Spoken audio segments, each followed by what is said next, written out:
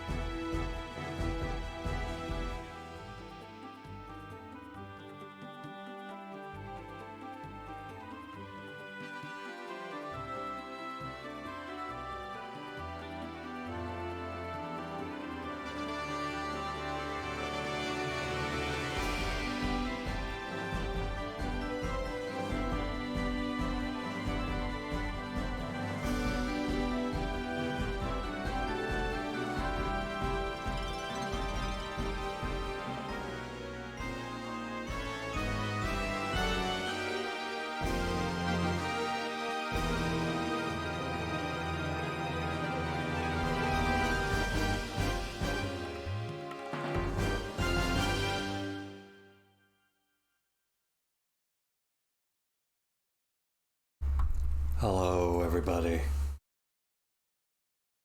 Welcome to Suikoden. Now, a little bit of background info on this game.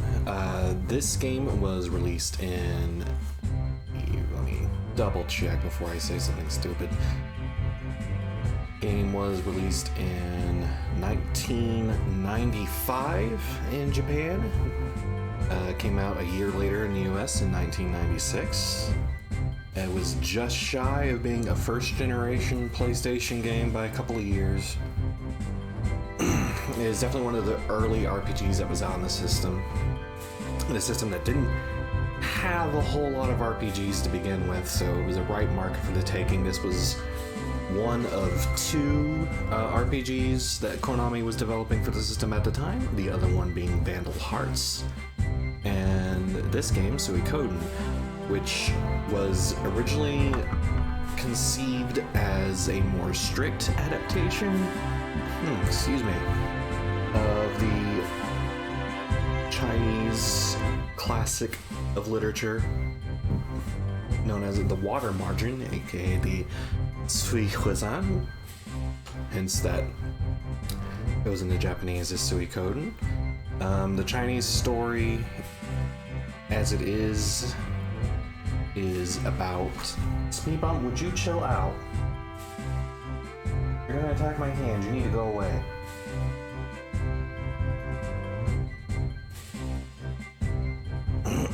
The story is set in the Song Dynasty. It is about a group of 108 outlaws that gather at Mount Liang, or Liangshan Marsh, depending on which version of the story you're reading, to form a sizable army before they are eventually granted amnesty by the government, set out on campaigns to resist foreign invaders and suppress real forces. As Melino for its characters Wu Song, Yin Chang, and Zhu Xixin, who are also adapted into this story. I'll let you know which specific characters they are as we come across them, because I do have a... There's my star chart.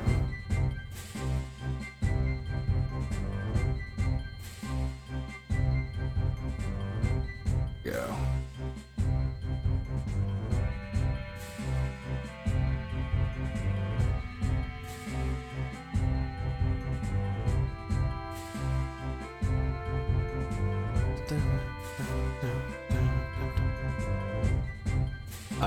The game itself does not take any major plot points from the book, at least not this game.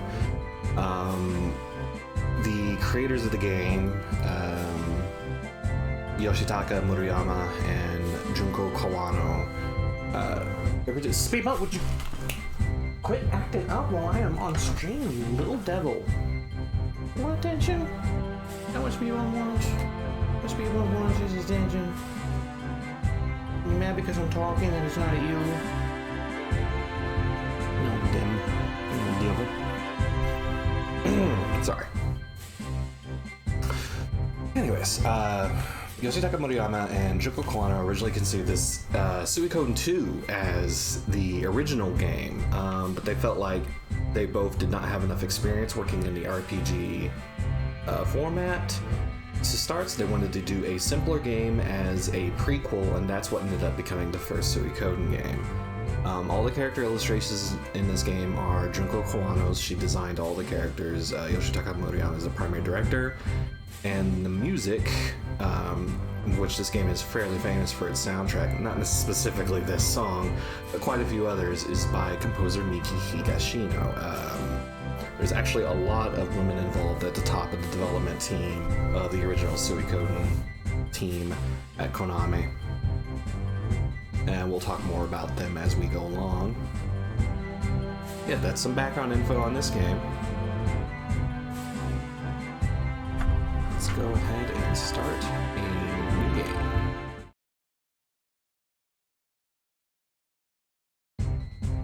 Now, the hero has no true canon name, but we're gonna go with the name they use in the novelization, which is Tyr.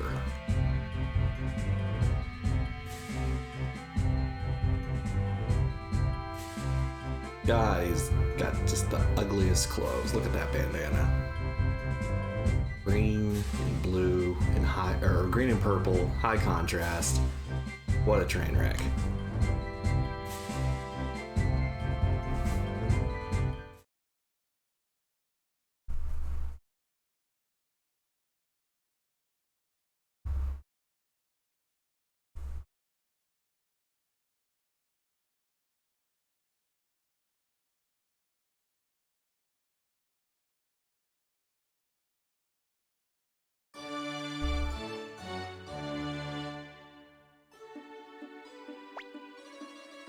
What's the matter, Tyr? Are you nervous? Don't worry. The audience will be finished quickly. Just be the way you always are. The Emperor is stern, but there's nothing to be afraid of. Master Tyr, the Emperor will receive you now. Please come this way.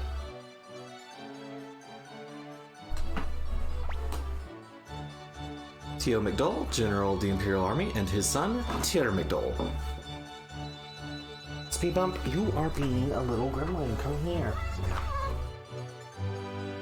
Sit. No, sit. Settle. Okay.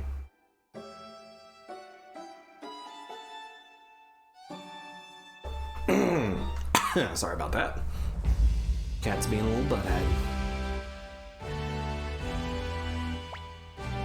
Welcome, Tio. How are things? Much as they were when we fought together in the War of Secession, Your Highness.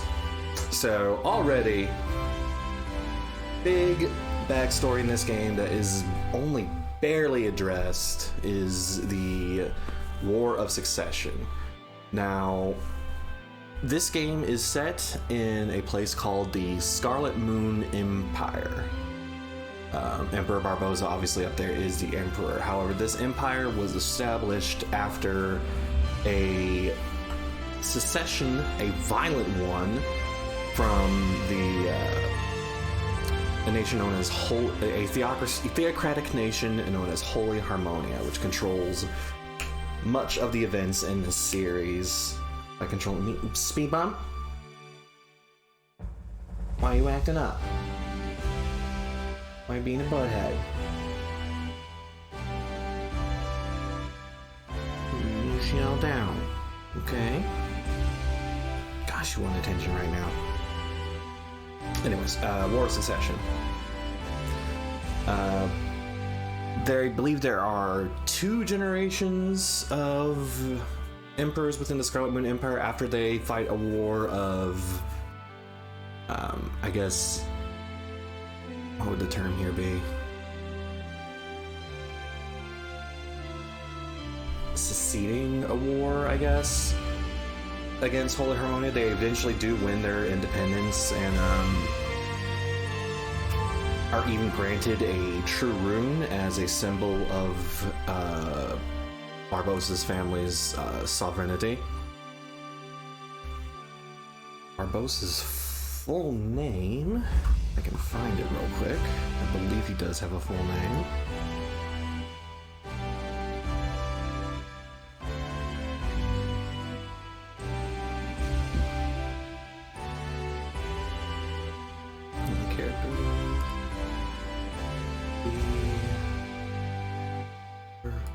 Barbossa Rudner, part of the Rudner line, though he himself is called the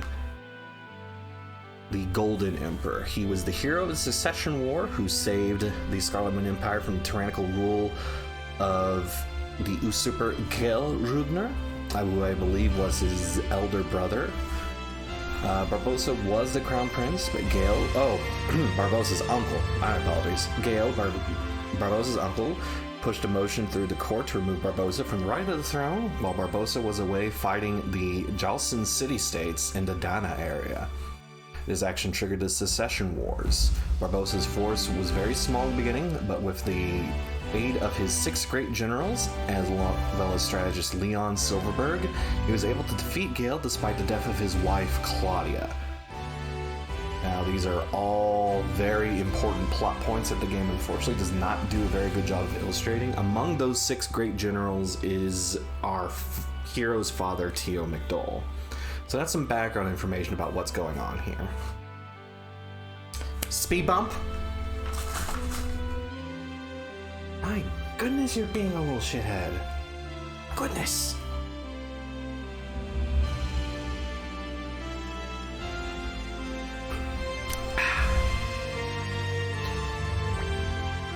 Impressive words.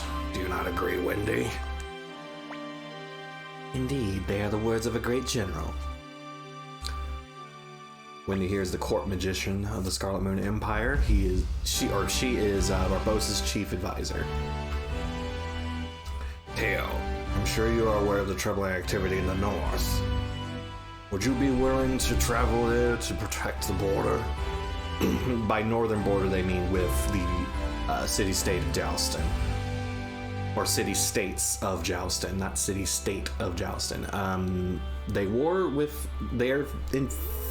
fairly frequently have border skirmishes with the Joustin city-states, primarily against the city-state of Tinto and the city-state of South Window, mostly with South Window, which is something of a contradiction we'll get into in Suikoden 2 when we start actually are able to visit that area. Speed bump.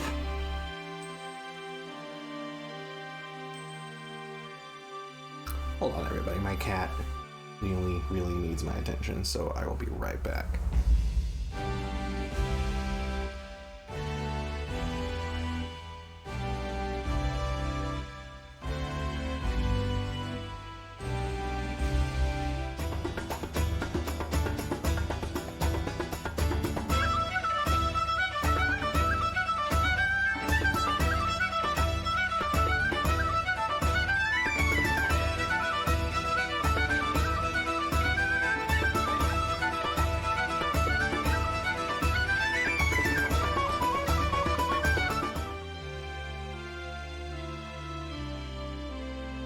Speed bump, are you gonna be okay now? Speed bump? Speed bump, why are you giving me such a hard time? Why are you gonna be such a butthead right now? Anyways. Our disputes with the United City-States of Joustin. Okay. Already need to address some of the issues of the translations of this game. The translations are not consistent between this and Suikoden 2. This one, I'm not sure who at Konami USA translated it, but they did a questionable job and actually messed up in a lot of places. And Silent Hill famous Jeremy Blaustein also worked on the Metal Gear Solid series. He was responsible for the translation of Suikoden 2. Now, both translation teams, speed bump, had to deal with a very similar issue of Konami basically offering no actual input on, basically no advice or input on how the translations were meant to be. So, if, say the translation team got a series of katakana, the translation team just had to kind of guess how that was meant to be written out. So a lot of the spellings we take for granted as canon were basically just shrug emoji translations. Another issue with it is that in the scripts Konami sent the translation team, they don't identify who is ever saying what line. So they had to literally play through the game and see where the text bubbles come from, find out who was saying what. So it causes a lot of issues, and we'll point out some of them as we go along. Our dispute with the United States of Joustin are complicated, but with General McDowell in charge, we can rest assured. That's an awkward line.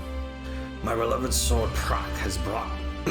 that is a JoJo reference, by the way. Has brought me luck on countless occasions. Luck and pluck, you know. Jonathan's sword that he inherits from one of the Ring Knights. Bruford. Yeah, Bruford's the one that gives it to him. I would like you to have it. Take it with you. Thank you, Your Highness. I, Teo, swear not to disappoint you. You have my blessings. Good luck, Teo. So you're Teo's boy, Teo. Quite an impressive little countenance. Listen, Teo. Would you be willing to give the Empire a helping hand while your father is protecting the northern border?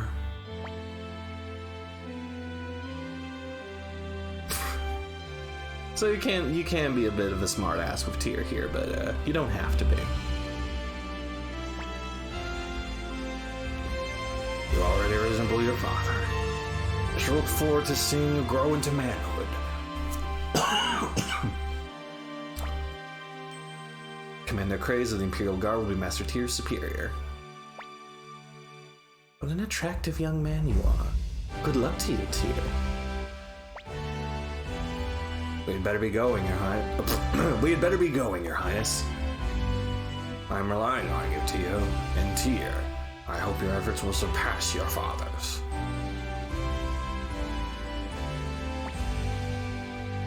Let's go. So a few things about this game. You cannot run by default, and your walking speed will never be close to what it was in that scene with the Emperor. So, good luck with that. Let's take a look at some of our options here.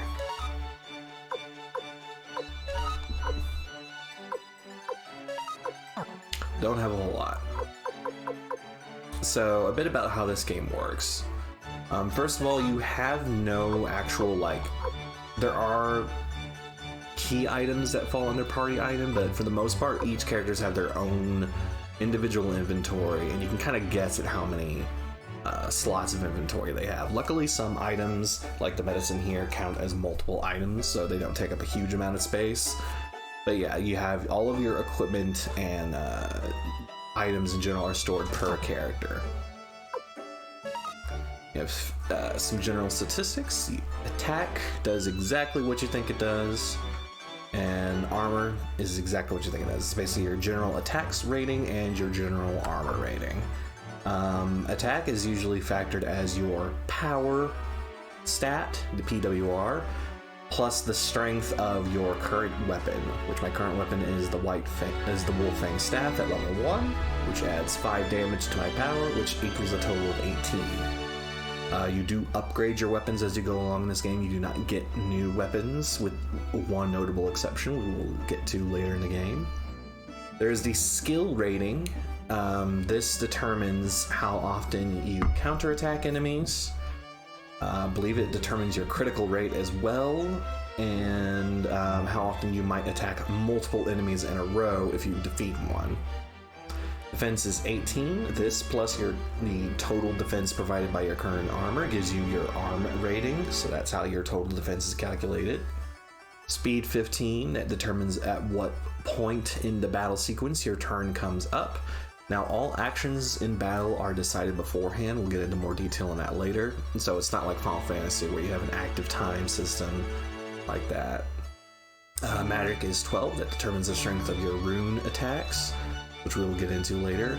And luck, which, since I think skill factors in more into critical hits, I'm not sure what luck does in this case. It definitely does not impact item drops, much to everyone's frustration, so luck is always one of those mysterious stats in RPGs.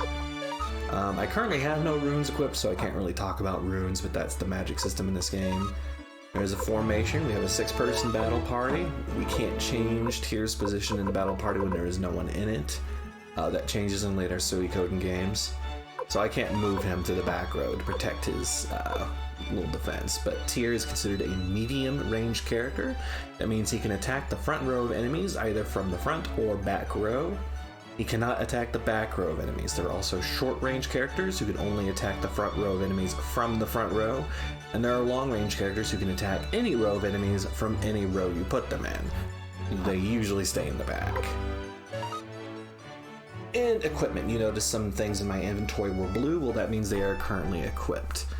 That basically just, we have a helmet, armor, shield slot, and 2 other slots. In fact, very few characters can equip shields, so there's usually not a shield in most characters' item slots, and there are very few shields in the game anyways. Shields are usually the dominion of one-handed sword users. We'll be seeing a few of those later in the game. And Tyr's armor level is kind of in the middle. He can equip some of the lighter armors, he can equip a few of the heavy armors, but he cannot equip the heaviest armor, and he cannot equip specialized robes that only some of the light characters can have. His other slots tend to be accessories, that can be just anything you want to give him. Usually there aren't limits on that. Suikoden 2 introduces a lot more limits in terms of who can equip what, it makes the party more dynamic, things like that. But yeah, you did notice there was no run button. An interesting thing about this game, however, is that it can be played entirely one-handed, because your menu button is also mapped to select, and your accept button is mapped to L1, and your cancel button is mapped to L2, so it was entirely possible to play this game one-handed. It does not, however, have analog support, so boo. Ah, Tio, it looks like you've brought a fine son into this world. I envy you. You're embarrassing me, Kasim. This is Kasim Hazel, or Kasim Hazel. It's not actually sure how you pronounce his name. Kasim is one of the other 6 great generals. He's an amazing swordsman. He's a great character. A shame he doesn't join her party until very late in the game. Oh, that's a spoiler. I'm trying not to give a lot of spoilers. I'm trying to actually speak about things very specifically as they happen, so as to not spoil the game as we go along. So I will be on my best behavior to not get ahead of myself when explaining things that happen in the story, because I know this will probably be the first exposure to this game for a lot of people. Not everyone, obviously, but you know, some people. Anyways, this is Craze's room. Or Kratze, I'm actually not sure how to pronounce his name. You'll be reporting to him starting tomorrow. Go and introduce yourself. I don't wanna. I wanna talk to these dudes. Say, you're General Tio's son. How you've grown. Tyr is, I believe, 16 years old in this game. The game supposedly takes place over the course of 3 years, but it's just a very poor job of illustrating that. So Tyr is about 19 by the end of the game, but I believe he is 16 right now. Hey kid, where did you come from? The Emperor's upstairs, and Commander Craze's room is next door. How helpful. Just look at these shiny boots. I've dreamed of joining the Imperial Guard since I was a little kid. Shiny boots. Shining armor. What? Found 100 bits. Bits are your currency in this game. Bits are not what they're supposed to be called, but the first translation team did not know what to make of the term potch when written in katakana, so it just read very weird to them, so they changed it to a different currency altogether. These 2-cycle animated sprite candelabras. Anyways, this is Craze. Hey, so you're Tio's boy. What's your name, Tyr? I couldn't care less if you're the son of a great general. You'll get no special treatment from me, understand? Now go on home. Work begins tomorrow. Report here first thing in the morning. Dude's got like a fur skid rug here. Looking pretty nice. Did you introduce yourself? I must admit, I'm quite surprised that you've been assigned to such a weakling, but well, let's get going. Grumio must be worried sick.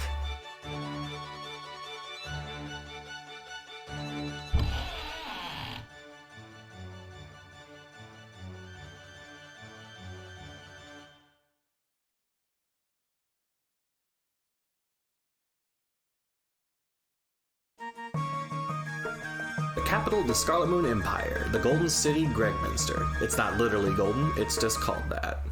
And our home, Grumio! Welcome home, young master. How did it go? Was everything okay? Were you nervous in front of the Emperor? I was so worried, but I guess everything went fine. You shouldn't worry so much, Grumio. Oh, Master Tio, I didn't notice you at all. Didn't notice me? Good grief. The only one you seem to care about is Tyr. Sorry, Master Tio. By the way, young master, Tyr is here to congratulate you. Oh my god, the stew! The stew! Yes, I'm aware that my voice for Grumio sounds like H-Bomber guy. It's kind of on purpose. All right. Okay, let me check on one thing real quick.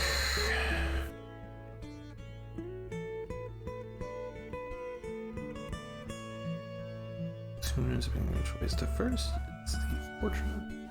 All right. At this point in the game, there is an optional developer intended exploit we can do right here at the beginning of the game.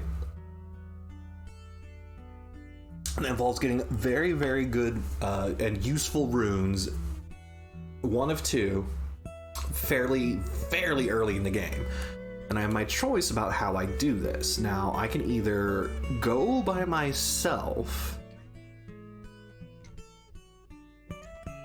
and grab the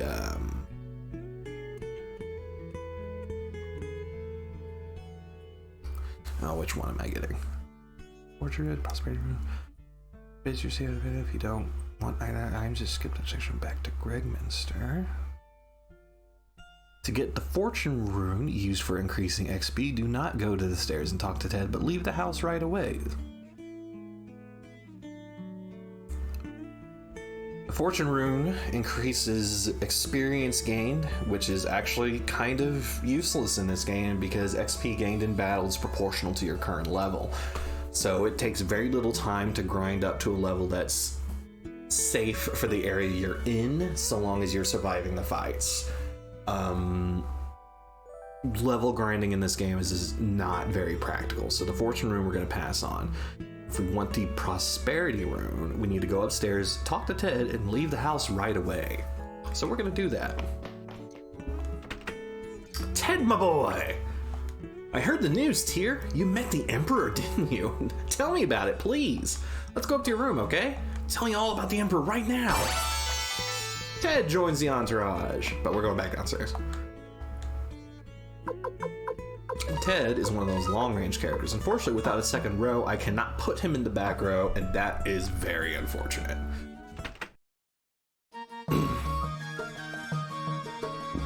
So the very first thing I'm going to do with the new money I have is get some armor.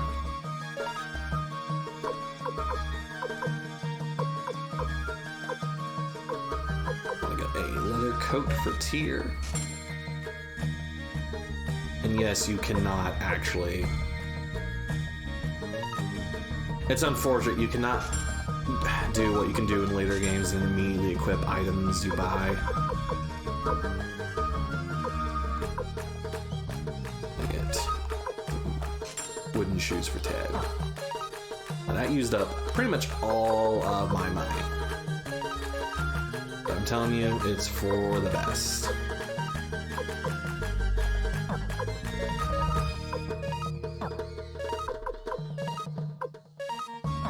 We're going to want as much defense as we can muster.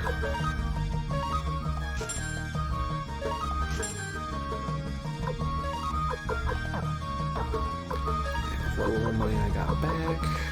I believe I can get another set of wooden shoes for... Yeah, these are super great. We will not have the money to buy them until basically at any point in the game, but it's important that we see these. And I'll explain that later. It's important you go to every item shop and see what they have to offer and sell, whether you can afford it currently or not. It is important strictly because when you recruit item sellers and armor sellers, that will be a thing. I promise you that's not a spoiler. That is part of the game's major functions. They will have their inventory reflects all the item and armor shops you have seen so far, so it is very important that we see all of them. Hopefully I didn't waste my money because I think you can only equip one pair of shoe type item. Oh, you can equip both. Alright, he's got wooden shoes on his wooden shoes. How do you do? There's an item shop. Just sells medicine and antitoxin. We are going to spend our last bit of money on some more medicine. You're going to head to a save point, which save points are either at inns or at places called Journeyman's Crystals.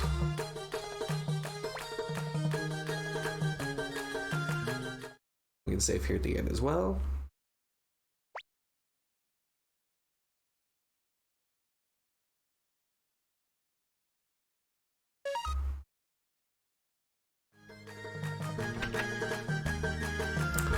Alright, let's head outside into the wild world outside Gregminster.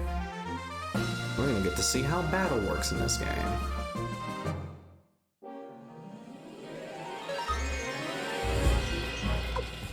So we have Fight, which allows us to select individual options for our characters. We can use items that are in inventory, we can defend to take half damage from physical attacks, or we can attack.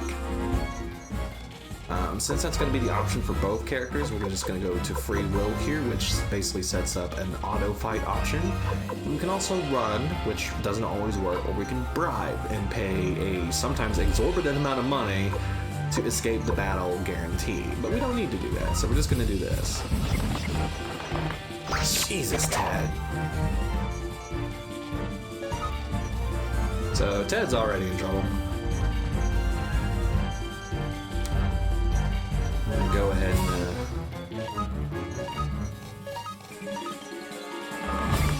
and nope.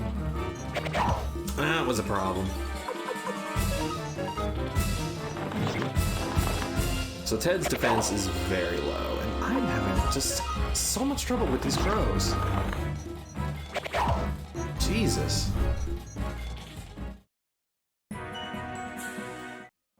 And part of that is because we're really not supposed to be out here yet.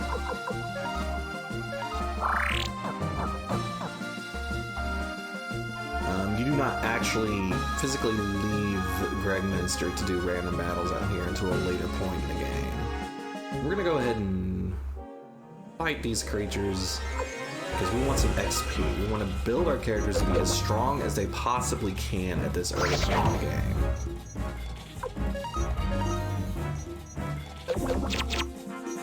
Jesus.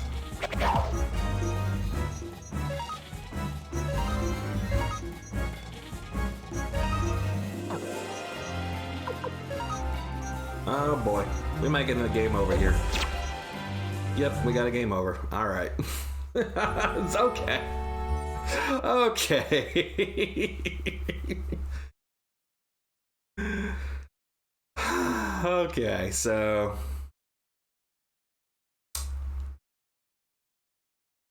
it is a little dangerous heading out this early in the game. This is why this is considered a developer-intended exploit. So I'm going to be a lot smarter about how I'm fighting these. I'm not going to do free willing. We're going to have both characters target the same enemy.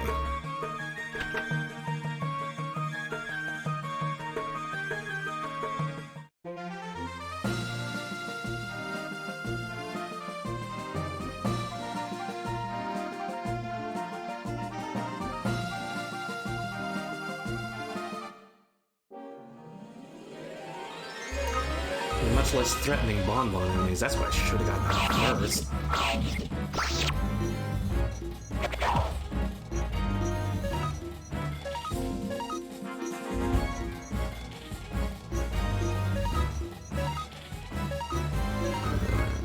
Ted might still die. Yep, Ted died. Ted, you gotta get your shit together, man.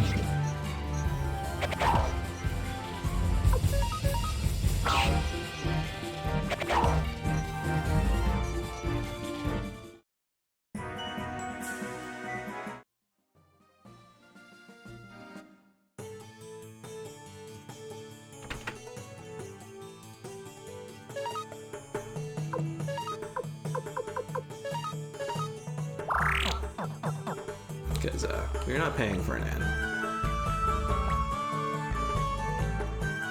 It is much cheaper at this point in the game to use medicines.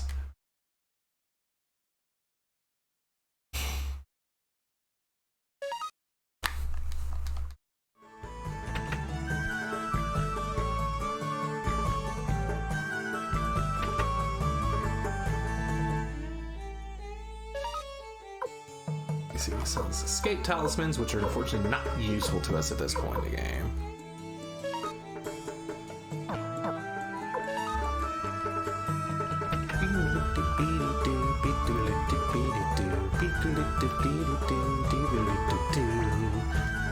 What? That's right, this is Rockland. It's called Rockland because except for the rocks, it's a barren land. Creative naming. We'll visit here again later, obviously. So we'll talk more to the NPCs then.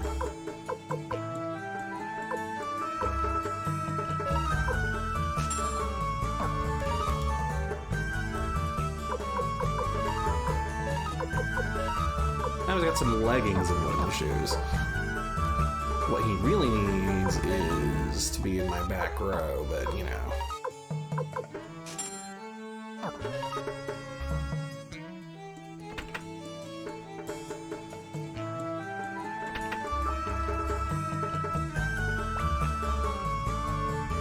Tea, honey tea, green tea, fire tea, we've got it all. You're a bit young for that stuff. I'm almost certain you're talking about alcohol.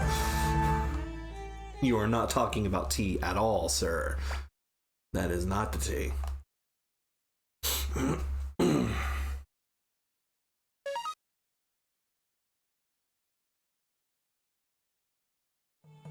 Alright, let's see if we can't get Ted to survive a few more battles. So we can up his level and have defense that's not a complete joke.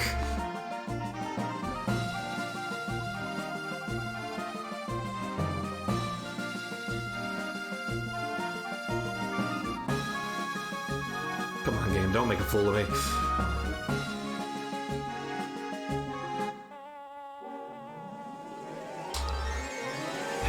You have made a fool of me.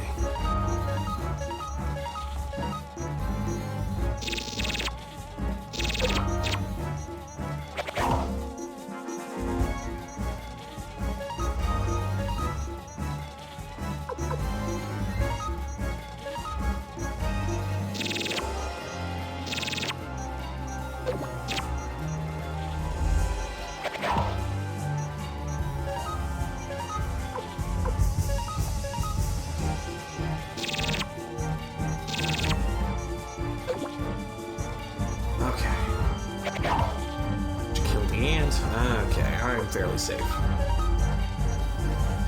These guys can poison me, but it's... frazzle, frazzle!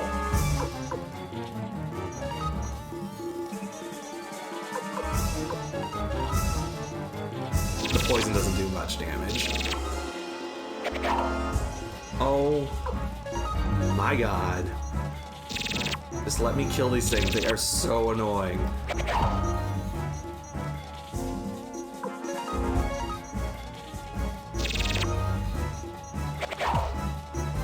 Jesus.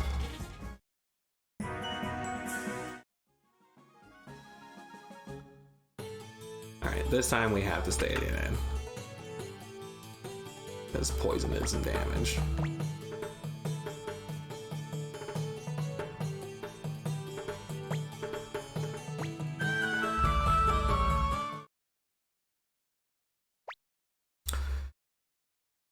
So this has been frustrating. So what I'm going to do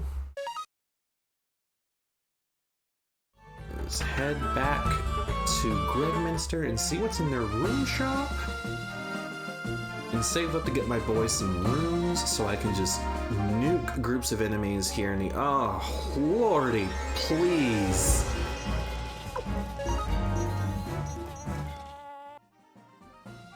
I can nuke groups of enemies, I'll be a lot safer.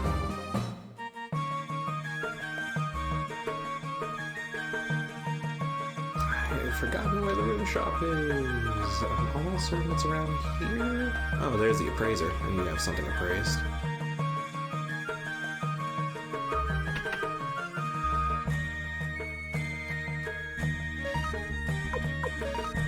That's what these mystery items are, by the way. They're items that need to be appraised in order to... What do you mean that's not a... How much? How much the appraisal cost? Screw you.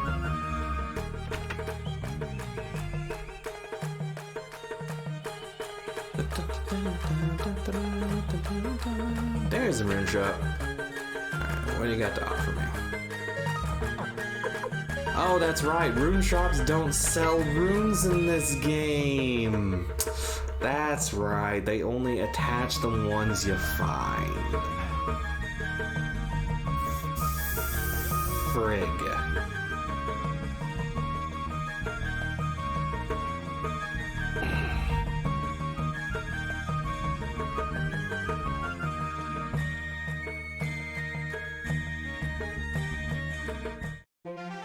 Well, we're heading south to a town called Livincott.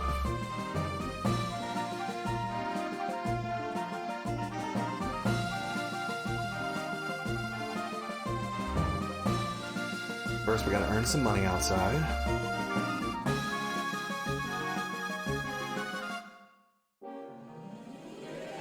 Oh, good. A single bonbon. We can handle that.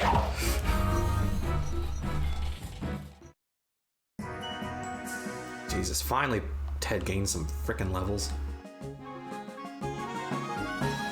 He'll still be killed in basically 1 or 2 hits now, but...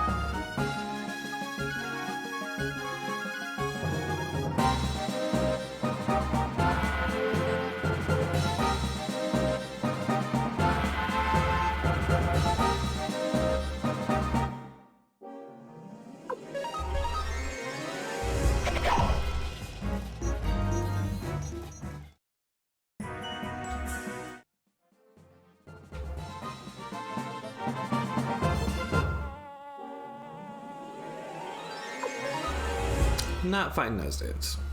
Thankfully, we're at a high enough level we can use the let go option, which is an automatic run away. How's my money? 285. I'm almost certain it's a bad idea to be fighting this enemy. But I'm still doing it.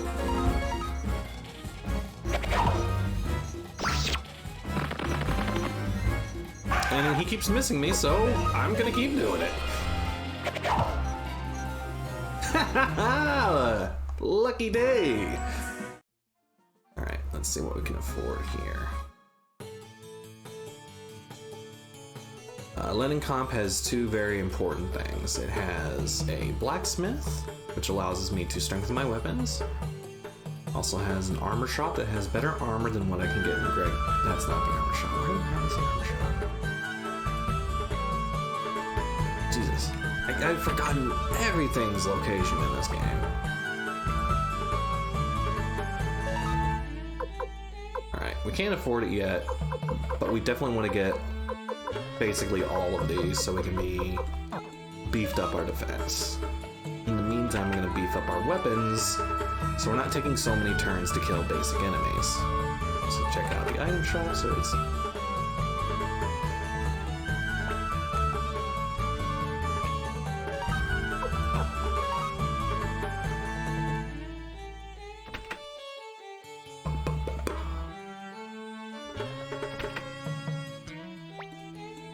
Blacksmith.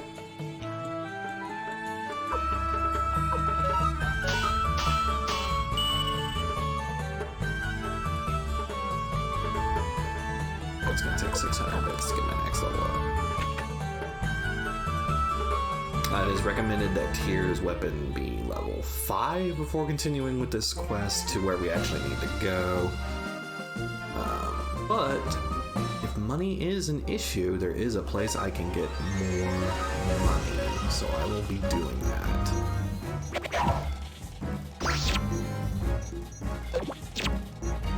Good pattern.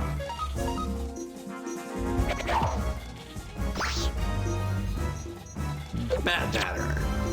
God, this thing's hit like a truck on Ted. Stop doing that.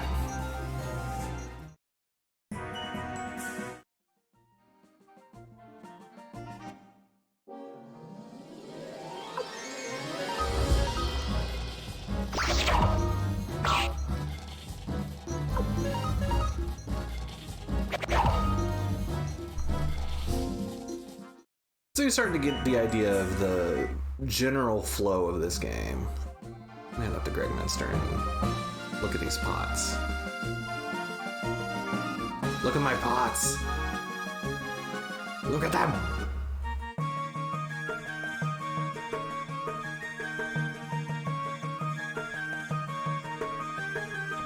I'm sure they're nothing special, but I like any chance to get money.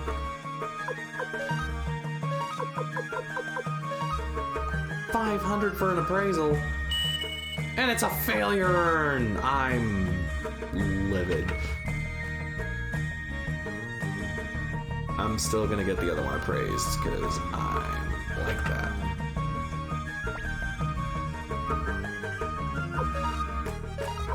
The only purpose of antiques is to sell them.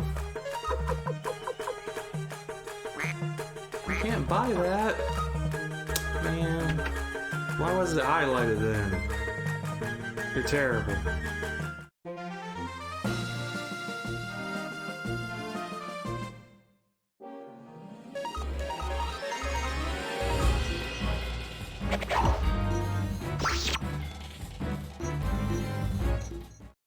Very nice.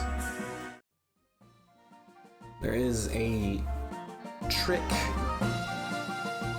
one can do to get a healthier amount of early money. That involves this kid next to the inn here. We'll talk to him in a bit. I heal up first and save.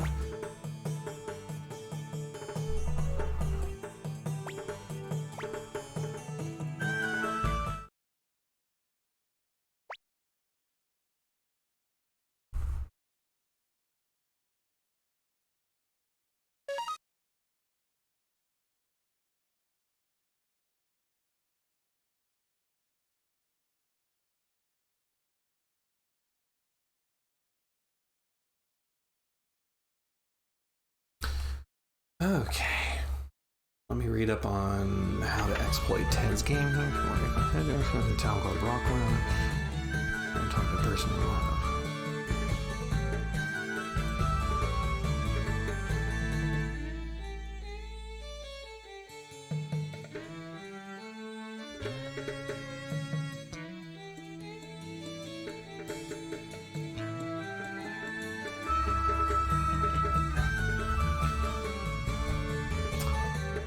Okay.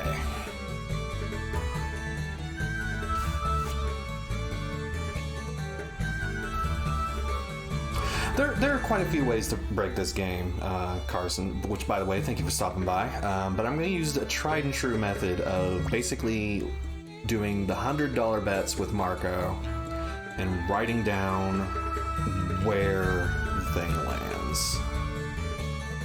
Because that system is supposed to work very well, and it works in his $10,000 bets. So we're going to do the $100 bets, which are very easy because they're fairly slow. So this is basically a find the coin game.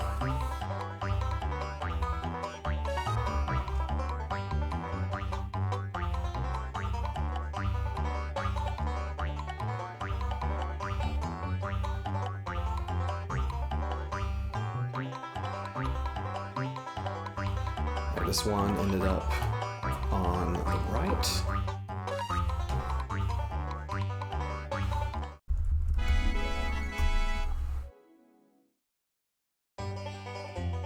And mind you, these are seeded every single time your game boots into your system for the first time. So,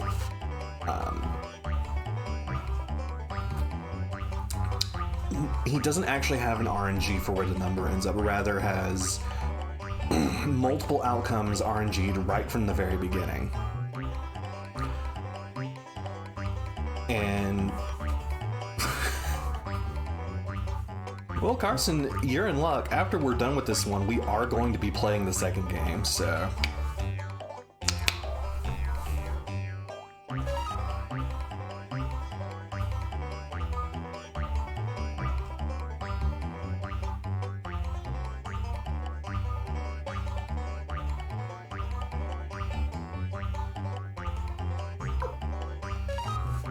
left.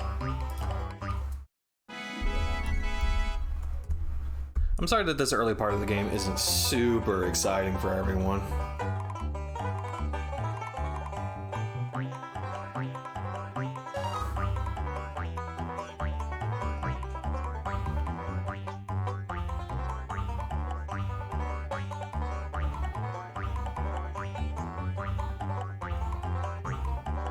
Center.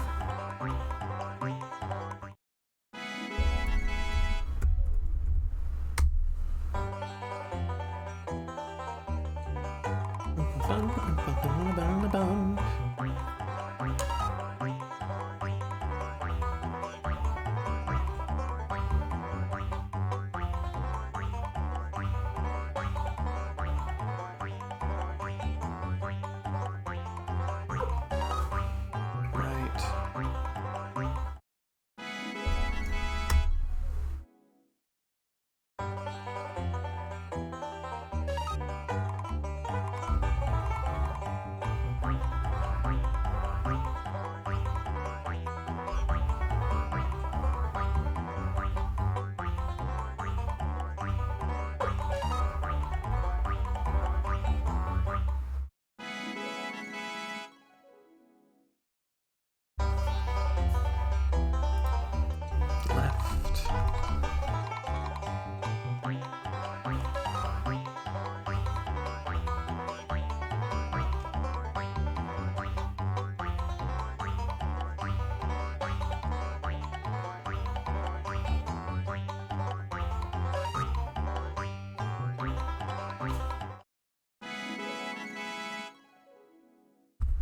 He's done right, left, center like twice in a row now.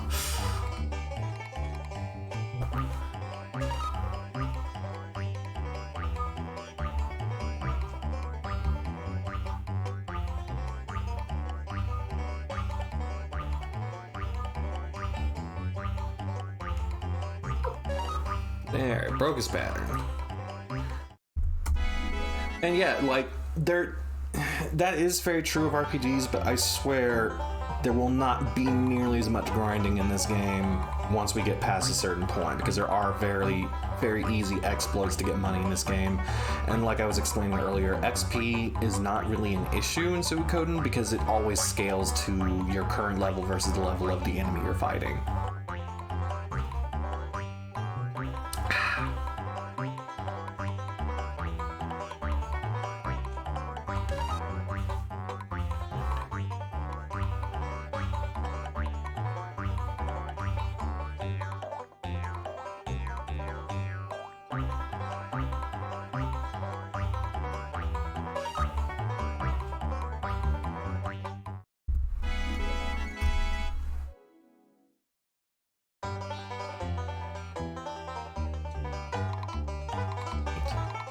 This is our 9th one. We've got a few more to go.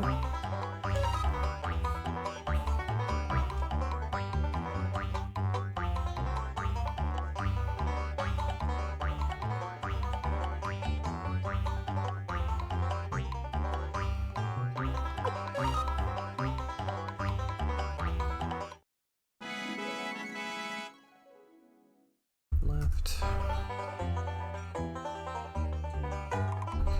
3, 4, 5, 6, 7, 8, 9. Alright, this is the 10th one. We have to do this 15 times, folks.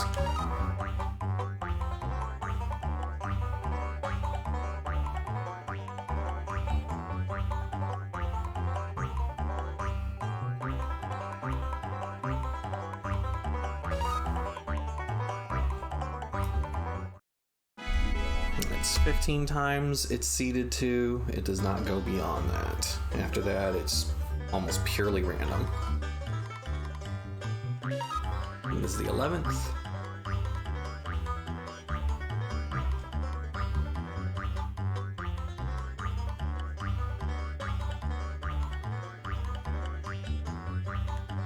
Yeah, went to the right this time.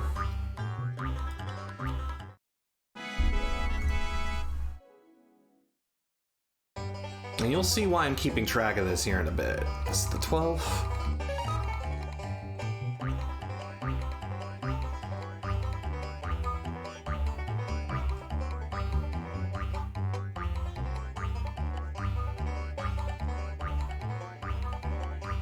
We went to the right again.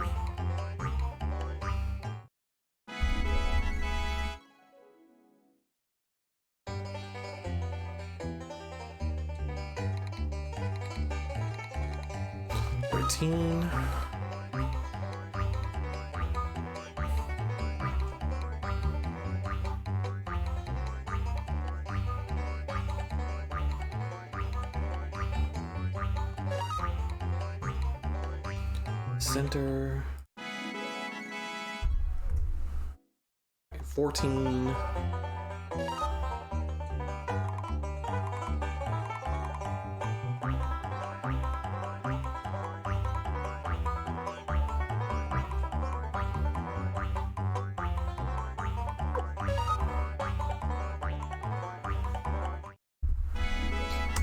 And now the 15th one.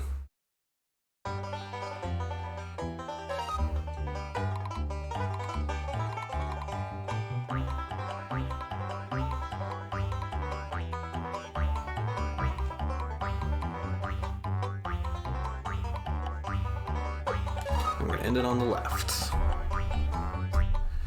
Alright, now that we've recorded the seed of the first 15 options,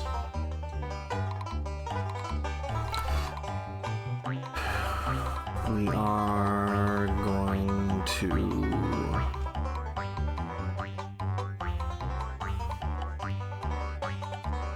quit.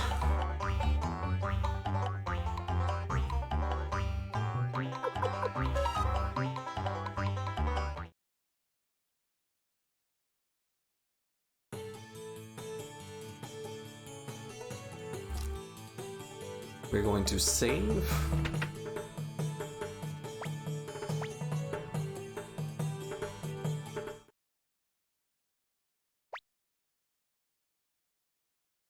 And if this works, when we reset and speak to Marco again, these patterns are seeded.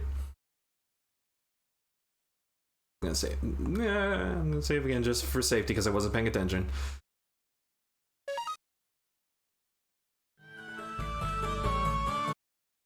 So we should reset the game.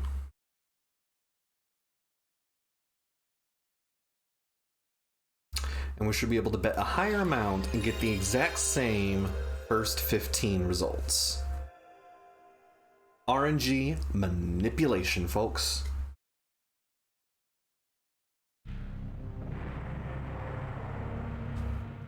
I am not a speedrunner, but I do appreciate exploits like this. Because one of the biggest struggles in a Suikoden game is getting some goddamn money. Money is hard to come by early in the game. But with little exploits like these, you can get quite a bit for your early adventures. Later on, we'll get a character that's a lot easier to get money from, just basically, not because we manipulate the RNG, but because the RNG is more consistently in our favor. And I'll explain why when we get to that. Alright, we're gonna go to Marco again. Marco? Hey, Marco. Hey, fella. Alright, we have enough money to do a $1,000 bet this time. And you're gonna see why I wanted to seed those results real quick. Can you keep up with the coin? Because I sure as hell couldn't. Alright, if this is correct, it'll be on the right. It was not. So, this trick apparently does not work on the PS3 version of the game. No, I wanted to quit. Dang it.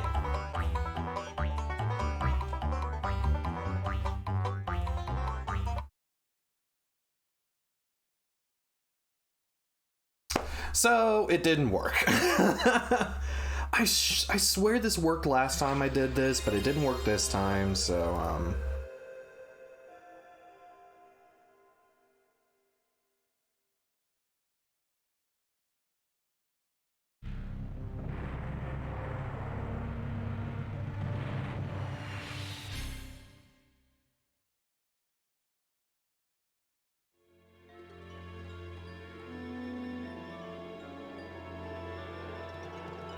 So that was pointless. We're gonna have to grind the old-fashioned way, guys. I'm so sorry.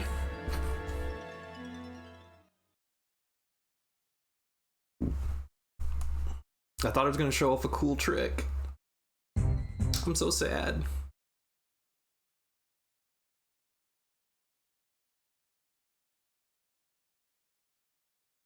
So I feel like most of this first in-depth session is not going to be describing much in-depth at all. It's just going to be all the quest for the prosperity rune. It's fine. I have enough I have enough money to upgrade Tyr's staff again, and that's what's important. Or get some armor. We'll see which I value more. If I can get some armor for Ted, that's what I'm doing. Because unfortunately Ted is just totally weak sauce right now. He's getting trucked every time he walks out there.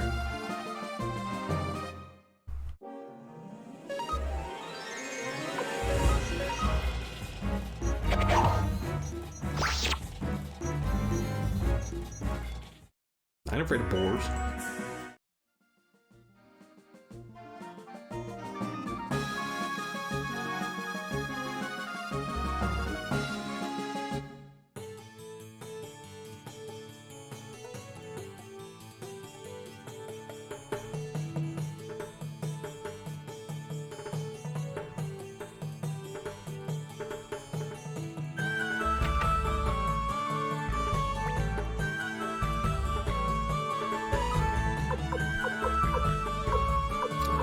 Ted can't equip the brass armor, but he can equip the pointed hat, so we're gonna give him that.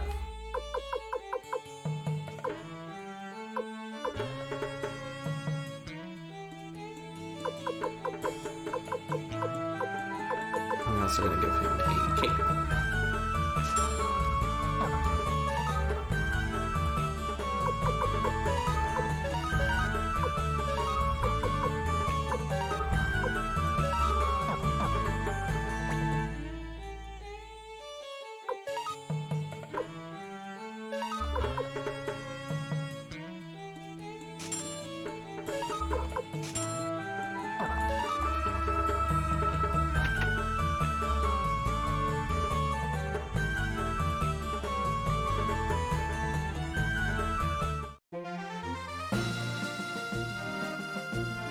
Yeah, I got a little bit of money. I got a $1,500 boost. But I feel like I wasted a lot of everybody's time on that.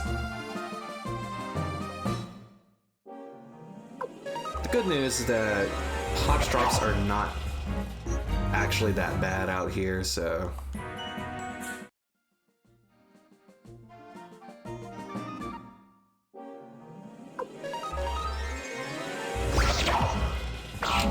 Plus, those mosquitoes I've been running away from have a chance to drop the Holy Crystal, which I want to get and attach to someone at some point anyways. And Holy Crystals also sell for a healthy amount of money, so very much worth it.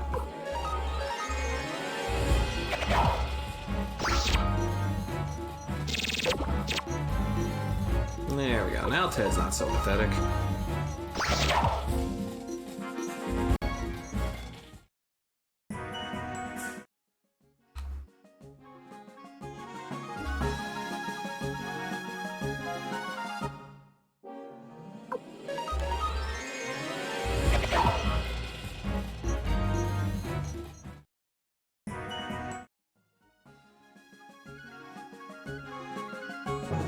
I mostly want to fight the boar because he drops 300.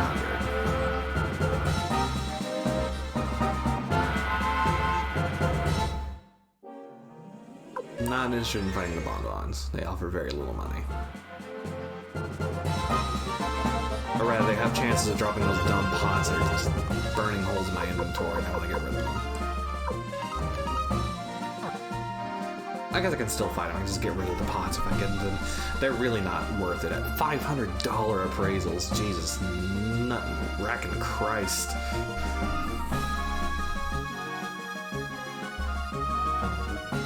Especially since I believe the other item that's a chance for them to give you from the mystery pot is not that valuable.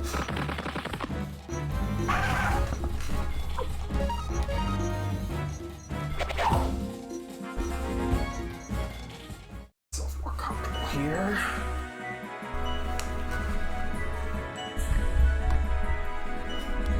Moving slightly. There we go. Much more comfortable. Alright. I'm glad my cat finally chilled out too, but where is she? Probably just found someplace to lay down.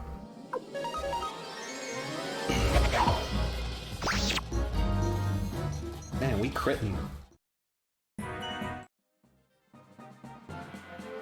Should be enough for my next weapon upgrade.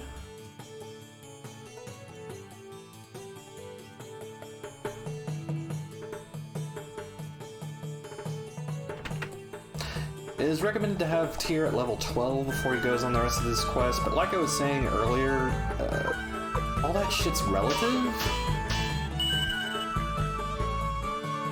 And it's very, very difficult to justify spending that much time grinding when at some point Tyr's going to be just like getting maybe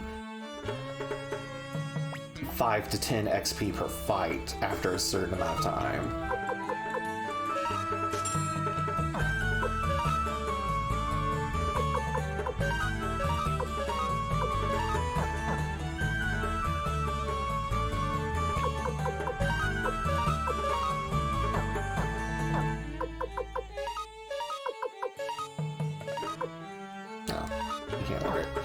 Oh well.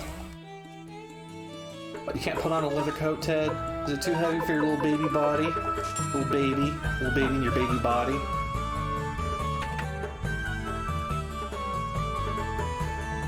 what wouldn't give for a holy crystal so I could run? Yeah, the holy crystal I mentioned earlier, the rune crystal that drops from those bees, really enables my character the ability to run on the world map, which is a basic function in every other frickin' RPG. And back when they hid running in an RPG behind a paywall. Alright, let's get this rune, fellas.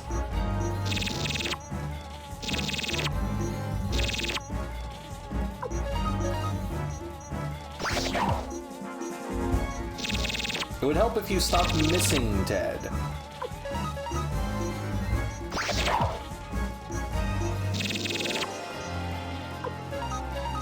And this is why he stayed near town. Now, poison does health in proportion to your current HP, so, or current max HP, so it can actually be a problem. And because I don't, I'm so sorry, that is bad for light sensitivity. Because I don't really want to bother investing in antitoxins. You're a very expensive inn, sir.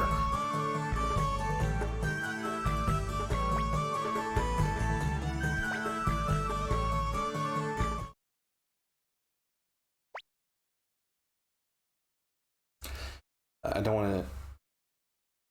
Yeah, FF6 did do the same thing. You had to get sprint shoes in order to run, but in the later re-releases of the game, they nixed that entirely, and the sprint shoes just make you run faster.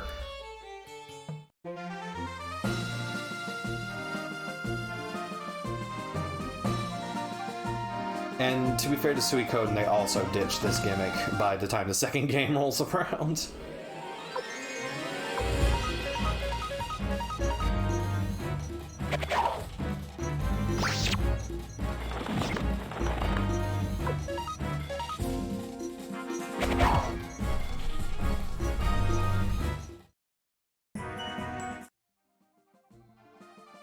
So I'm already pretty much over level for this area if I'm getting to let go on every combination of enemies. But I definitely want to earn a few more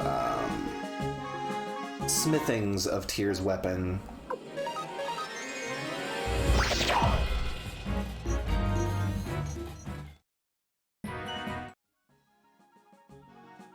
And who knows, by the time I earn that much money, I might actually be at level 12. But once we're sitting at a level 5 weapon, it'll be a lot safer for us to head over to the area we need to go to.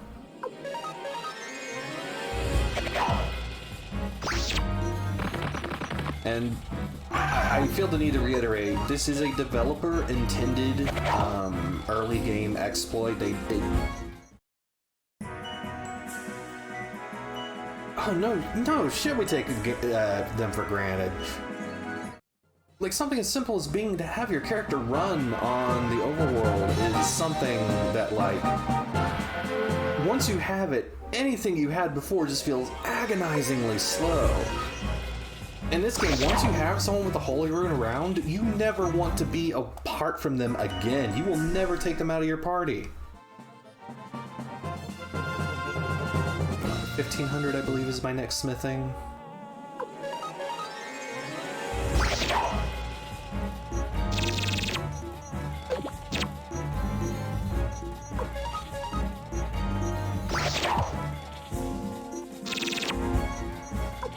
This guy doesn't recommend smithing Ted's weapon any further, but I might bring him up to level 4 if I'm feeling squirrely.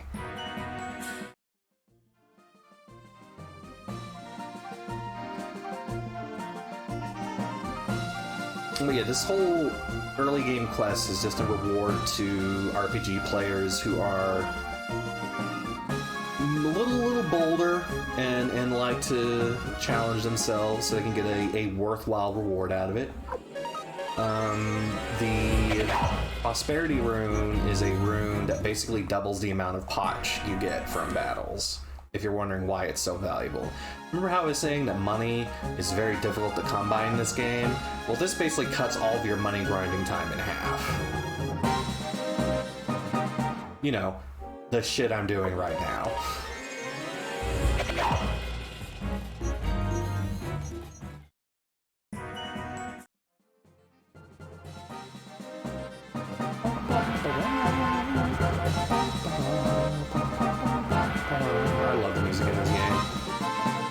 some of these tracks, and one of which we'll hear fairly soon, are just absolutely gorgeous. And one of the unique things about Suikoden's soundtrack as well, some of this is the standard synth fare.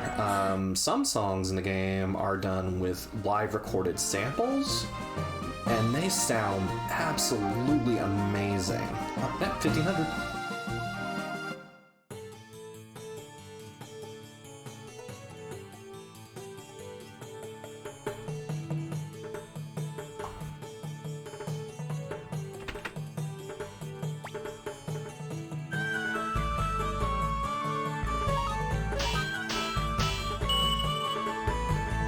Next one's gonna be at 3,000. 2,700. That's fine.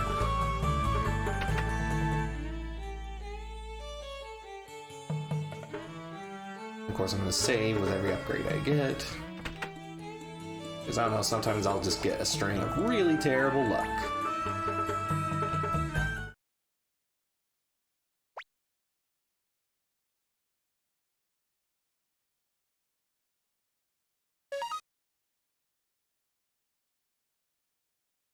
Exactly. When you've got the storage capacity to do it, you can do some amazing things with music. And Final Fantasy would eventually catch on to this.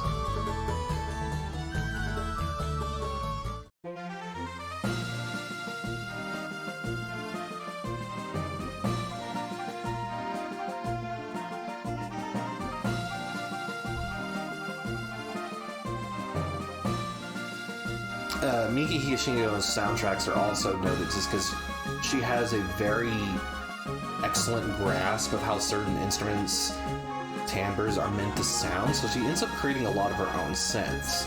I wish the rest of the sound design in this game could be considered as good. For the most part, from what I understand, the sound effects in this game are just taken from the Konami sound arcade library. So there's not a whole lot of high-tech sound design going on in this game. And as I was saying early in the playthrough, this is Konami's first real attempt at an RPG. They would also be working on Vandal Hearts around the same time. Prior to this, Konami was mostly just known as the arcade game people. They were known for Contra, they were known for Teenage Mutant Ninja Turtles, they were... Holy Crystal! Hell yes! Attach that shit.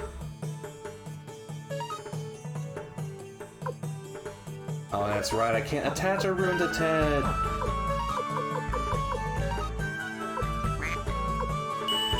You'll see why I can't attach a rune to Ted later, but it's dumb. I hate it. Because it limits his functionality in battle considerably. Not the rune, just the fact that I can't attach one at this point in the game.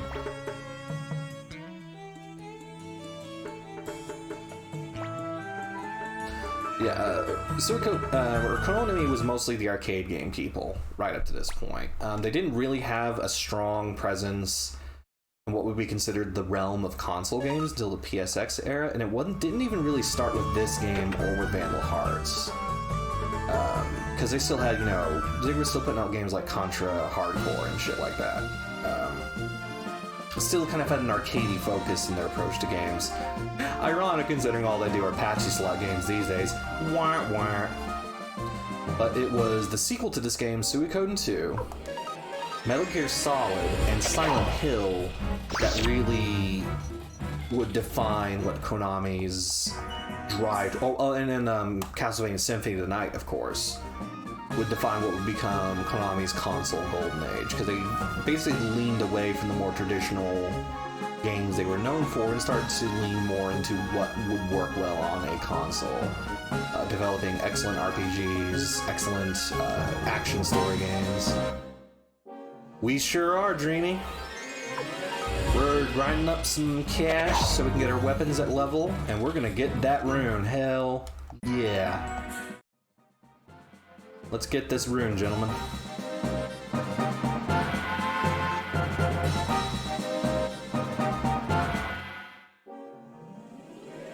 That's new.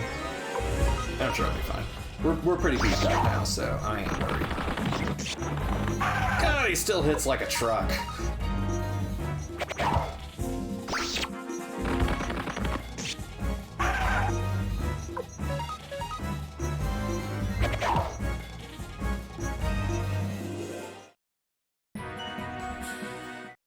Earth rune piece. The thing about rune pieces, though, is that I believe they're permanent in this game. You can attach them to your weapon to get different attributes on your weapon, but they're permanent, so I never super wanted to bother with them. Unlike in Suikoden 2, where you can detach enhancements on your weapons. But we'll see. If nothing else, there are water rune pieces, and those are valuable to have on just about anyone.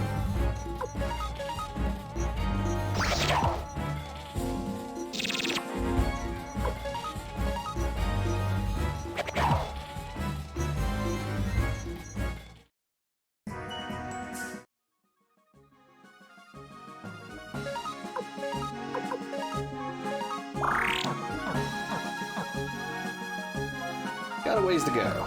2700 is the magic number for Tyr's staff being at level 5.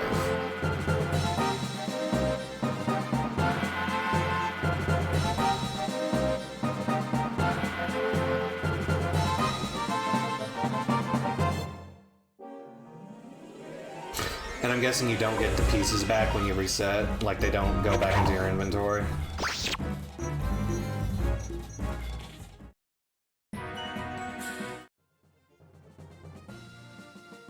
Yeah, it's an idea they improved a lot in later games. There's a lot in this game. So I was saying at the beginning, I don't think anyone was. Yeah, I don't think anyone was in the chat room, but this game was basically the Konami team's practice game. They were like, we want to do something grander than this, but we really don't super know what we're doing, so we're going to use this game to experiment a lot. And those experiments paid off when they released the game they had originally conceived, Suikoden 2. Suikoden 2 was supposed to be the first game in the series, and for a lot of reasons, I'm glad it wasn't, because they had to figure out a lot about what they were doing, and this game helped them do so. Now, that's not to say Suikoden 1 isn't a good game on its own. It's just when you put it into context of comparing it to the games that came afterwards, it's fairly weak. And even compared to some of the games that were coming out at the time, Suikoden 1 came out fairly close to the release date, or at least the US release, or yeah, it's just about a year and a half apart from the release date of Final Fantasy VII. And that was a big deal at the time, because it basically changed what people thought RPGs could be. Whether FF7 is your favorite Final Fantasy VII or Final Fantasy VII, your favorite Final Fantasy game or not, it is definitely.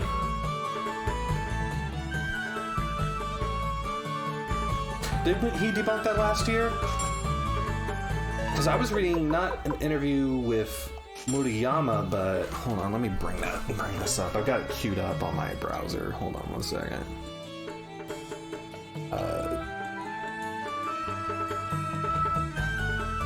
Interview with Junko Kawano in 2007 that confirmed that. That could be a translation issue, though. I'm willing to take your word for it, because information on these games is not the easiest to come by.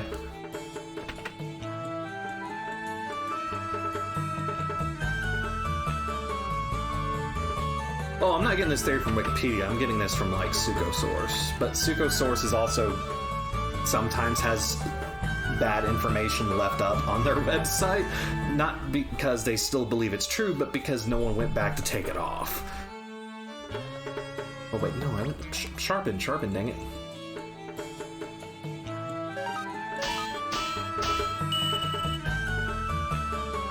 And I've got enough left over. Okay, I got the Dragon Fang staff, and I got enough left over to throw at Ted here.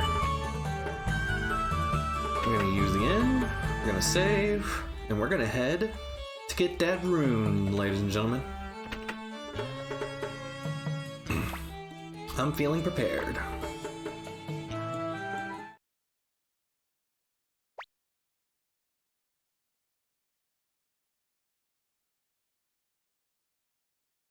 I'll have to look that up.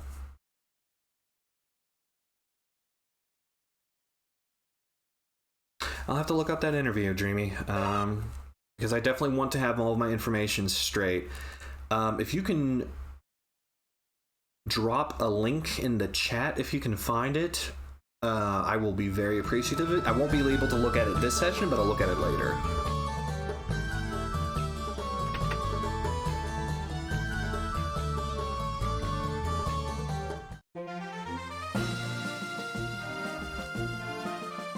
Though I also feel like it's fair to say that even if that isn't true, that this wasn't meant to be the first Suikoden game, I also feel like they just got a lot of experimentation out of their system with this game too, because a lot of the ideas in this game do not carry over to the other games. Like the rune pieces for forging, things like that. I don't want your pot!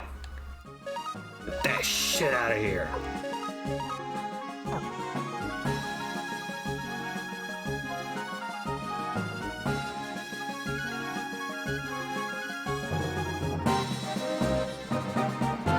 Now we're gonna hear one of my favorite music tracks in this game.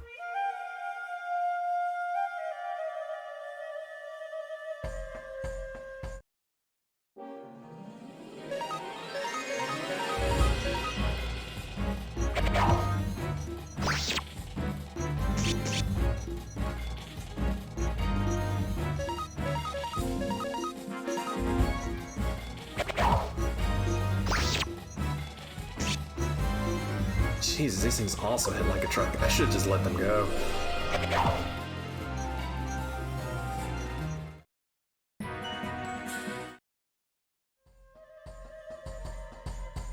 Guide again.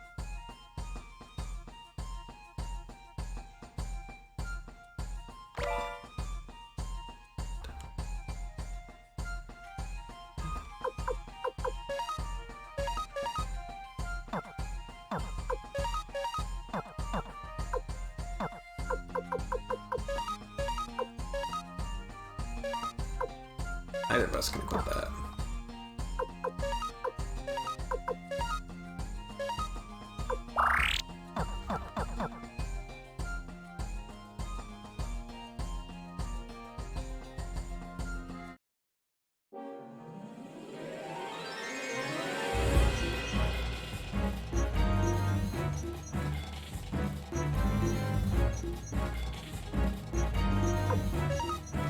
Honestly, I feel like it's a safe idea to just let enemies go if I can.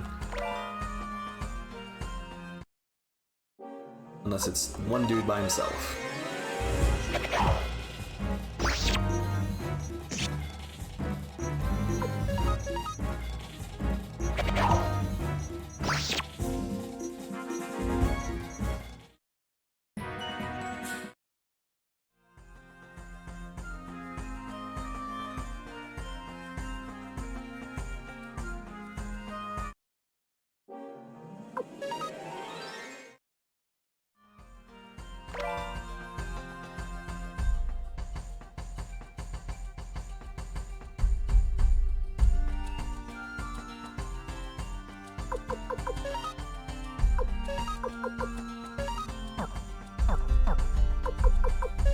We're getting individualized inventories in this game.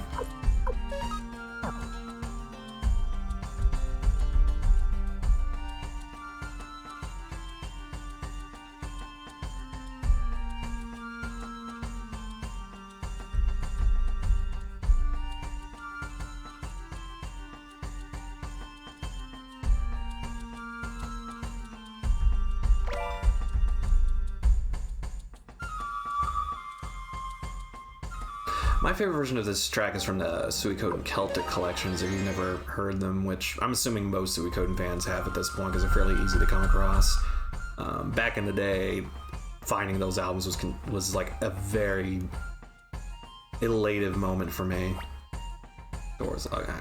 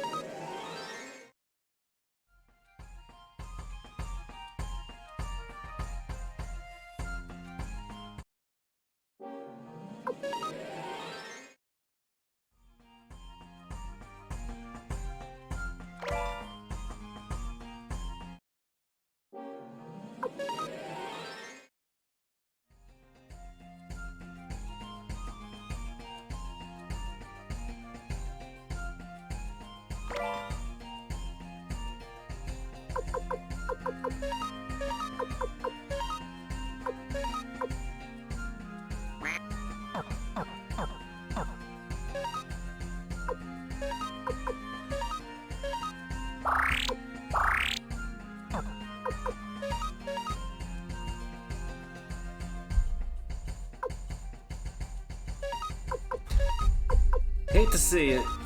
Inventory management, folks.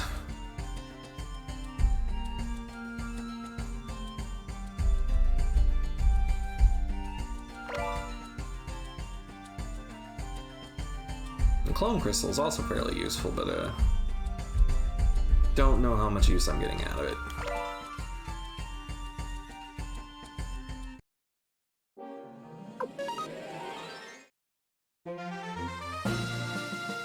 And we're out of Mount London Comp. We're heading to the village of Sardi.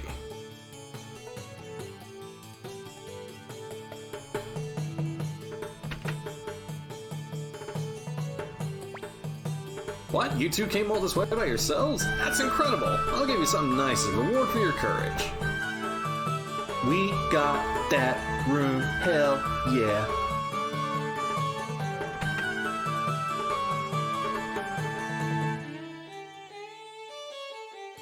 Check their item shop.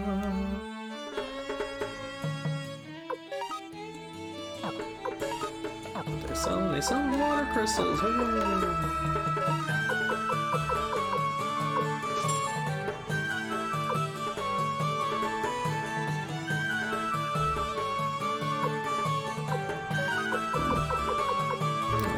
Sell my extra medicines too, because I've just been avoiding the fights.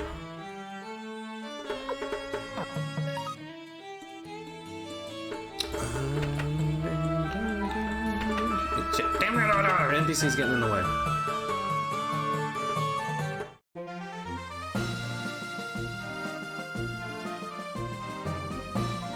We'll talk more to those NPCs when we were supposed to be there. For the moment, I'm gonna actually look up what the clone crystal does, because I might be misremembering what it does.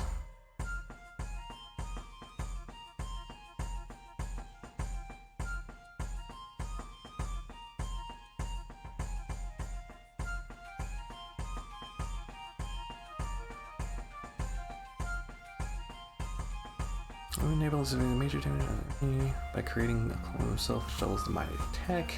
The direct hit is landed, the enemy will be under the illusion very quickly. However, the Boom Bear himself loses his balance temporarily after the attack, so it takes some time for him to recover, which he cannot attack at all.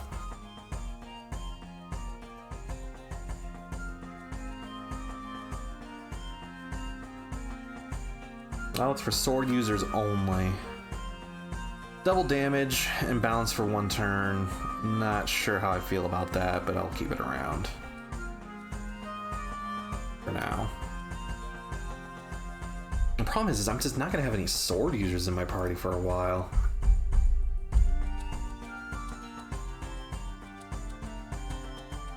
Which I realize can be interpreted as a spoiler. Sorry.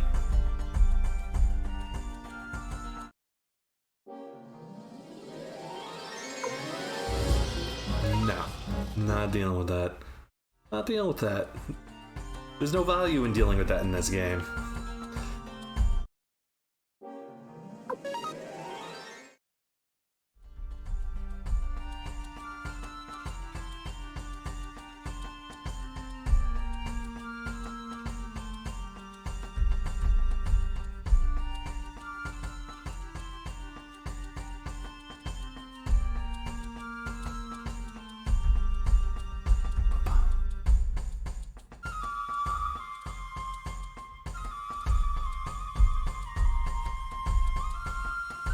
The killer slimes do have something valuable to drop, but we are gonna go get those later.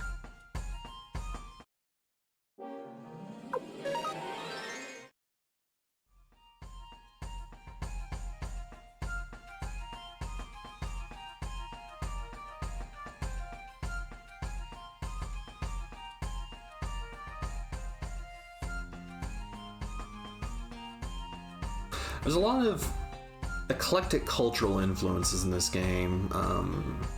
Japanese, Chinese, various European ones, German, Irish, and Scots Gaelic very, very specifically. Oh wait, I didn't mean to do that! I didn't mean to! Oh no! Have mercy!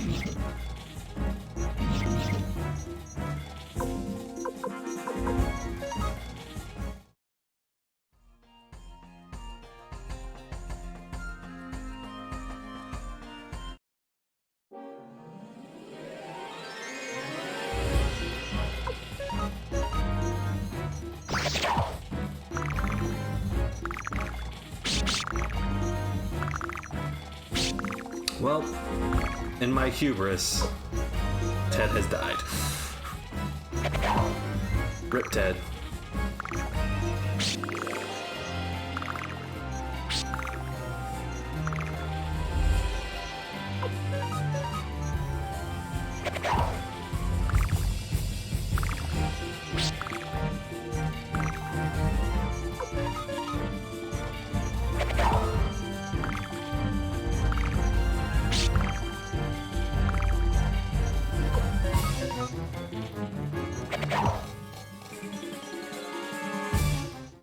Dollars to donuts, I don't even get the thing I wanted. Yep.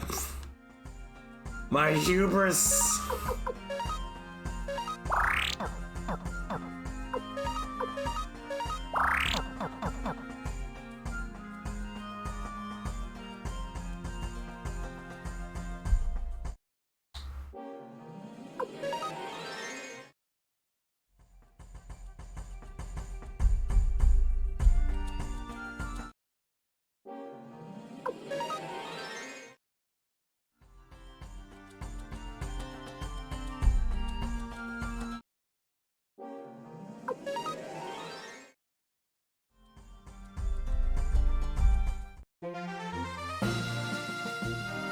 Well, we got that room. It's time to head back home and have dinner.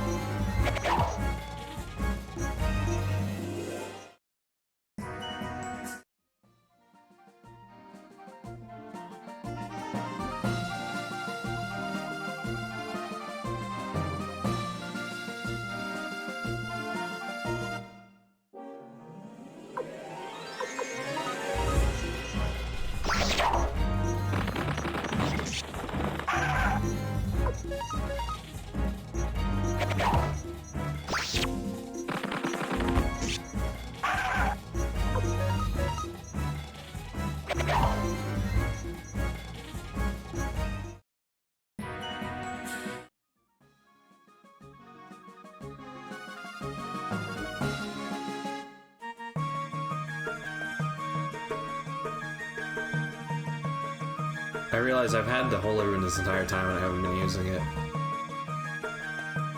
Well, there you go. Rip Holy Rune, I'm detaching you.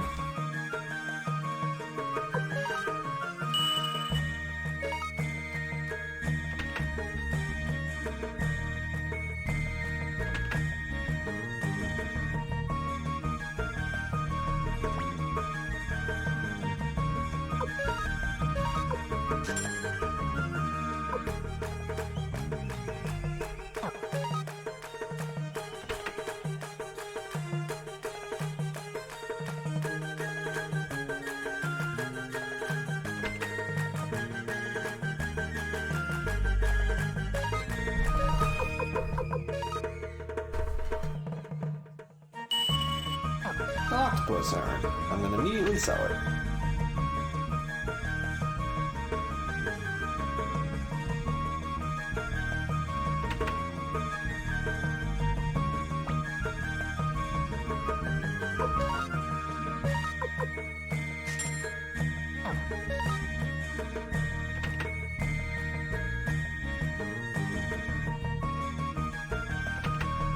Save with our girl Marie over here.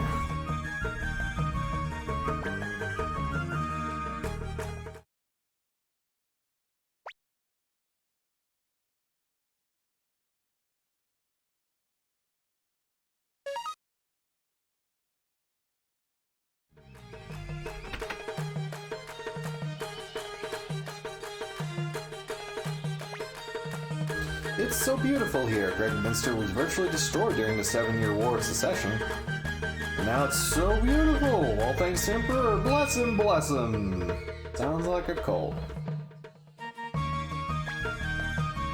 You there, what are you doing around here? This is the home of the Imperial General T.O. McDowell.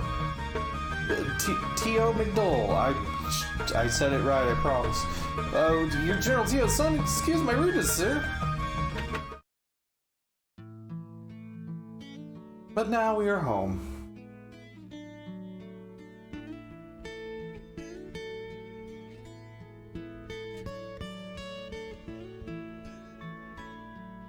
We are home, and it's time to do some home things.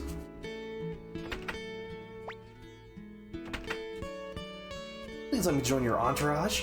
I owe so much to Master Tio, who adopted me when I was an orphan. And I want to return the favor, okay?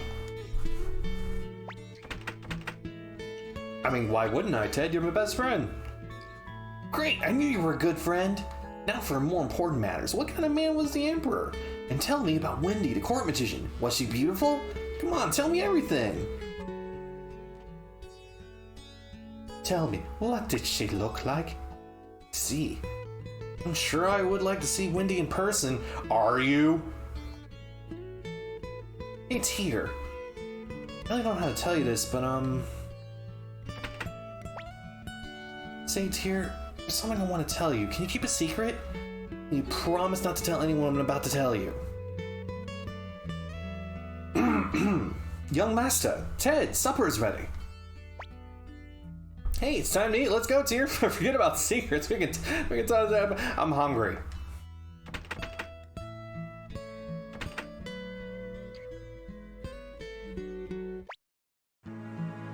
And this is one of those songs that uses actual sampled instruments we're hearing right now. Listen to that beautiful guitar. Are the glasses filled?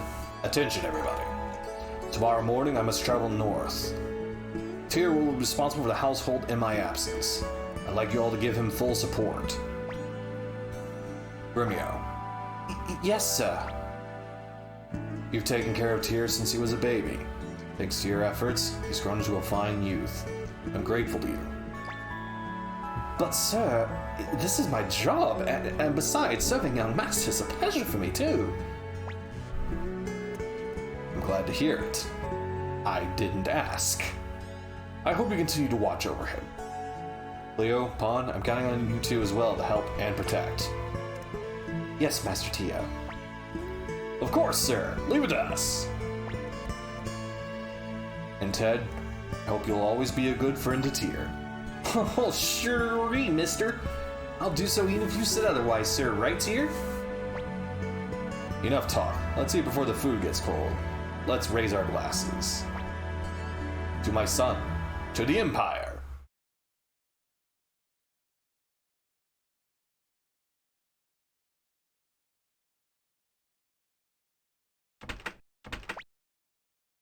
Looks like I won't be seeing your face for a while, Tyr. Shall I wake him up? No. Let him sleep. It's not as if we'll ever meet again. Gremio, take good care of him, won't you? I will, Master Tio. That's awfully ominous the way you're saying that. I realize now I forgot a little bit of character interaction I could do. God dang it. You can talk to Gremio before the meal and mess with him while he's making his stew. Oh well. Oh, did I wake you up? Good morning. Listen, young master, Master Tio departed while you were sleeping. You're such a late sleeper. Today you start working as a member of the Imperial Forces. We must prepare to visit Commander Craze. And Gremio! Let's take a look at Gremio. Gremio is a axe user. He uses a simple one-handed axe. Right now his stats are pretty unremarkable. It is noted that despite people wanting to use him as a magic user, his magic is really not great. He's kind of not that great at anything. He's the one we're going to be putting the prosperity rune on. And he'll be in our party fairly often, but... Oh, I gotta get more comfortable. I've just never found him that useful in battle. He's a great character. Don't get me wrong. He's a great character, but yeah.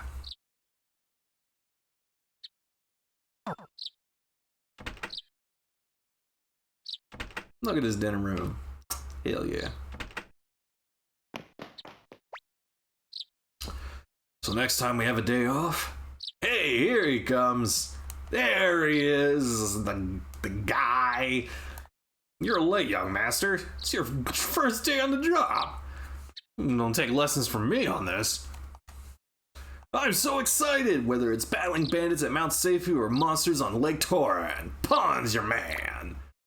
Calm down, will you? Jesus Christ, it's too early for this. All you ever think about is fighting and eating and fighting while eating. Your job is to protect the young master. I know. Now, let's be on our way to the palace. Pon joins the entourage. Cleo joins the entourage, and these two are significantly more useful. Pon is a short-range martial artist fighter, so he uses claws. He has the Boar rune, which has an effect very similar to the clone rune I just got. It's unique to him. It's his special technique. He does have a team-up attack with Gremio we're gonna be seeing later. That's pretty cool. Cleo is a long-range dagger user. She uses throwing knives as her primary weapon, and eventually she's going to be getting a rune that's basically going to make her indispensable from the game. She's going to be getting a fire rune for free that makes her super useful. There's really nothing to do in the house. But we can say before we go on. Ah, Ted. Let me sleep a little longer. Poor Ted. Hey, wait for me, Tyr. How can you leave me behind? You know I'll be lonely without me, right, Tyr? Literally just in bed, pops out in his clothes, ready to join the team. Ted's our boy. You go, Ted.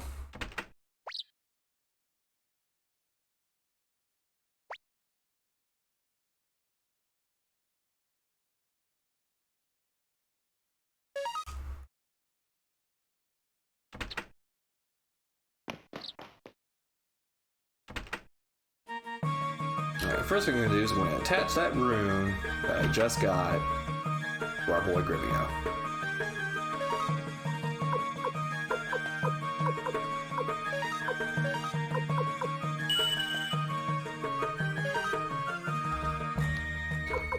Also going to see which of these items that Ted got in his inventory are useful. Well, there's one already.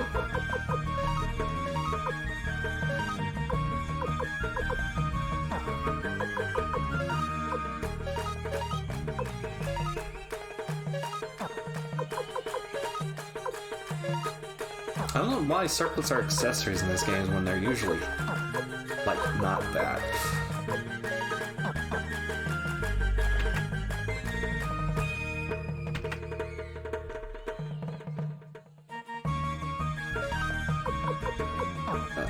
Armor here is pretty... Yeah, so... Actually gonna head to Linen Comp. Get better armor for it. Well, first of all, I want to put a medicine in everyone's inventory. This won't be strictly necessary for every character. Oh, this is the guy who Gremio bought his ingredients from for the dinner. That's why they're having that little conversation. This is not strictly necessary for every character, but it's good to have a medicine in everyone's inventory. We added one for Pawn. Also, having more characters in the team means I have more items in my inventory.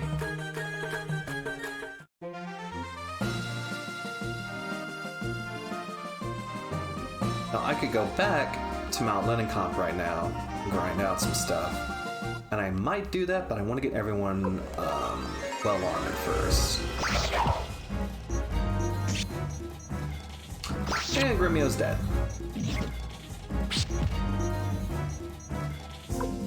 Forgot that was a thing.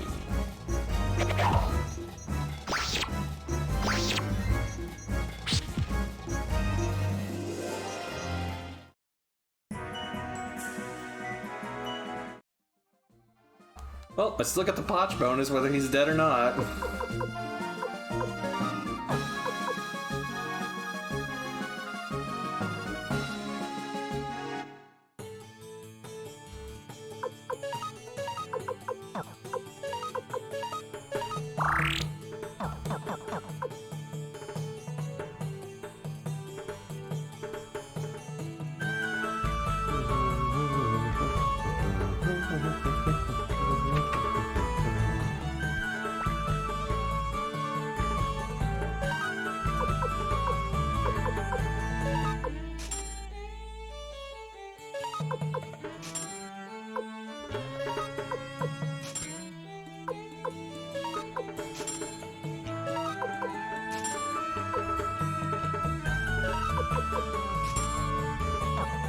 Alright, let's get everyone equipped. So we can't do this automatically for whatever godforsaken reason.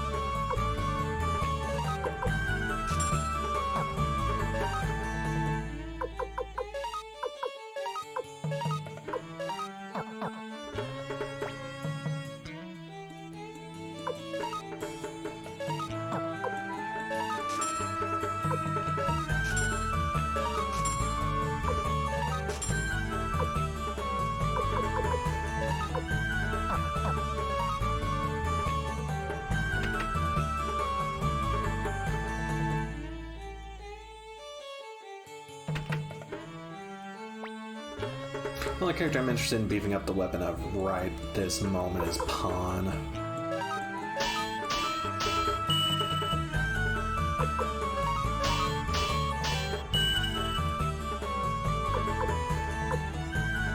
Oh, might as well. A little for Cleo. It's important to keep up with your weapons grind. For characters you intend to use often, you want to have them about as high as you can get for the most part.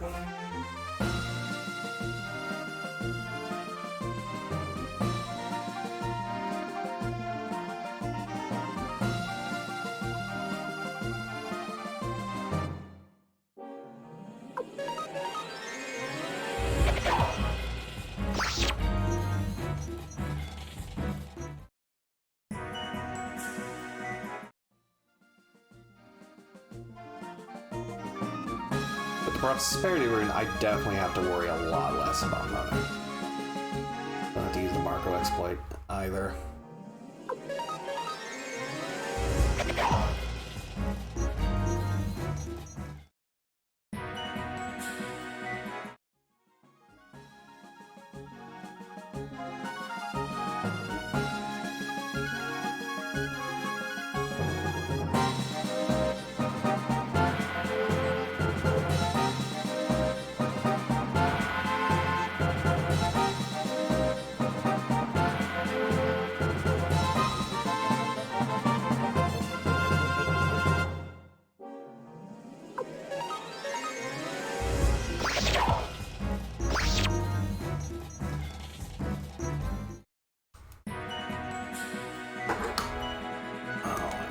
Hear my dog outside my door whining.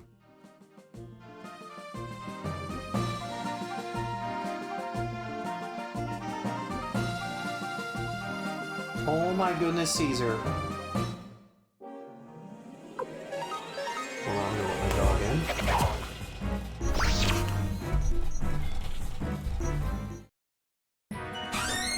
Hello,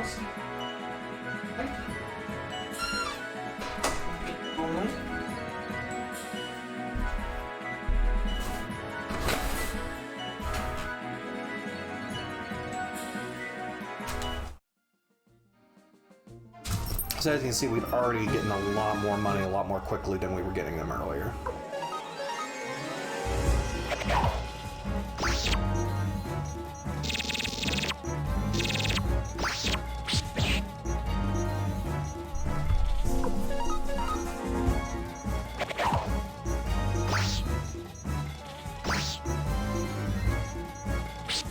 Oh my god. Oh my god! One of you hit the damn mosquito. Thank you. My goodness.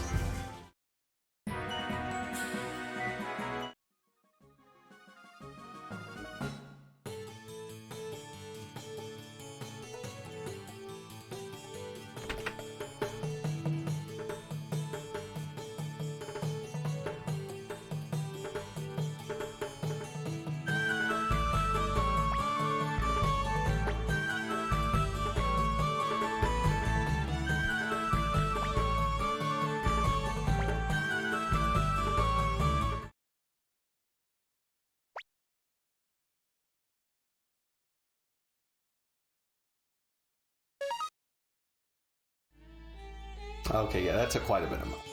I'm at the point in the game where it's a lot cheaper just to use a medicine on everyone than it is to stay in an inn.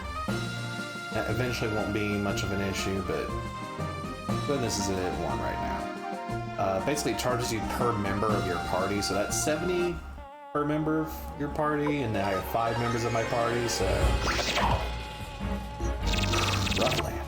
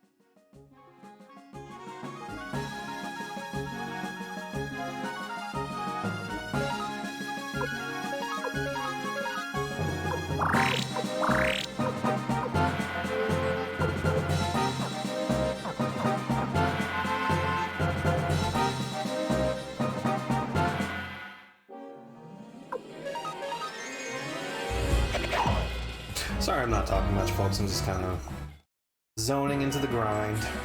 You know how it be.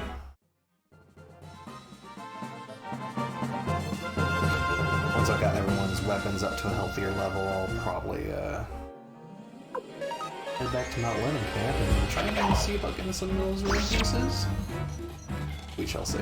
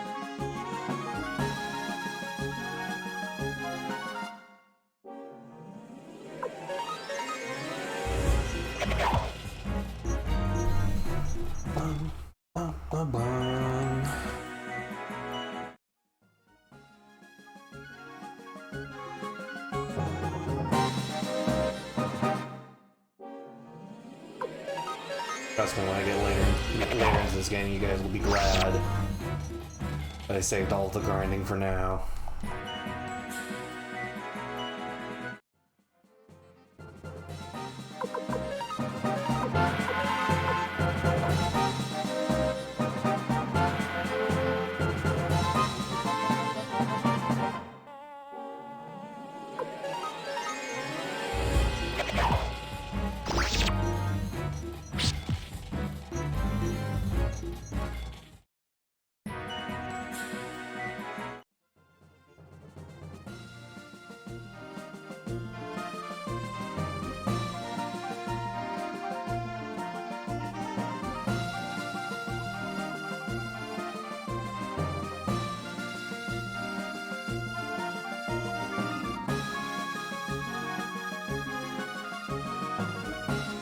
Thank you, Dreamy, for finding that for me.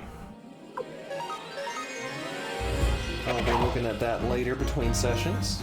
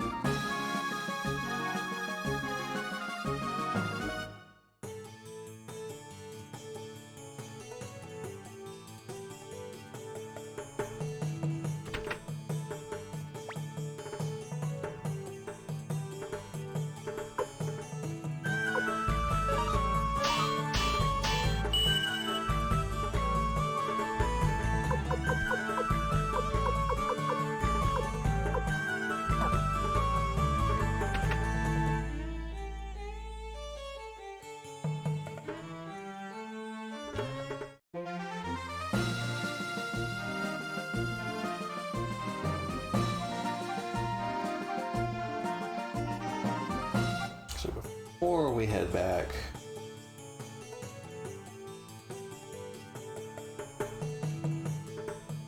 I'm out.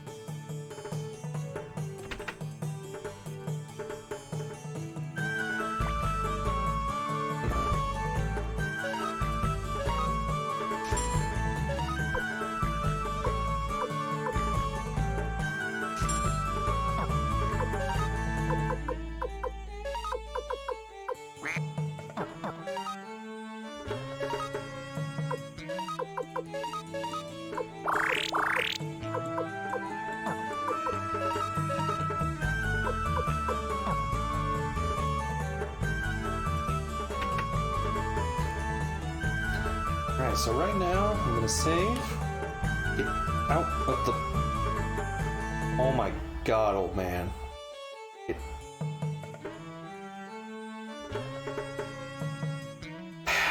We're gonna save.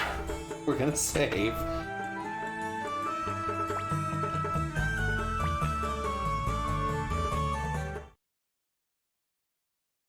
And we're gonna head back to those mountains.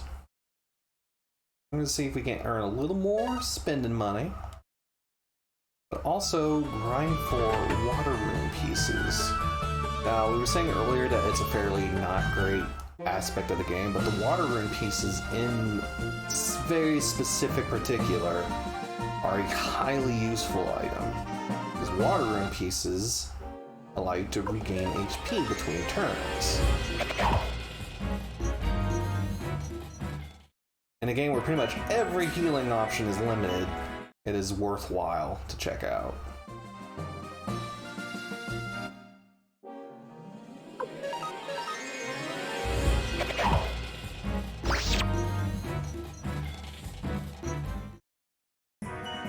Oh yeah, the pieces are misnamed. Yeah. Speaking of those.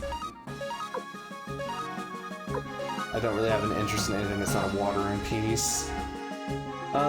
We don't...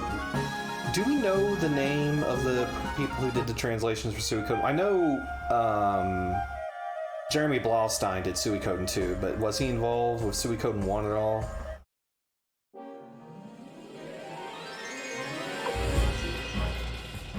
Okay, it suddenly run when it's not just me.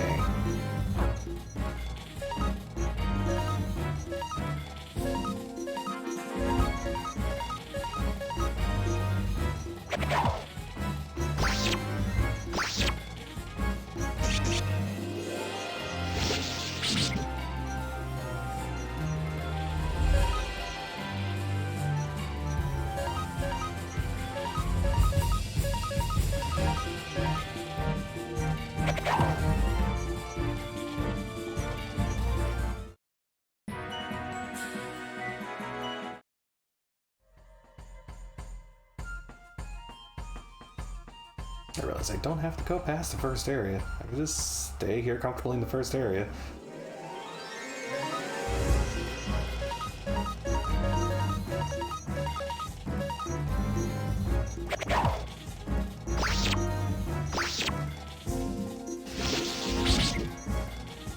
Unite attacks are not super fancy in this game compared to latter games. Mostly it's just two people showing up and using their attack animation at the same time.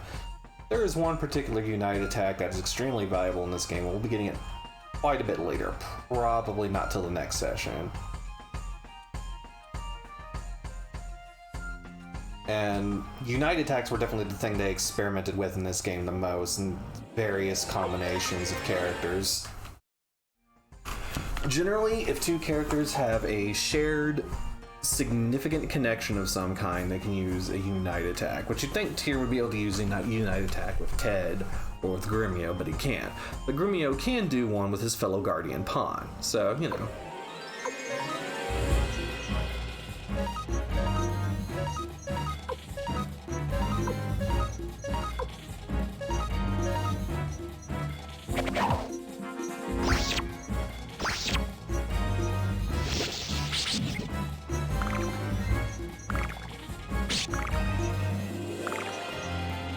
Do Humphrey and Crean have a Unite attack? That's so weird. Those two don't even know each other.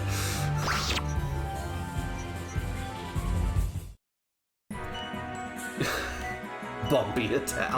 I'll have to see that one. I don't think I've ever used that one. Yeah, and there are also some cases where characters who don't have a connection to each other have a Unite attack because somebody on the programming team thought it was funny or interesting. I don't know.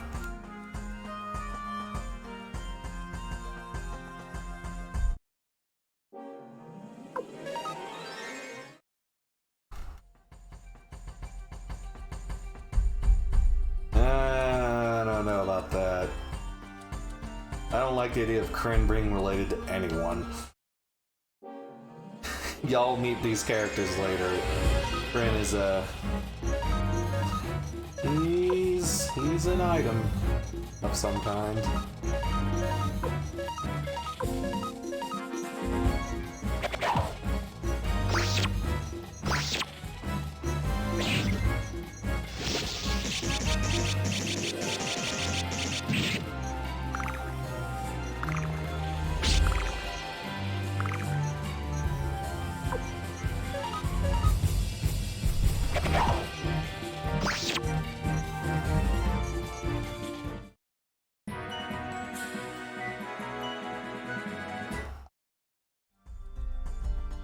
Yeah, the estranged nephew that no one wants anything to do with.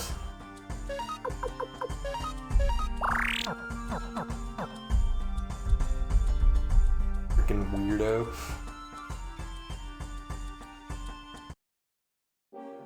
Who let this guy into this game?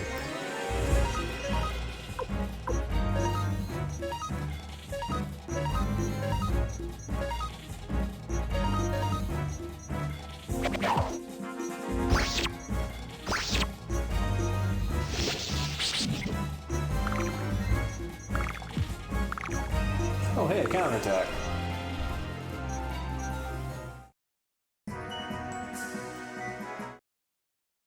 I'm beginning to think I'm not going to see any water in pieces this playthrough. I've said I've basically given myself only a limited amount of time to do this, so...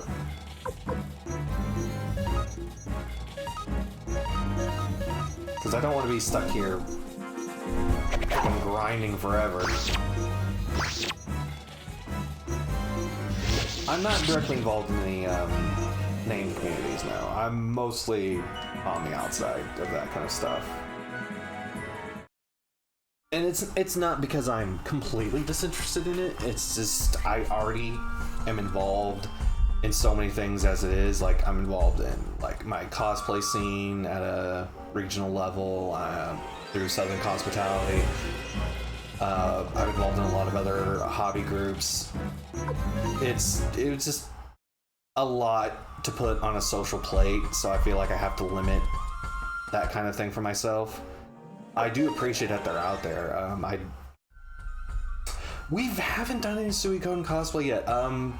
Once upon a time, two of our group members, my boyfriend Alex Dirkwitzkrieg, and one of our group members, Nini, they were planning on doing Farid and Queen Arshtot for WCS, the World Cosplay Summit. Unfortunately, the costumes never got finished because both of them got extremely like worrisomely sick during the build process, and we had to cancel the costumes. But that was on the plate at one point. Alex and I kind of want to do Victor and Flick at some point. And of course, there's always the goal to finish the Godforsaken Queen's Knights costumes and everything, because I was originally going to be doing George along with them, but didn't pan out. But we still have half-finished costumes for that group. So I know Nini wants to remake her Queen Arshtot completely again from the ground up, so that's going to be a thing at some point, eventually, but we'll see. But we have yet to do Suikoden cosplay yet.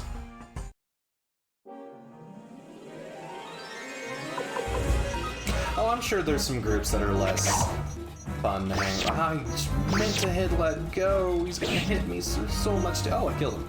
Never mind. I guess now that everyone's levels are getting up higher, I'm a little safer.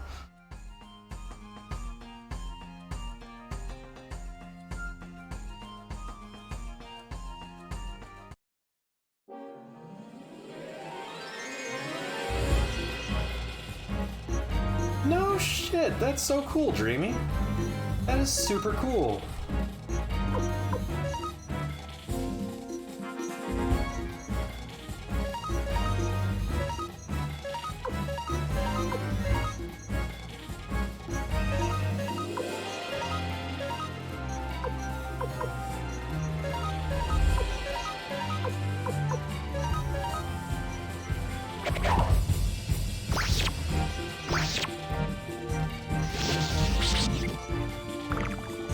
Hell yeah!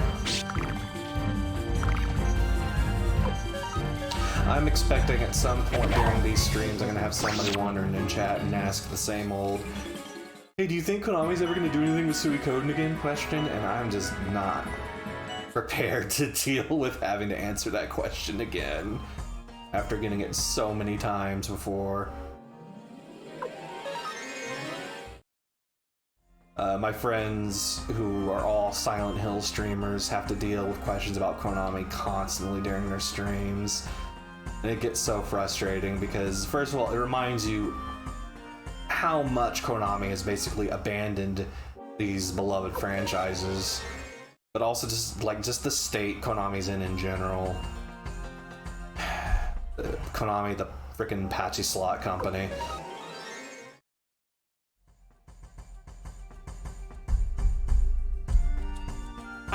It's not that I don't acknowledge certain games in the series, it's just that I recognize that Tierkees and the PSP exclusive game that never came out in the US, whose name escapes me for a moment, were probably not good representatives of the franchise, because they're just so different.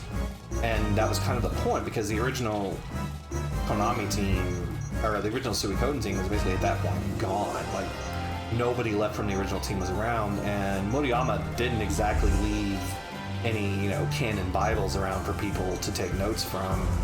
So we're left in a situation that's kind of like, yeah, thank you, that's the name of it.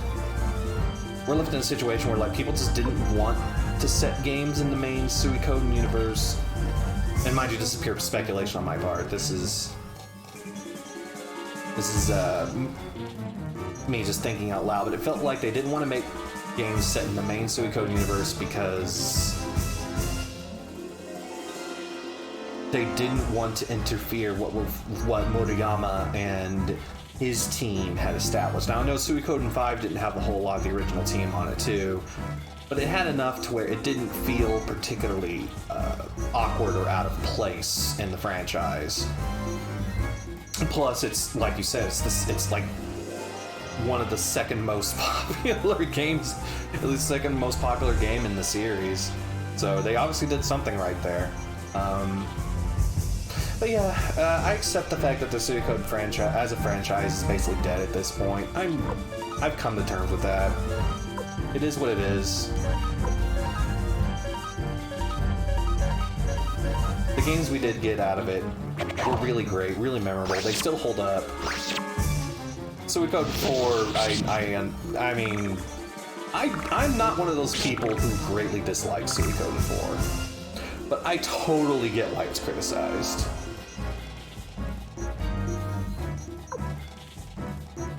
Exactly, like when you've got a 5-game spanning global continuity established, it's very difficult to keep all that in consideration for the story you want to tell in your new game.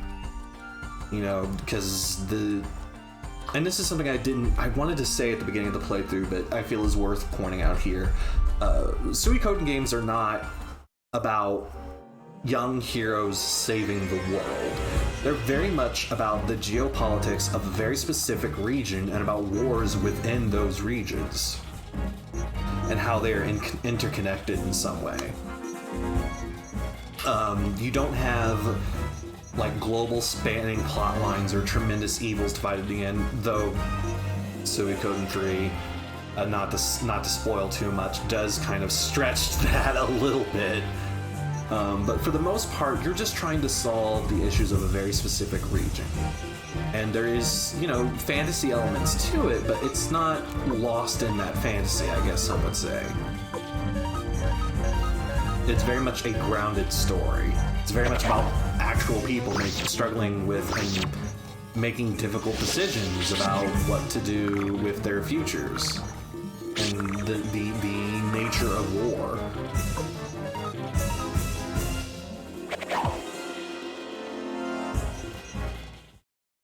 Yeah, 4, it's just a lot of the criticisms of 4, I feel like I can do nothing. Finally got a water in peace.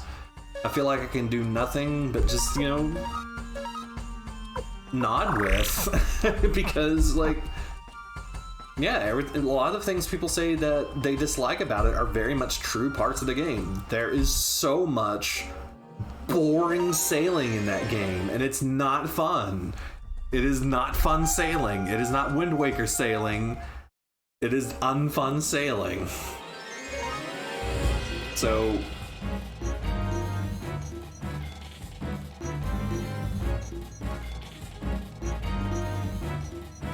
yeah, that's really not fair. I feel like people should play the whole franchise and see how everything shapes up, because there's a lot of stuff that happens in 5 that you won't appreciate if you didn't play 4.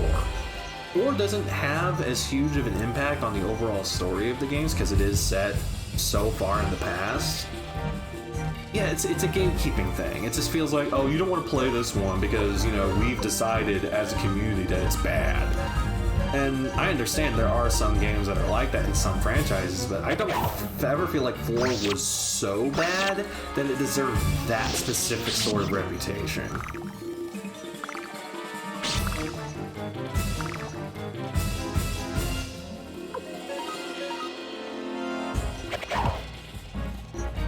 And telling people to skip 3 is even weirder for me, because, like, other than Michiru Yamane not really nailing it on the soundtrack, I've never really had a huge issue at that game. It suffers from the same problem the other first 3, like the other early games do, where getting money is such a pain in the ass to get money in Suikoden 3 without exploiting the lottery system, which I am 100% not doing on stream. Like, Suikoden 3 isn't part of this in-depth schedule, but if I ever do play it on stream, I am not bothering with the lottery exploitations because it takes so much time and constant resetting. It is so frustrating. I just wish it were easier to get money in these games. But as far as like characters and gameplay, I really enjoyed 3. I did not enjoy the fact that I had to invest a lot of time in building up characters I never use, because the Grand War battles are based on your actual stats in that game. We'll talk more about that when we get to those points in this game about how Grand War battles work in each game. But in that particular game, you definitely have to have characters at level and with developed weapons and equipment for them to be useful in the major war battles, and I can see how that's very frustrating to some people. But I always thought 3 was much more well liked than that, so it's kind of surprising for me to hear that it catches a lot of hate. If only because like the characters in Suikoden 3 are so memorable. Hugo is one of my favorite Suikoden characters of all time, like hands down. I love this kid and his journey. He's the whole reason I invested in getting chapters of the manga. And plus it's so refreshing to have a non-white character as your hero in a Western RPG. I don't know. In a flood of white kids and meant to be anime Japanese kids, having a actual like racial minority was really refreshing.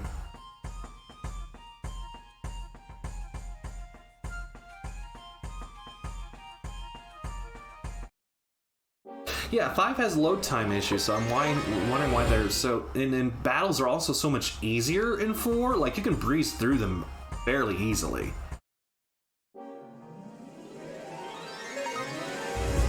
4 kind of suffers from the problem that there's like some characters that are just like so effective, they never leave your party.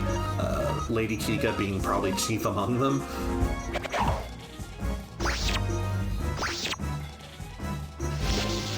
Plus the little party attack it gives you that you can use once every couple of battles that can sometimes just wipe out small groups of enemies. Like, that's very useful for breezing through battles very quickly.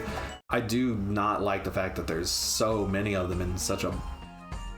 The sailing, again, the sailing's very much not fun in 4.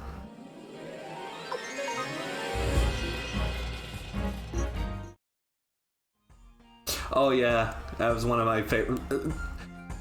I feel like there's a lot in Suikoden 4 that is our nostalgia send-ups very specifically to this game, particularly in terms of how its character designs are done.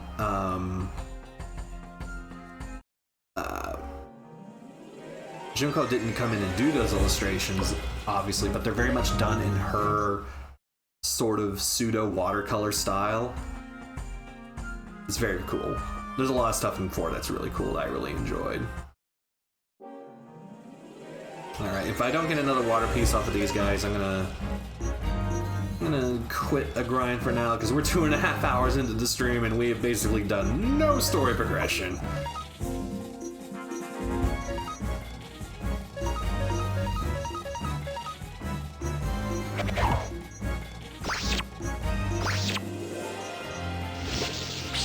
Tactics is another one a lot of people missed out on. I'm probably going to stream it at some point.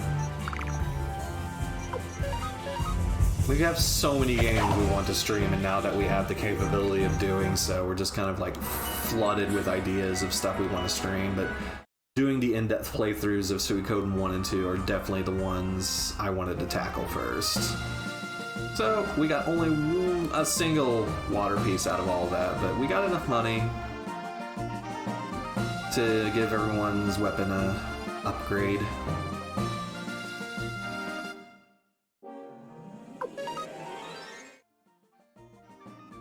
So I'm going to be doing that.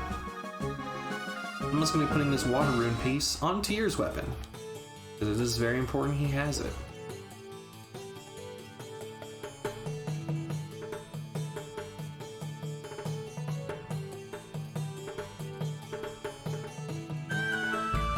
What's wild about that is Tactics has like improved on so many of the things people disliked about 4.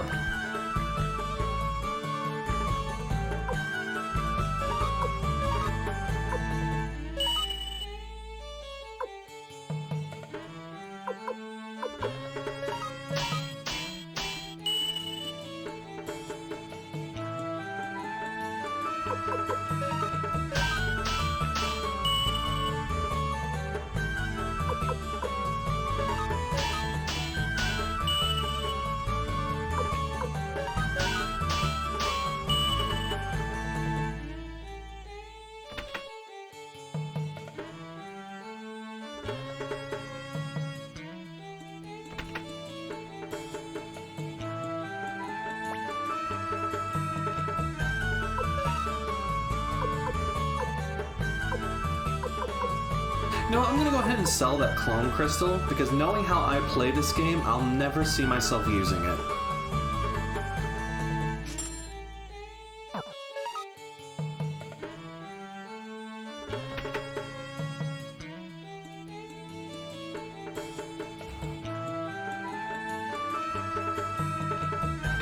I'm one of those people that played Suikoden 2 first, but I still appreciate and love Suikoden 1 and its story and its many characters.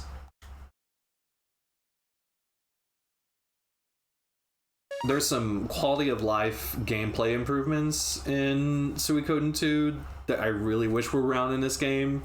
For God's sake, the Holy Rune situation with the run button. Whew, boy. You never know how much you miss it till it's gone. But also, like, how just the rune sharpening thing is handled and everything.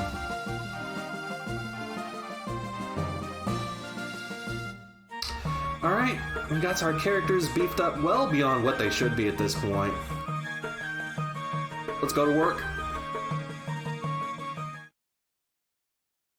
Well, first of all, let's talk to some of the NPCs around town. Let's get some world building. So many country bumpkins wandering about, the capital's going down the drain, don't you agree? Sir, are you a racist or a classist? Caesar, no boyfriend, no boss. Don't you bark at that dog outside. No. Wow, so this is Greg, Mr. The Imperial Capital. Sure is him from my hometown in the boon. These characters are right next to each other. These characters are right next to each other, and this dude's like, I hate all these weirdo poor people in town. He's all like, ah, wow, city.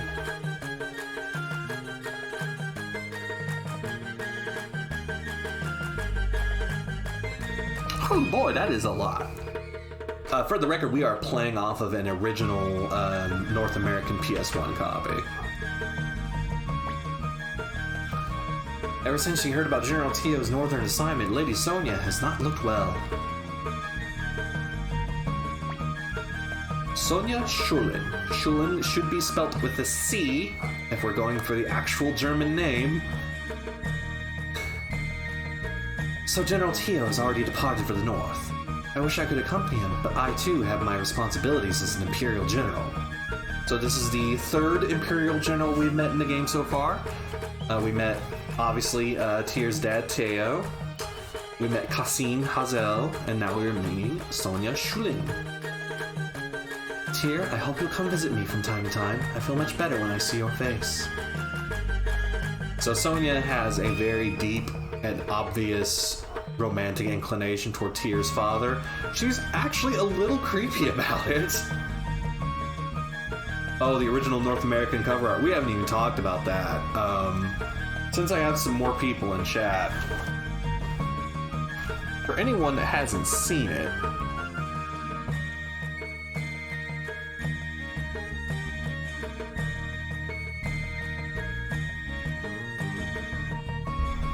paste that in chat. That is the original North American cover for Suikoden 1. I want you to just look at that. I want you to just really take it in. Take in this piece of artwork. Look at it. Just really look at it. There's so much going on here, and all of it is amazing. So, when this game came out, we had not yet crossed that threshold where US publishers were feeling comfortable with letting people on to how anime certain games were.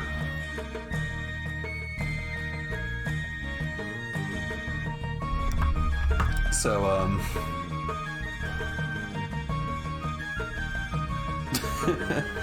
we end up with situations where they'll commission artists to make new covers for their games. Now, nobody knows who the artist that did this was. I have my suspicions that it's a certain Magic the Gathering artist whose name I can't remember, simply because there's similarities in how they draw faces. But I don't know for certain, so I'm not, and I don't remember their name, so I'm not going to say it. But this was obviously commissioned to basically hide the overall anime aesthetic that the Suikoden games have. Suikoden 2, which came out after this, came out during the I guess you'd call it the third generation of anime boom in the US. Toonami was out at the time, Dragon Ball Z and Sailor Moon were both extremely popular properties. So game developers were a lot more like, hey, anime is selling right now, Pokemon's a thing, let's keep the anime in our game. So Suikoden 2 got to keep its original cover art. And it was probably the reason why so many people played that first instead of this one. Because if you look at the cover art of this one, this game looks terrible. It looks like utter garbage.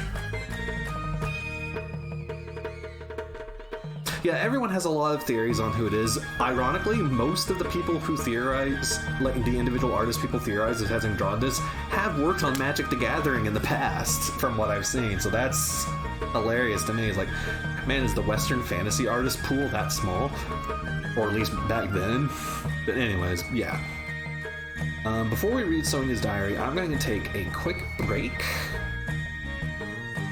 1 second.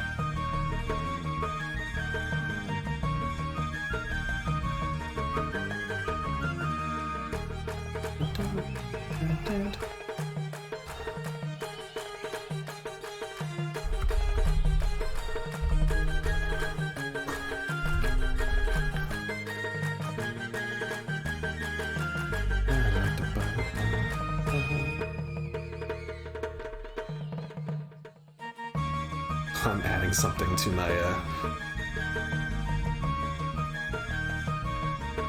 little screen here, and I think everyone's gonna appreciate it.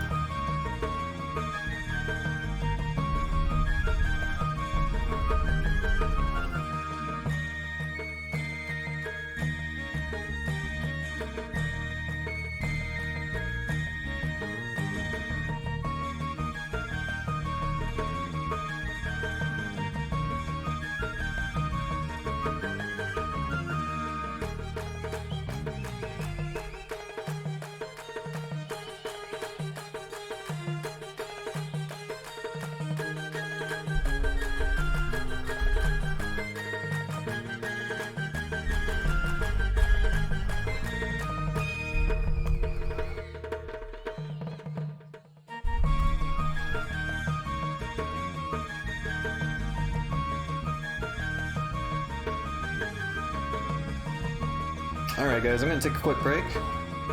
For now, I leave you with this glorious cover to contemplate in your life. Just look at it. Look at its glory. I'll be right back, guys. Hang tight.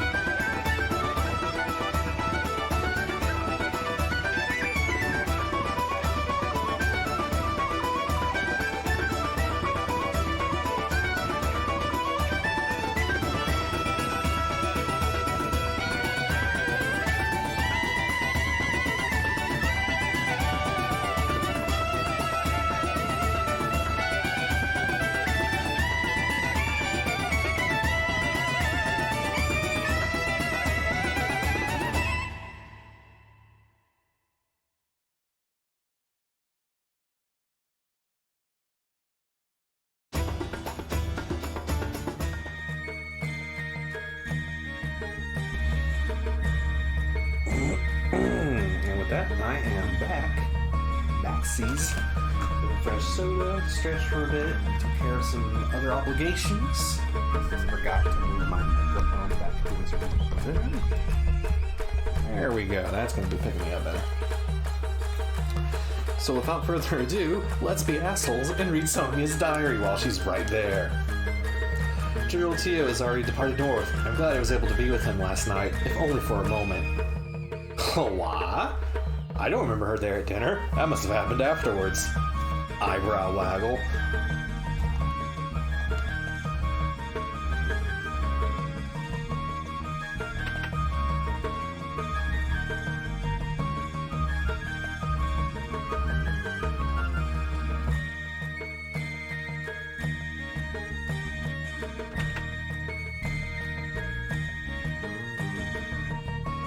How dare there be no one in this house? How dare they?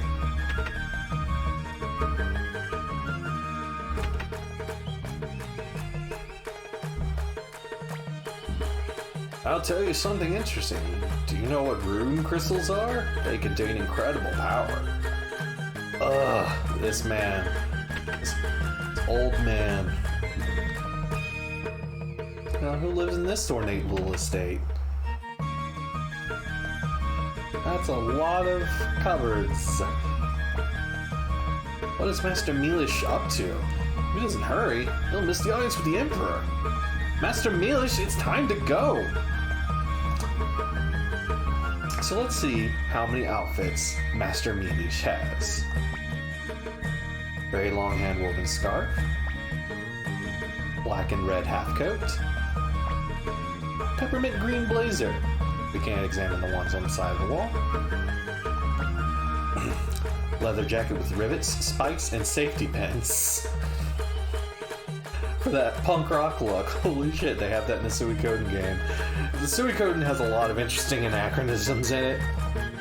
Sometimes they're just fun little joke things like this, but like there's a whole quest in Suikoden 4, which I should remind people is set like 100 years before this game, about getting a freaking camera.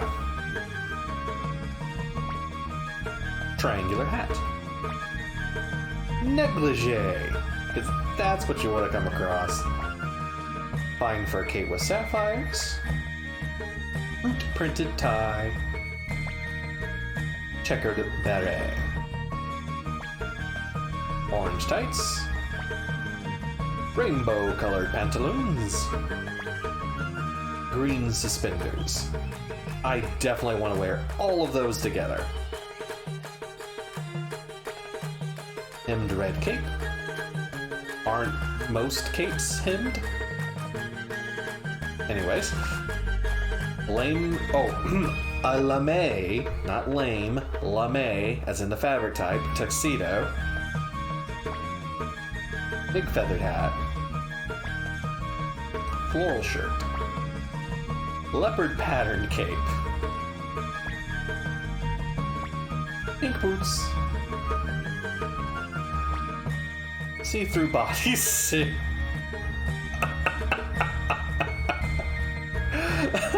Okay. Striped slacks. CR t-shirt. Elegant party dress with peacock feathers. Khaki riding pants with golden butterfly embroidery. Watermelon patterned summer sweater.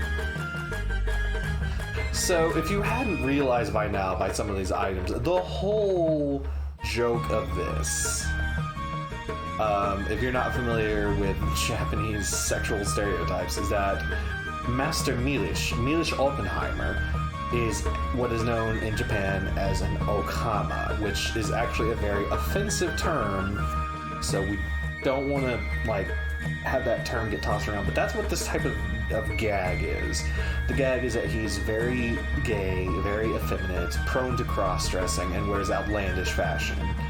Because those are all the things associated with that subculture in Japan. The closest thing I could compare it to in US subculture is drag, but it's really not quite the same. there's a certain gender ambiguity and neutrality to this subculture, this particular type of gay subculture in Japan.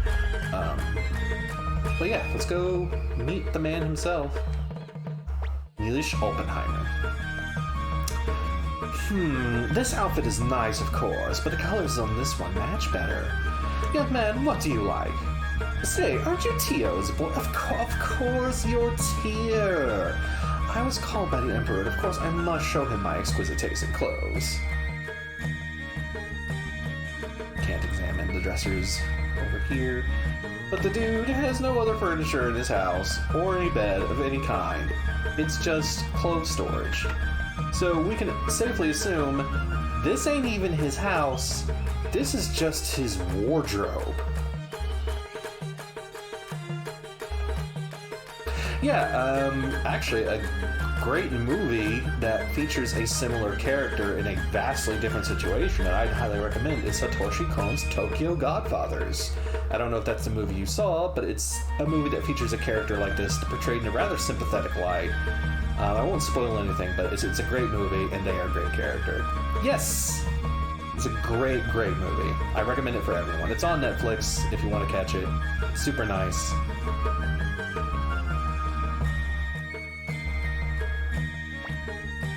They say they're excellent blacksmiths in Winnicott. A friend of mine brags about the blade he had sharpened there. Maybe I should go there to have my sword sharpened. I'm a very boring person.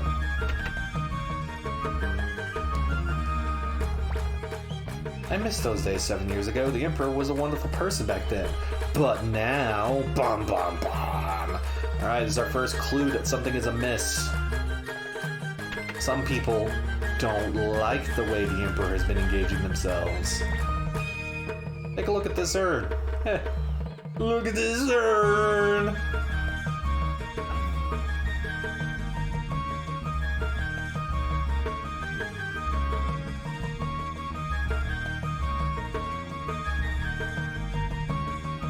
Different airs, but it's also that character uses offensive language on purpose. I would say that Okama's not quite on the same level as offensive as the F word, but I would think it'd be more like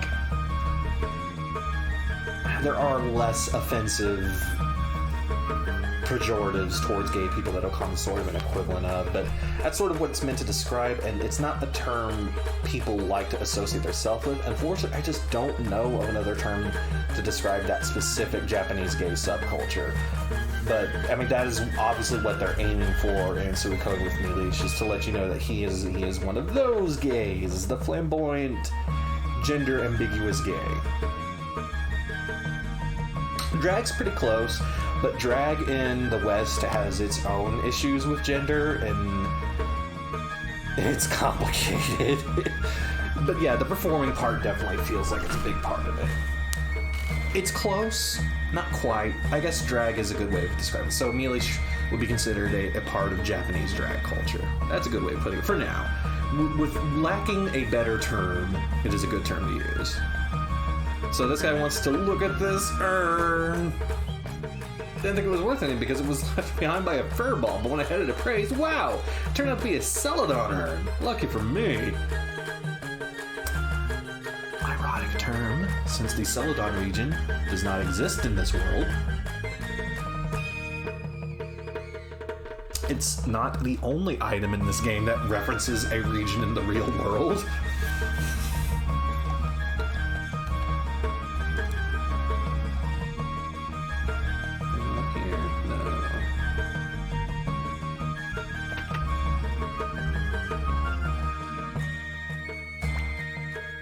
Oh, you come at the perfect time. Can you help us decide?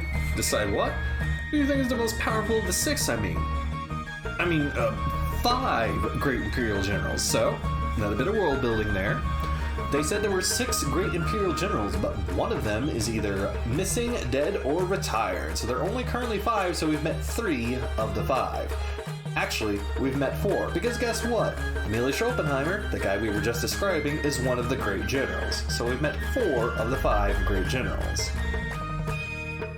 Latest Sonia Shulin, commander of the Imperial Navy. Not only a swordswoman, but a magician as well. And beautiful to boot. Lady Sonia's the greatest, don't you agree? Keep it in your pants, buddy. General Qasim Hazel, the best swordsman among the five. The greatest swordsman is the greatest general, of course. That's...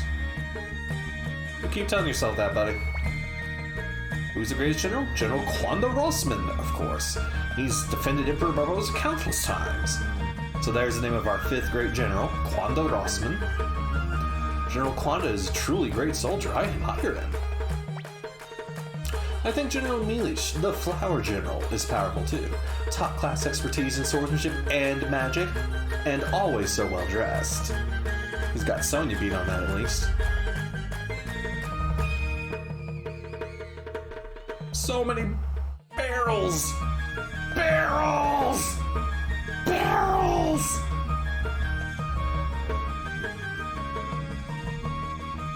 They actually make a joke about those barrels in the sequel.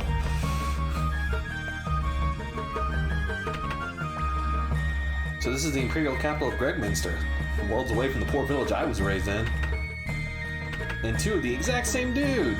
Capital my foot, living the high life all by themselves on our hard-earned taxes.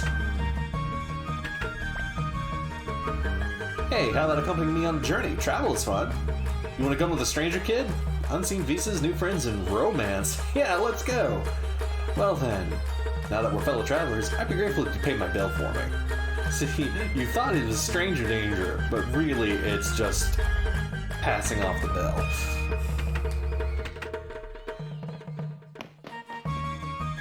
Yeah, nothing up here.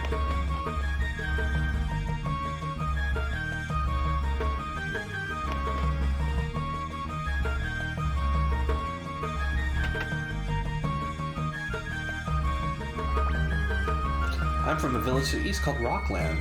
I seem to have lost my way. Could you please tell me where Master Milish lives? What? Is that it? That ugly, unique house? Thank you very much. I mean, you could say it. We're all thinking it. I would stop here if I were you.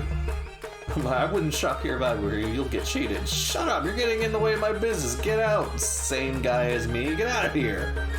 There aren't a whole lot of sprites for NPCs in this game, guys. It is what it be. Have you ever heard of rune crystals? You can have them attached to you by a rune master, like that one right over there. It gives you magical powers! So we do have our fair share of the NPCs that's only job is dedicated to educating you about the game. Alright, I think we've spoken to pretty much everyone in Gregminster. So let's head up to the palace! Palace up in here!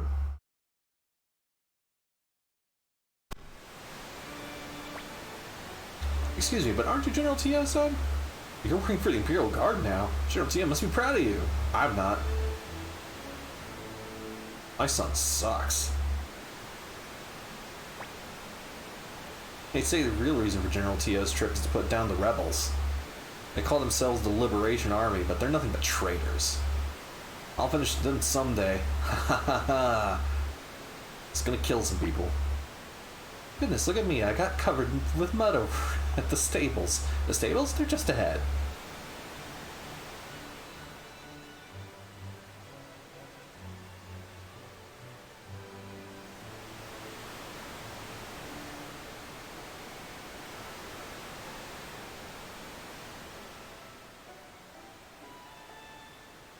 Slight dynamic sound design with those fountain sounds.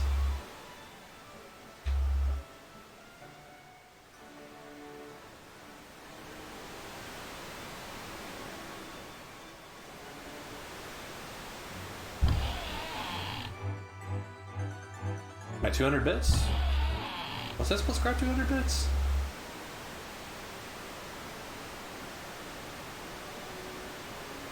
Oh, yeah, from the armor in there? Yeah, I grabbed it. I got that like a very first thing in the game.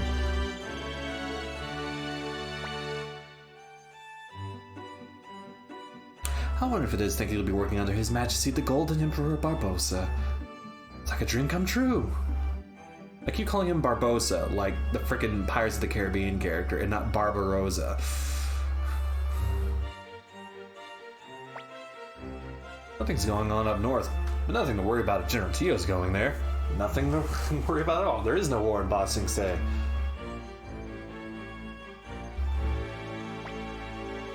Lady Wendy, the new court magician, bears quite a resemblance to the late Lady Claudia. Now, remember when I mentioned at the beginning of the game that the Emperor had a dead wife named Claudia? Now we're learning that Lady Wendy, the magician that was with him, bears a resemblance to the late Lady Claudia. We've also learned that some people are dissatisfied with the current state of the Empire. Also, my reflection and the maid's overlap. Like, I don't stand in front of her reflection, they just overlap as transparencies.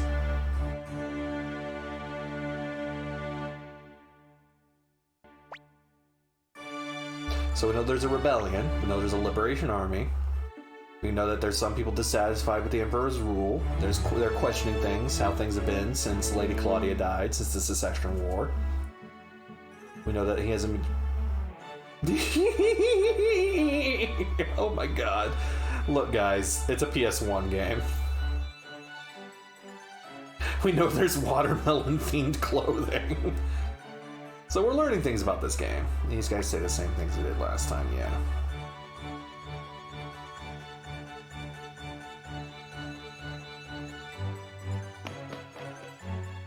And I've already spoken to all the NPCs up here. There's a lot of this palace we can't really explore just yet.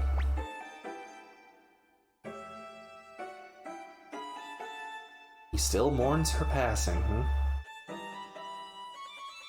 Anyways, let's get to work. Let's talk to Craze.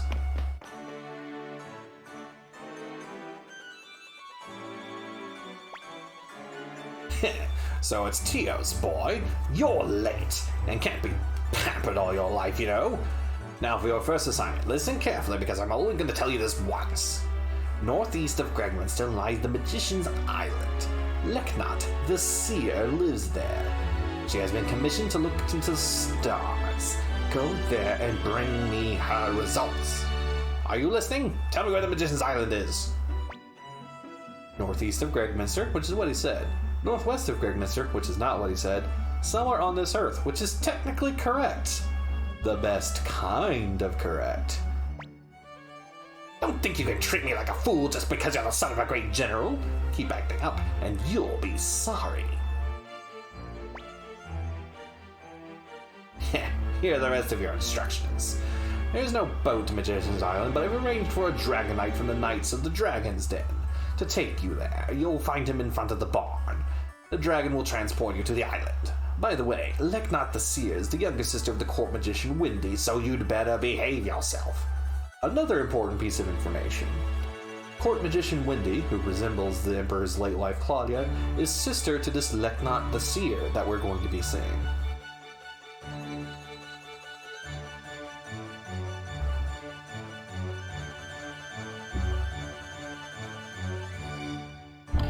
We've also learned that there's dragons in this game. Gee, I was looking forward to your first job and it turns out to be an errand. As if we were kids. I was hoping for something really exciting. Take it easy, Pawn. For God's sake, you're so intense. Besides, the astrological results are very important for the Empire. It's not such a bad assignment.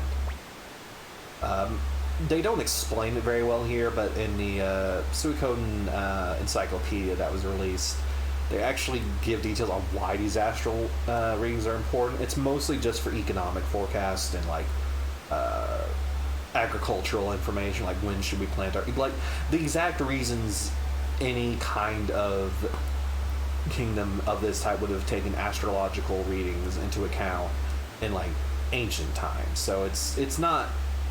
This isn't particularly like high fantasy stuff here. This is actually fairly standard, like European and actually Arabic style, just how cities were run back in the day. So yes, I don't remember which encyclopedia it was. It's the one that has like the population information on all the cities and all that. I believe Cornholio and Blue Moon translated it ages ago. Yes, there is, for anybody watching, there is a Suikoden fan out there whose handle is Cornholio. He is actually been super helpful in translating a lot of official Suikoden works.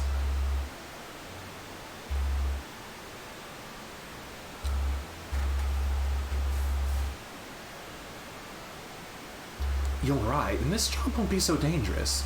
Oh, I don't mean to imply that you're not reliable, Master Tia, but... Hey, Tyr, you get to ride a dragon and meet a real Dragon Knight. Dragon Knights are so cool. Come on, let's go, let's go, let's go, let's go, let's go.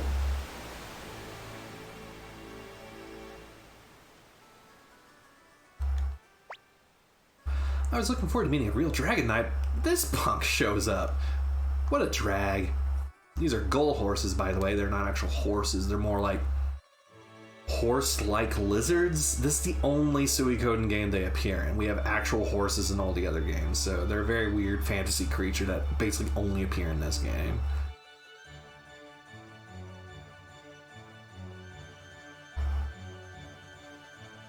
Anyways, this is our Dragon Knight. You can tell because he's standing next to the dragon.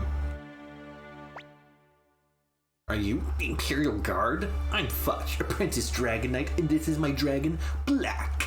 Hey, Black, introduce yourself. Elephant sound. Isn't he cute? So you'll be going to Magician's Island, huh? Black will take you there in no time. You're a Dragon Knight? Just a punk. What did you say? You're a punk yourself. I'm a punk? I happen to be 300 years... Wait a minute. Record scratch moment. You happen to be 300 years what, Ted? Remember that secret he was going to tell us before his hunger distracted him? Just saying. Alright, that's enough. Let's be on our way. Let go of me, Greedo. He called me a punk, which is apparently the worst thing you can call somebody in this game. Oh boy, this is gonna be some trip.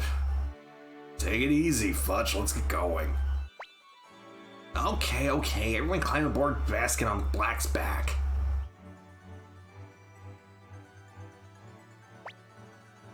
Are you ready? Hold on tight or you'll fall off. Not that I'd mind if one of you did fall off. Hey! Watch it. Quit fighting in the basket. The basket we don't see. Okay, Black, let's go. Elephant noise.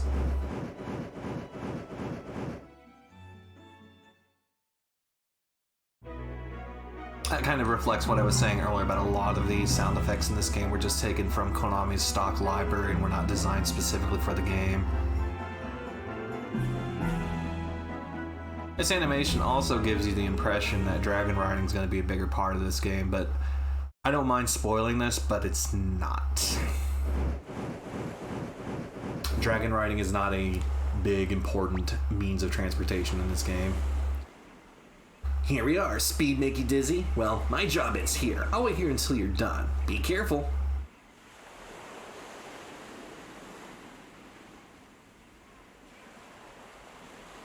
So we're on the Magician's Island. It's a very small island, sort of northeast of Gregminster. Yeah. There's a body of water up there it's in. It has no actual, like, beach shore. It's just surrounded by these fjords like this. So, good luck getting on it without something that can actually take you above. Otherwise, you're just going to crash into rocks all day. It kind of makes you wonder how they built everything up here. Huh.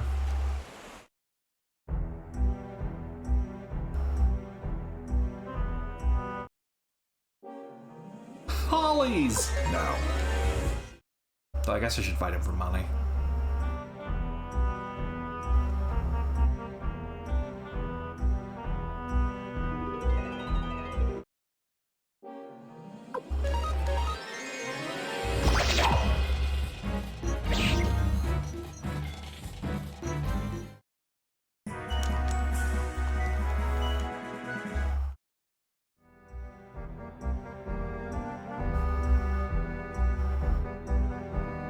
I believe this is the only point in the game you hear this song.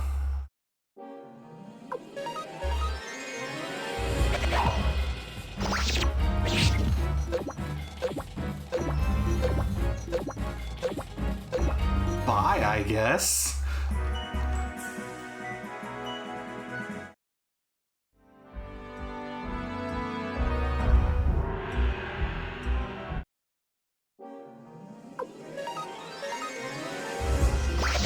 So you notice Tyr gets a 5 HP bonus, or like gain back, at the start of every turn. That's because of the water rune piece I attached to his weapon. As I attach more, that number will go up.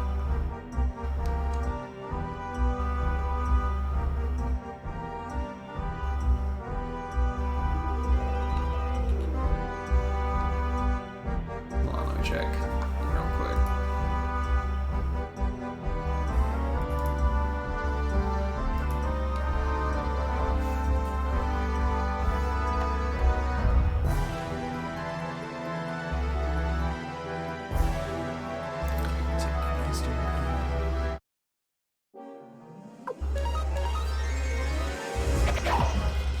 Yes, I'm using a guide, so sue me. I can't be expected to remember everything in this game.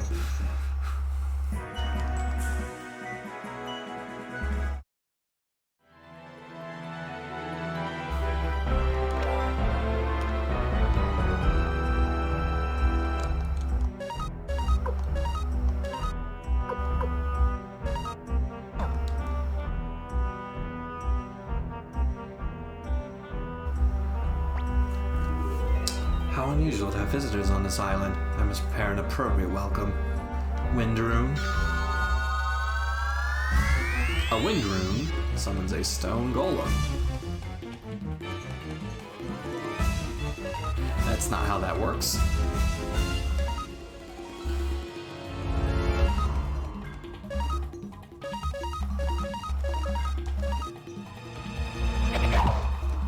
So this is our first boss of the game. And like all first bosses, he's gonna go down fairly easily. Single turn even, hell yeah. Did not stand a chance. All that early game grinding paid off.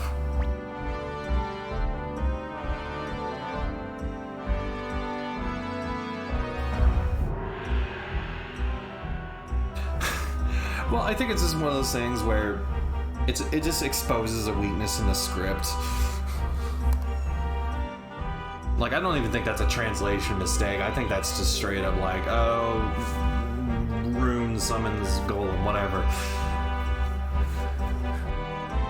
Wow, you guys are really something, beating my magic like that. I'm impressed, Imperial Guards. Hey, you got something against us or what? Take it easy, I know who you guys are. Oh, excuse me. You've come to see Lady Lucknot, right? I just wanted to test you. I guess you're the real thing. Come this way, honored guests. Luke's a shithead. He is a little shithead. I love him. I love him to death. He's one of my favorite characters in the franchise. Not animated fire.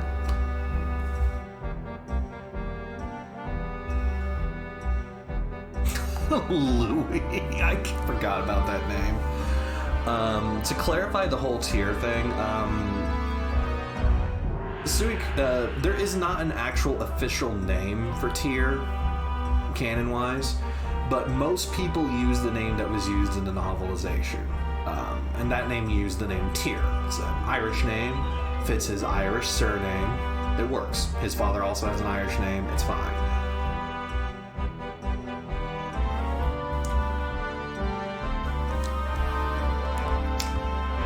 This castle also kind of just exposes the differences between the PlayStation version and Tyrnuk. Yeah. This castle also exposes the difference between this and the PlayStation version, or PlayStation and the Saturn version of the game. The Saturn version of the game, looks a lot better. And not to say it looks bad in this game for the time it came out, but the Saturn version just has a lot better tiles in it. It looks less messy. Everything's cleaned up a lot more. There's a lot less like pixelation going on.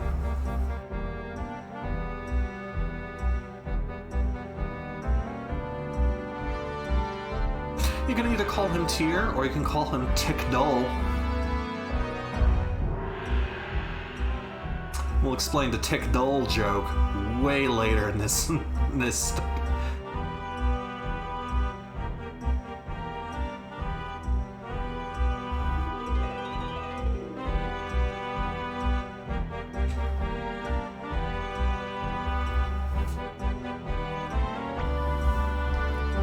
was expecting you, messengers from the Empire. Oh my, what a cute messenger we have this year. He says you're cute, Tyr. How do you feel about that? I'm sorry, you're a soldier of the Empire. I shouldn't call you cute. I have prepared for the astral... Follow me.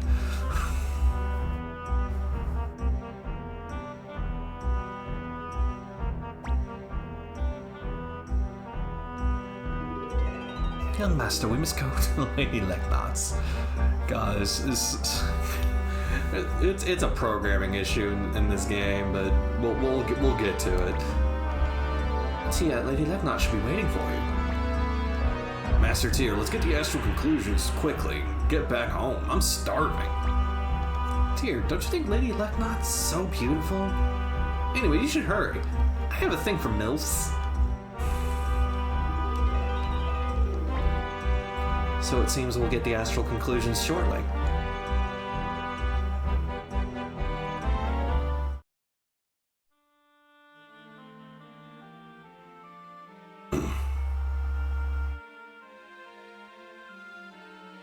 So in the Saturn version, that stained glass window we saw above is reflected a lot more clearly on the ground. Here you can kind of see its translucent image, and there is also a very large, like, magic circle in this room as well.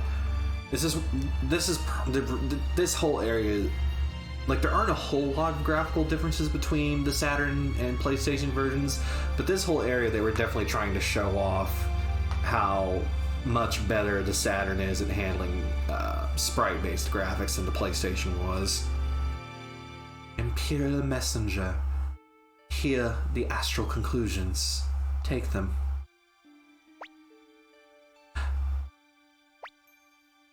What's your name?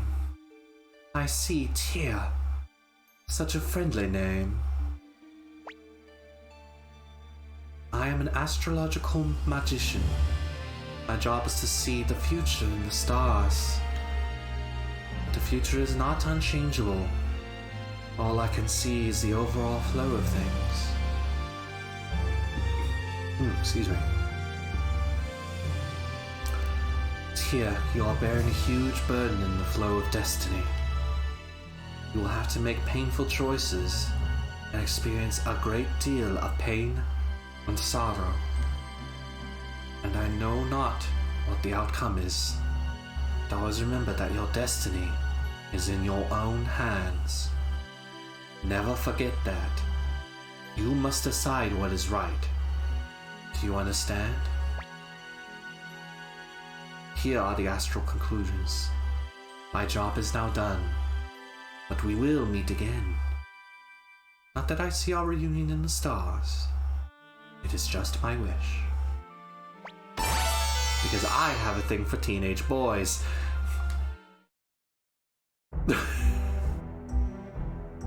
Saturn has a lot of trouble with transparency, like that. The effect of the mirrored tiles in the palace that we were showing off. That's not in the Saturn version. They just have regular shadows.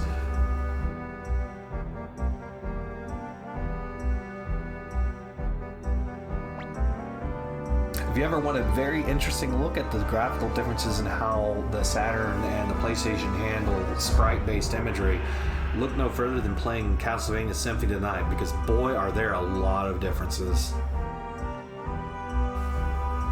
You're back at last. No, wait, that's not his voice. You're back at last. You sure took your time. What were you up to in there, eh? No, wink, wink, nudge, nudge, say no more. If we don't hurry, Fletch will get impatient and leave us behind. Let's get going. Don't be so rude to Lady Leknot. Are you hungry or something? Shut up. By the way, this is the only game Leknot walks in. Fun fact, that is the only time we see her walk in the entire frickin' franchise. You must all be bored. I'll have Luke take you to the shore. Luke? I'm here, Lady Leknot. take Tia and his friends, and his companions, sorry, to the shore. And none of your tricks now, do you hear? Of course not. I would never trick anyone. Come on, look at that face. Don't you look at that cute little face. You trust that face? If you'll excuse us, Lady Legnot, we'll be on our way.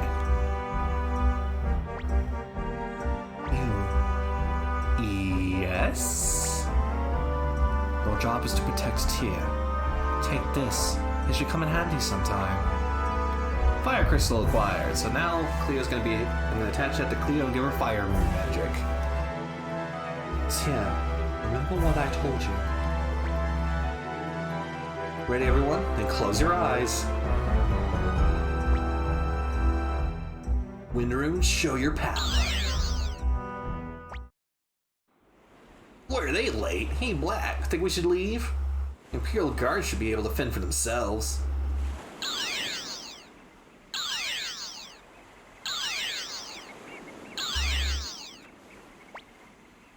What the? Whoa, what's going on here? We're back here already? I've never seen such magic. You are well be apprenticed to Lady Legnot. That's all fine, but where's Ted? Oh. Ouch, watch it, you punk! Better watch your mouth. Enough is enough. I'm sick of all this fighting. It's about time. Hurry up and hop on and we'll leave you behind.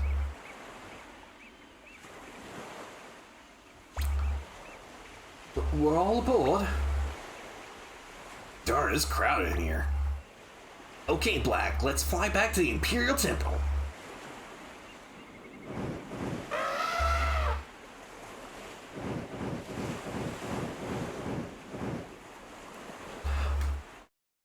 Butch is apparently an actual name in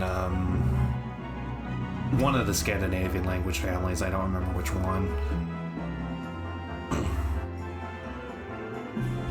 All of the Dragon Knights are very Scandinavian based in terms of naming schemes.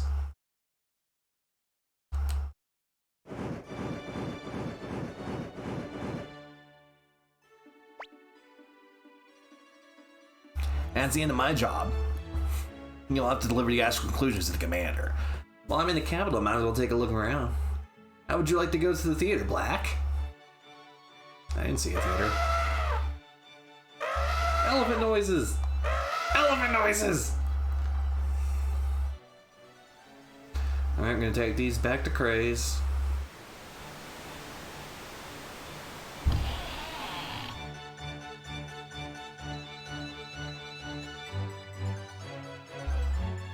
Who the fuck are you? You sure took your time. Commander Craze will be furious. And I am furious. Finally back, eh? I've been sick of waiting for you. Hurry up and give me the astral conclusions. I guess you've done your job. You're apparently not totally useless. So get ready for your next assignment. What's the matter? Why don't you look happier? It's an honor to be able to work for the Empire. Commander Craze is right. Ho hum. Listen carefully. East of Gregminster, you'll find a town called Rockland. Understand? Rockland, east of Gregminster. For some reason, this town has failed to pay its taxes. It's because they're all super poor. For some reason, they won't pay. So you will go to Rockland. That's right, you'll go to Rockland. And tell them that their tax payment is overdue. Tell them they're overdue! Shut up!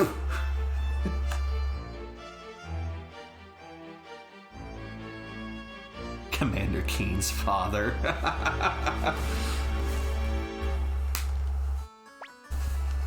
That's right, all of you stop yapping. Idiot. Kanan, I'm telling you to shut up! Who, me? Forget it. Anyway, ask the military commander of Rockland about the tax situation. His name is Grady, and he'll take you, and you'll take Kanan with you in this mission. Yeah, listen, all of you, I'm your superior in the Imperial Guard. Disobeying means disobeying the Empire. Keep that in mind. Yeah, Cleo, I agree. That's all I have to say. Now get on your way to Rockland. Kanan follows, but he's not in the party. He's not an actual combat character.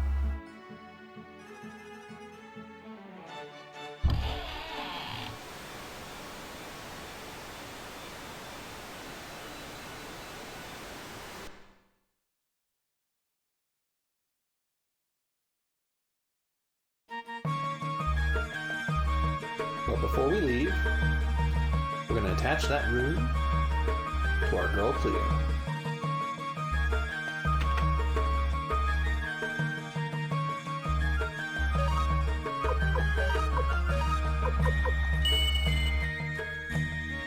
And now, we finally have access to magic. Fire runes in specific are meant for AoE damage, so they attack either large groups or entire groups of enemies. It's going to be useful for wiping out small hordes. And also some stuff to sell.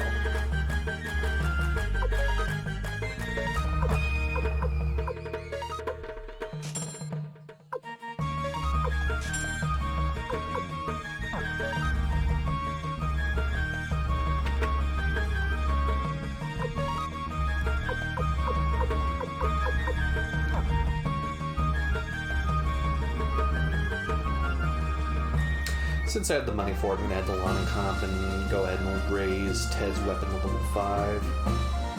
He's been kind of a VIP with them crits, so I'm gonna give him a reward for it.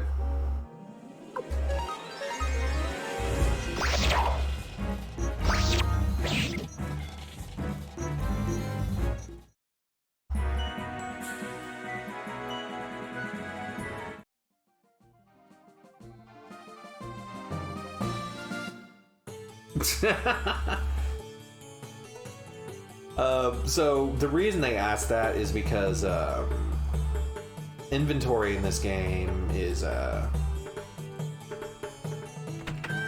divided between your characters. You have no...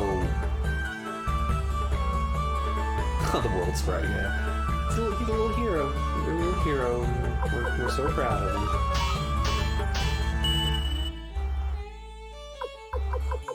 So, since Sid got in here so late, in this game you don't get different weapons, you just improve the weapons you already have. And as you improve them, they'll sometimes change their name to show that they've upgraded, but yeah. And in this specific Suikoden game, you don't have like they say party item here, but that's for key items. You don't have an inventory list. Each character has their own actual inventory that has a few slots in it.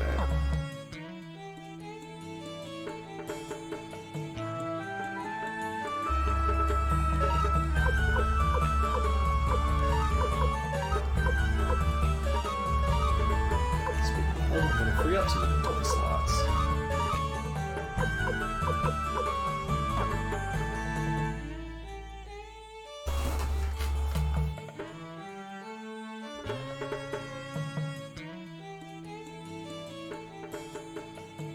I can turn on the game music.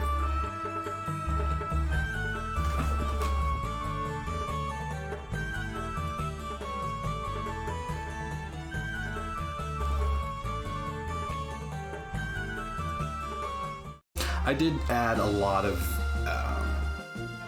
audio filter to the mic to make its levels a little more even. There's a compressor on it now, there's the noise gate, there's a pre-stage gain boost, so it adds another gain stage where I can increase the volume at. So I can actually increase the volume of my mic quite a bit without having to really futz around with anything else. In fact, I'm just going to go ahead and turn my mic up in general. How's that, guys? Alright, back to what I was doing. to Rockland, the land of rocks. It really doesn't have much else going on for it.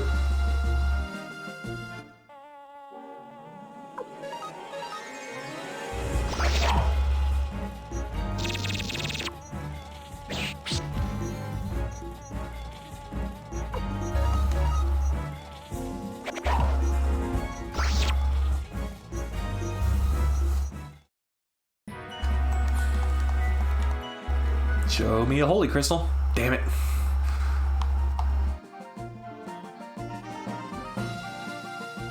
Oh wait, yeah, Rockland.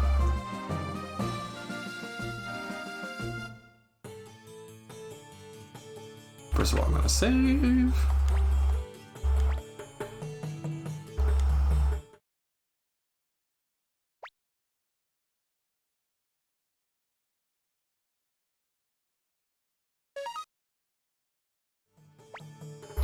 Sorry, but we're all out of tea.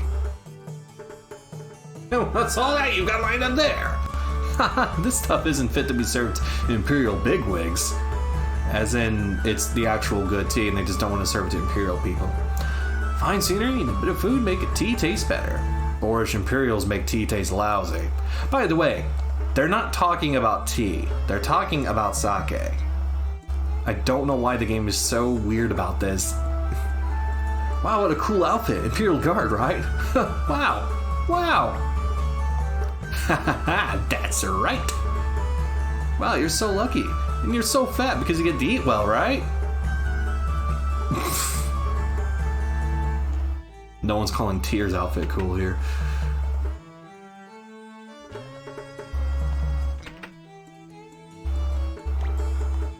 Who are you? We have no food.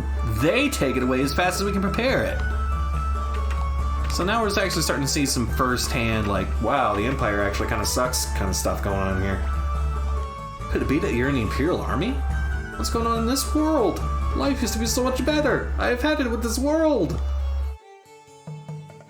What's the matter with Emperor Barbarossa?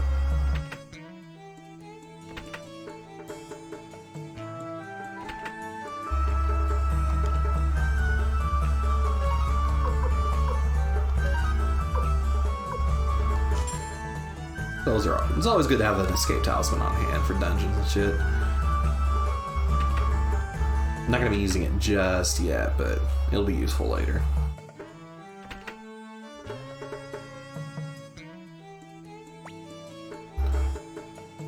Oni-chan. Yo, Aniki, are you an Imperial Army soldier? You're not, are you? I knew it because you didn't hit me. Wow. I saw them, it's true. The bands have returned to Mount Seifu in the east. That's where they're hiding out. So, hey, Tyr, are we the bad guys? A deep well. Conversation prohibited. This is a translation flub. It's meant to say no loitering.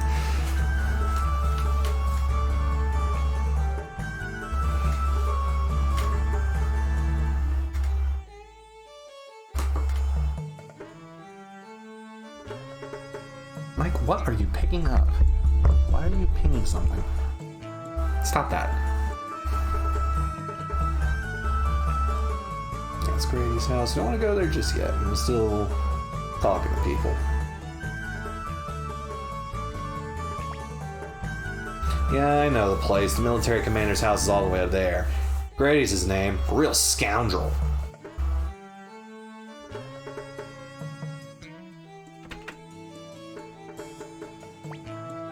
I'm hungry. Terribly.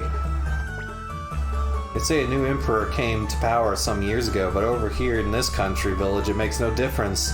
Who's emperor?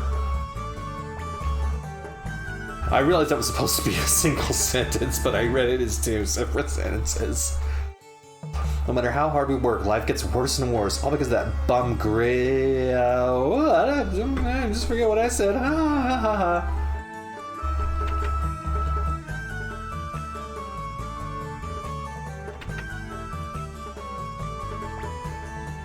You don't need to carry a weapon last year. But nowadays, it's getting so dangerous around here. I don't need your pro-gun agenda, Suikoden.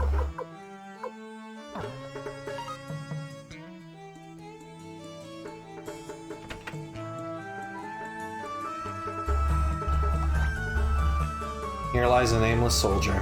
For me, war was life itself. Here lies an ordinary mother. Good night, until we meet again. Here lies a farmer. As long as there was gentle sunlight, I was able to grow anything. Here lies a troubled man. Loneliness is slow-acting but fatal poison. Here lies a poet. As evidence of my life, I leave behind a song that will be my epitaph. Cue Epitaph by King Crimson. Last word of a woman who died on the street. Clive, forgive me for not dying at your hands. That's awfully specific, don't you think? We'll come back here later with a specific character. But for now, let's go to Grady's house. Hey, who are you fellas? This is Master Grady's mansion. You're not allowed in here. What do you want? What did you say? I'm Kanan, Assistant to Imperial Guard Commander Craze. Tell Grady to get out here. Yes, sir, right away. Please wait a moment. What is it? Those villagers come to complain again? Get them out of here. No, sir, they say they're Imperial Guard. Whatever they are, I'm busy. Hurry up and... What? Imperial Guard? Did you say Imperial Guard? What did you tell us, sir, you fool? Oh, welcome, Kanan. Welcome, members of the Imperial Guard. What brings you to this poor country town? Please, come in.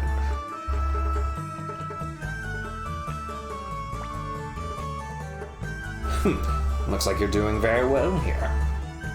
Oh, no, not at all, sir. Forget it. You know what we're here for, don't you? Indeed, sir. About the taxes, right? We've been troubled about that, too. You see, some bandits settled down nearby Mount Seifu and have been pillaging the local villages. That's why we've been unable to collect taxes and deliver them to you. Yeah, that's the ticket. But I'm glad there's nothing to be worried about now.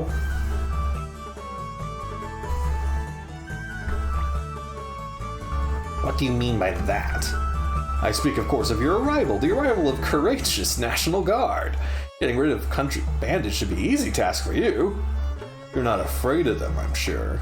Of course not. Bandits, well, we should be okay. We'll crush them like flies. That's ridiculous. Our mission is to... I can't wait. I've been waiting for a good fight. Me too. Let's teach those bandits a lesson, right, Tyr?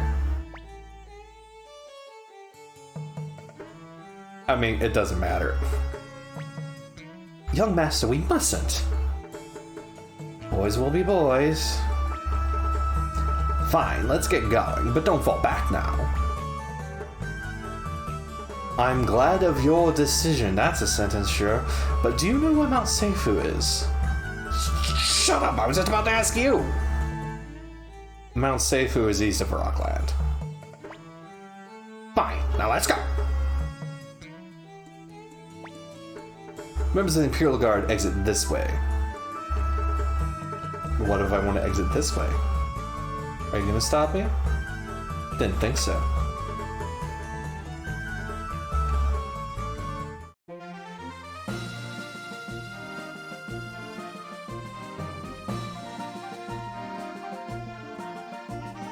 And we get to hear my favorite track again.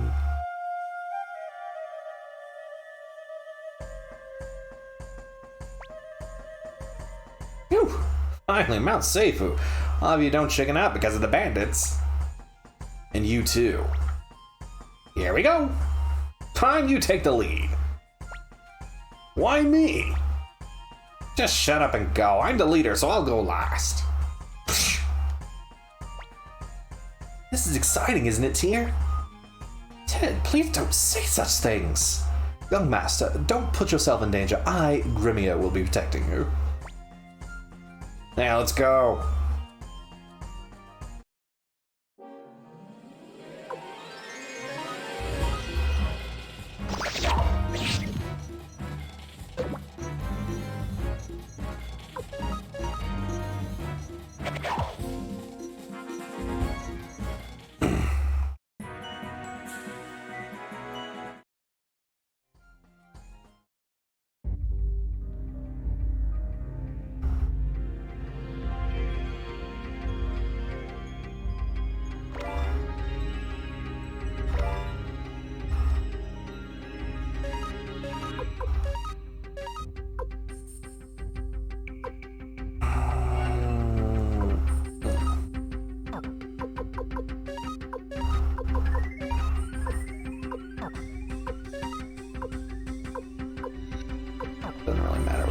place.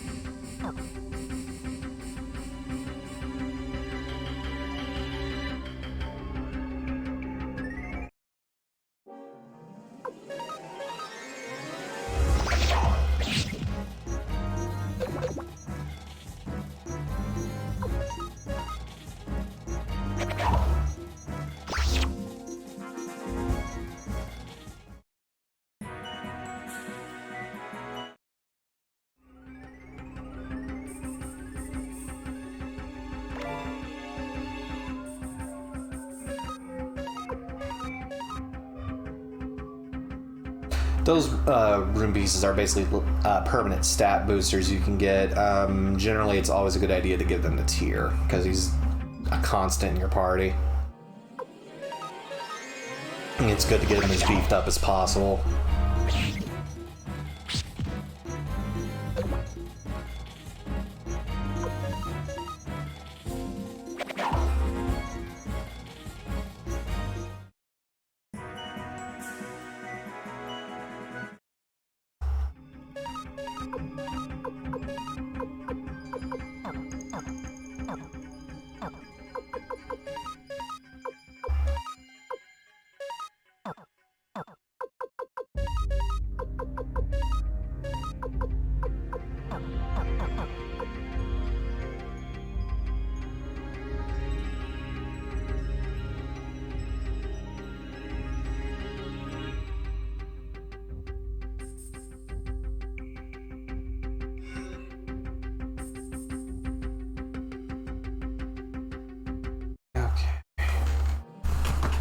Consult the guide.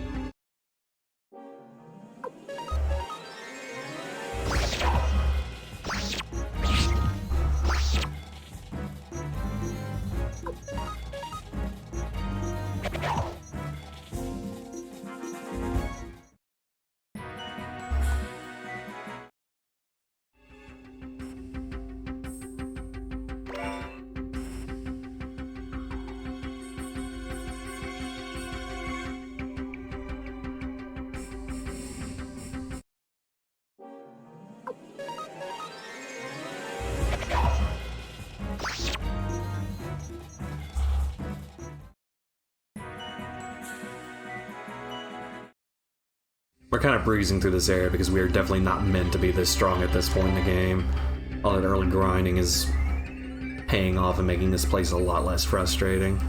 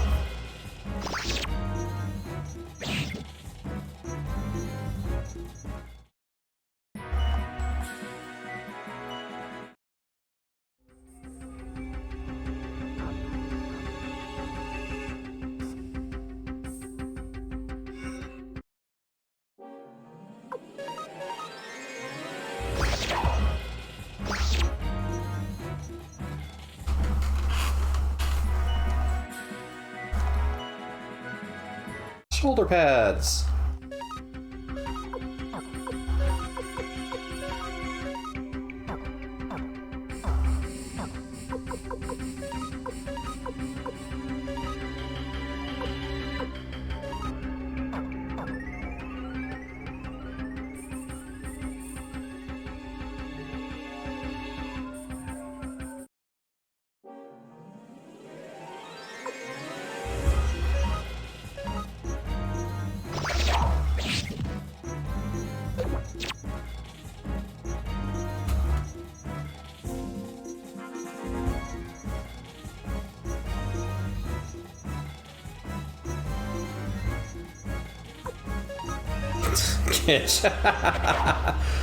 Kenshiro appreciates a good pair of shoulder pads.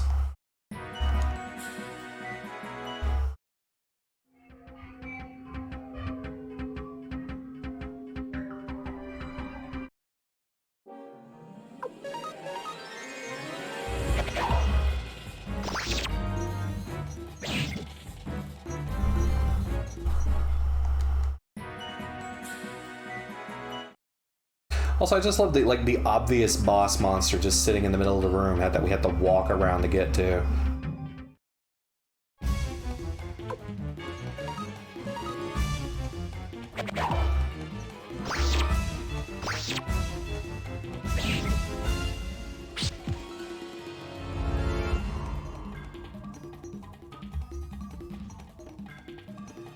Okay, if I remember correctly.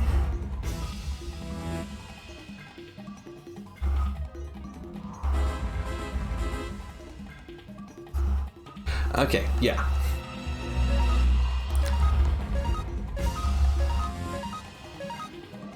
So, we cannot actually win this fight. Spoiler. So it was important that we all stay beefy and healthy until it is over.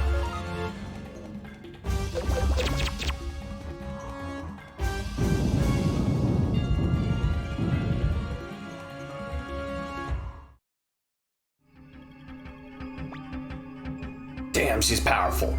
We'll never beat her. Actually, probably easily could have. At this rate, we'll get wiped out. Fools, what are you saying? You must protect me! Young master, let's run. I'll protect you. I don't know if we can make it. Do something! Here, everybody, stand back. I have an idea. A very stupid idea. Yeah, I was gonna say. Yeah, he's such a piece of shit. Don't worry, Tyr. Let me handle this, but thanks for being considerate, Tyr. What's this? Ooh woo? Ooh woo? Oh whoa? Oh whoa?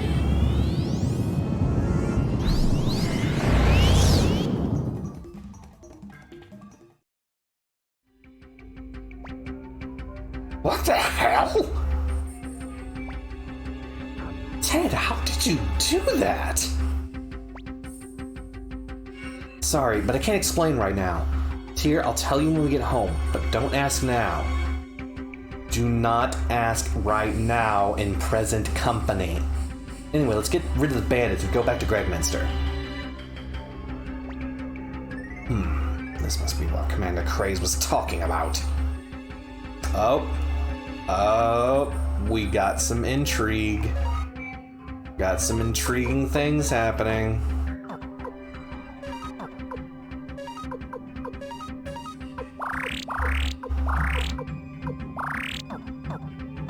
That's some intriguing stuff you got going on there, Ted. Ted, you just wiped out a boss we were all supposedly could not beat, all by yourself.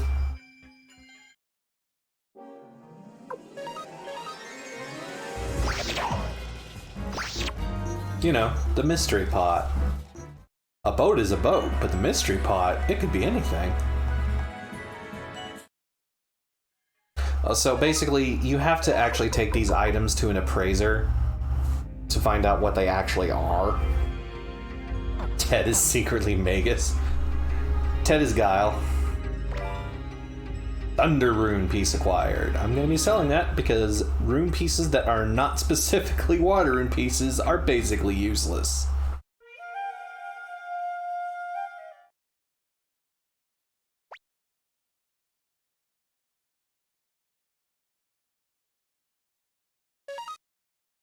This is our first actual save point, the Journeyman Rune Crystal.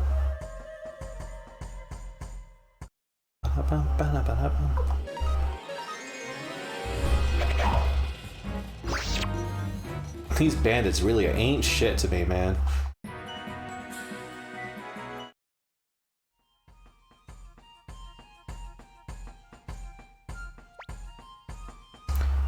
Well, well, we have visitors. How unusual. What do you want? Listen up, you bandits. I, Kanan, Assistant Commander of the Imperial Guard of the Golden Emperor Barbarossa. Not the Pirates of the Caribbean character, someone different. Barbarossa. I've come to teach you a lesson. Turn yourselves in, you tax thieves.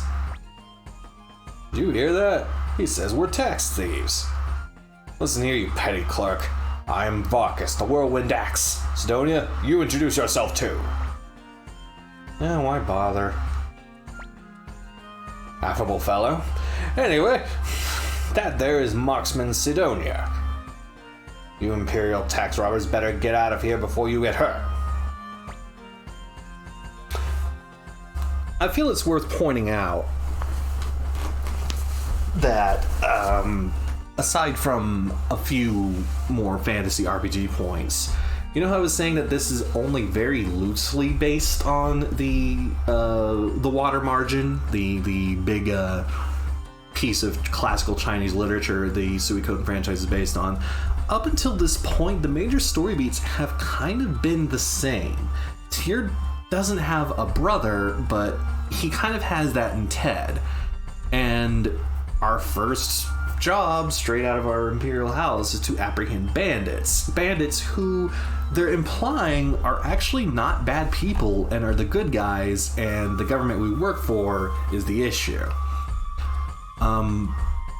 But without spoiling the actual plot of Suikoden, this is the point where it really starts to diverge pretty heavily. I'm the renowned Imperial hero. Oh, shut up. Don't you join in their stupid game. Listen, bandits, you don't give yourselves up, you'll be sorry. You want to fight? Fellas, go get them. Whoa, these guys are serious. What are you doing? Hurry up and fight, fight!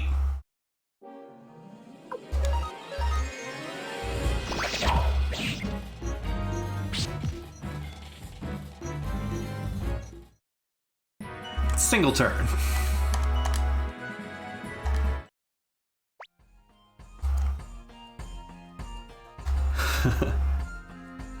Oh my goodness.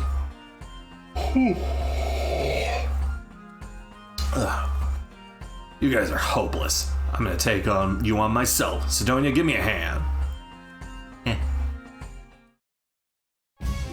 Alright, this boss fight I actually have to take seriously, but it's not really that hard.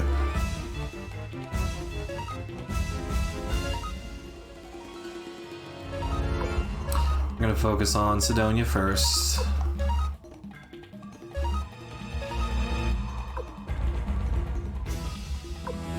I'm gonna do that to Varkas because I'm pretty sure they're gonna take out Sidonia with regular attacks.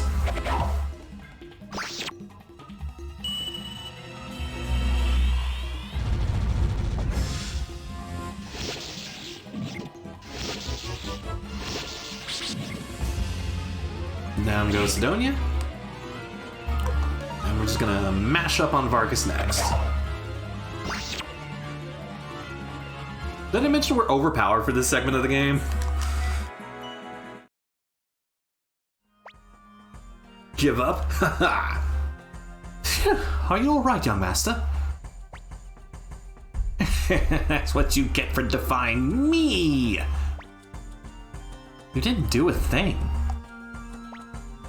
Damn, how can I be defeated by Imperial dogs? Capture the bandits.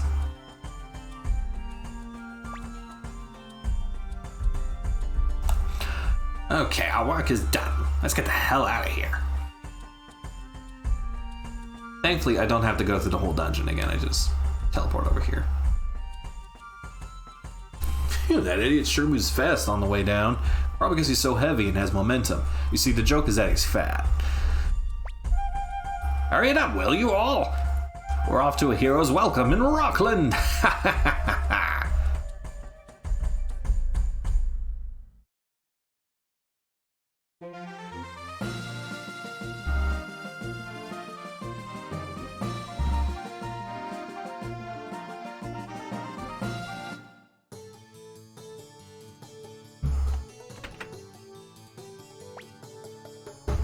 Save.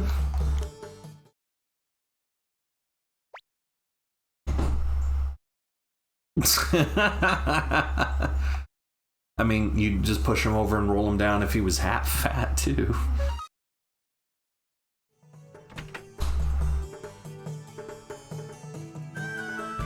Oh, I should sell some of the excess items I have.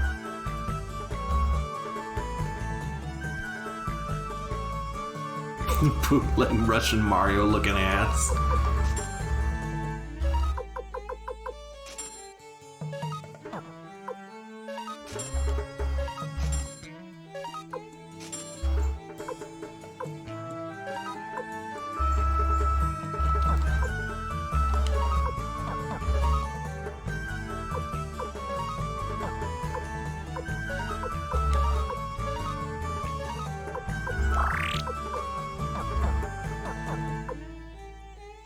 I'm gonna head back to Gregminster real quick before I continue the story.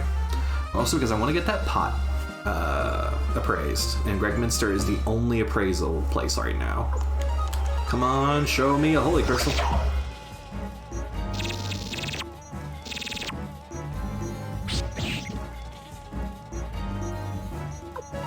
Give me that holy Chris. Show me the holy crystal. Damn it.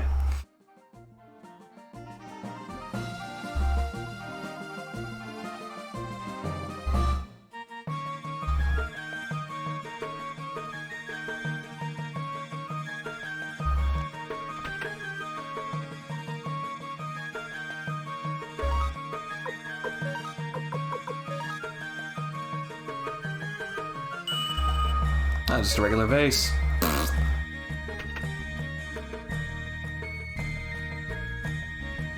I could have told it was a vase.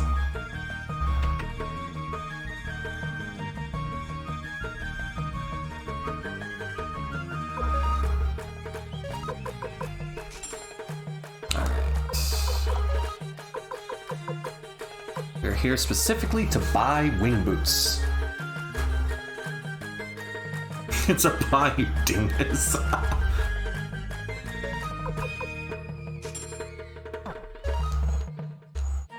Those extremely expensive bits of equipment that are generally only available in the late game. I realized I had enough money to go buy one because, you know, I've been prosperity rune grinding. I figured I'd go ahead and give one to Cleo. That also increases her speed by a significant amount. So she'll be going first in a lot of turns from here on. Also, I believe it beefed her defense up to where she could easily be in the front row instead of these guys. I might have her replace Gremio. Yeah, that works. Because Gremio's medium range, you can hit from the back row.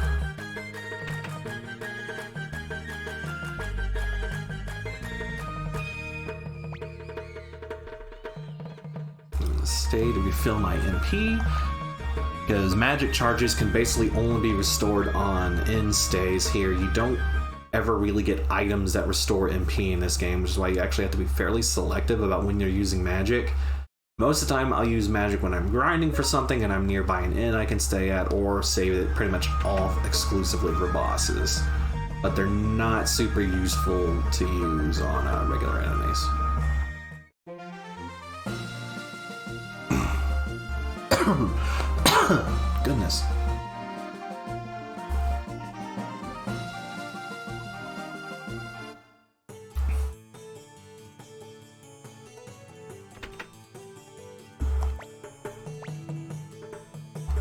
I don't remember if I saved in Gregminster or not. Oh, apparently I did. It's fine. Save early, save often. I'm also not creating a whole lot of separate save files in this game because that's just not what I do. Welcome back, Master Kanan. What happened with the bandits? What? You captured him? I'll kill Master Greedy right away. Please, wait a moment.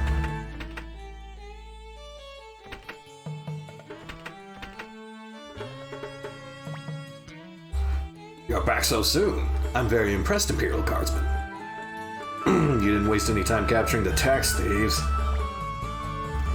What do you mean, tax thieves? You're a tax thief! We'll place them in this dungeon here.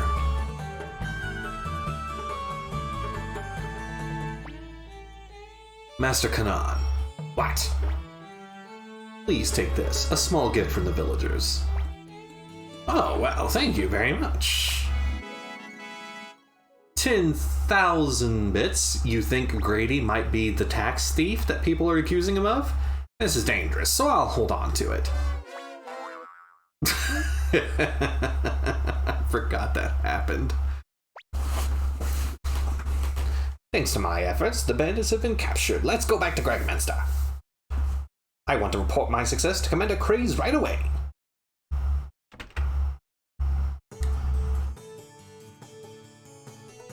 Hey Ted, do you think we're the bad guys?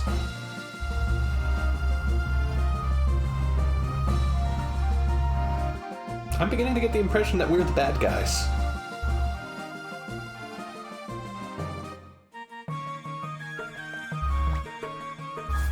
This is as far as you have to come. I'll report to Commander Craze. You can all go home and rest. I'm such a nice guy. Yeah, so nice it makes me cry. He's planning to take all the credit for himself. Let it go, Pawn. It wasn't such a big accomplishment anyways. I'm exhausted. Let's go home and rest. Young Master, we've been away from home for a long time. I'll fix something special to eat. Great, Grimio, your cooking's terrific. Ted, you come with me. What's this about? I don't know, maybe it's the thing you did that we all saw you doing? You dingus? Oh, nothing much. It'll be over soon. Come along now. Okay then, Tyr, go on home. I'll see you later. Besides, I have something to tell you. Let's go, Ted. You think the Empire might be somehow interested in that super magic nuke power that Ted showed off? I don't know. You tell me, guys. You tell me. Finally, home sweet home. Young Master, I'll prepare some food right away.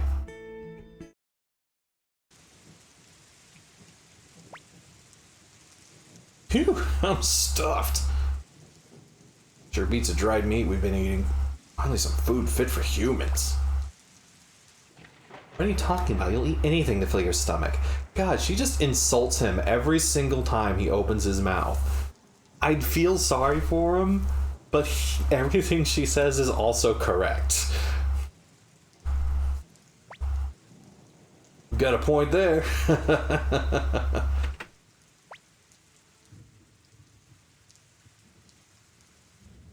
Young Master, I've made some tea. And like actual tea now. Ted's late. He said he'd be right back. Stew's getting cold. Young Master, it's kind of disturbing, isn't it? How so many people are saying bad things about the Imperial Army? You're right. Back to the days when we won the War of Succession, the Army's reputation has gone down the drain. That's because of shady characters like Craze and Kanan doing whatever they like. It's definitely not a core problem with the system. Young Master, you must miss your father.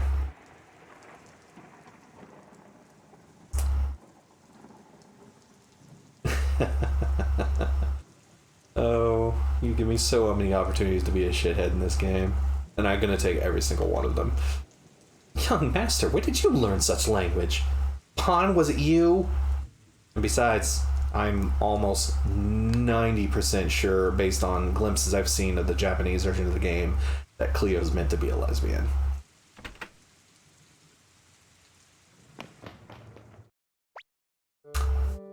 Well,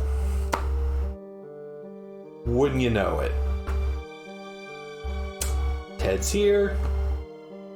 He's on the floor. He's grunting and groaning. Sad music is playing. What did we say was going to happen? Young master, what in the... Cleo, Pawn, give us a hand! Ted, what happened? All this blood and this wound, it's not natural. Magic? What are you doing? Bring him in immediately, young master, give us a hand. Of course I'm gonna help. He's my boy. You're my boy, Ted. Remember that you're my boy? Put your hand on my shoulder and heave. Ho!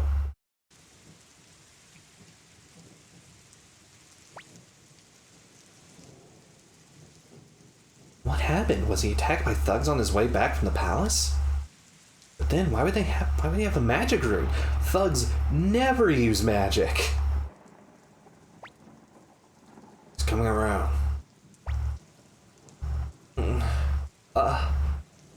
Where am I?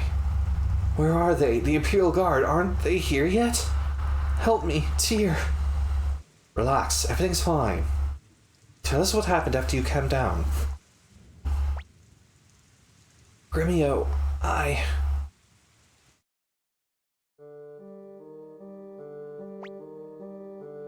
Hurry up, will you? I'm starving. Keep quiet and wait.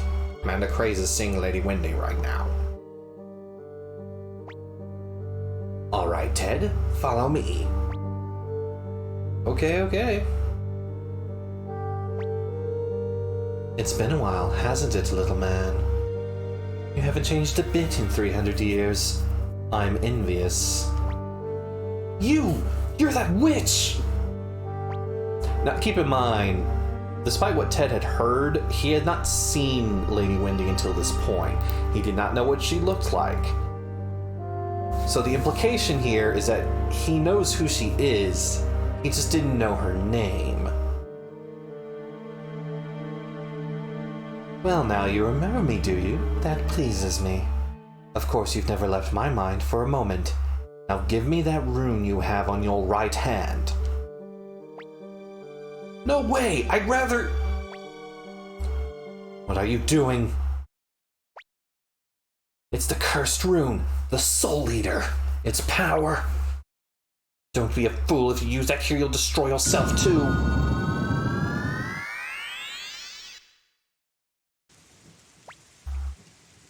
Here, please.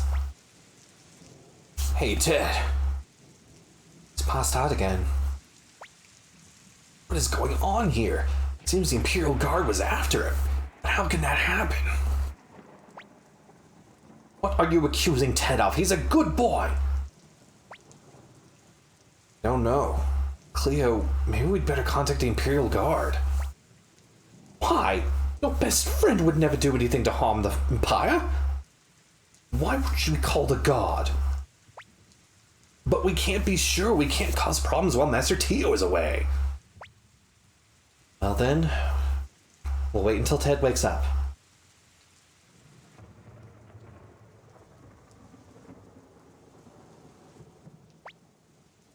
The Soul Eater that Ted mentioned. I've heard of it somewhere. Don't worry. Ted would never get into trouble.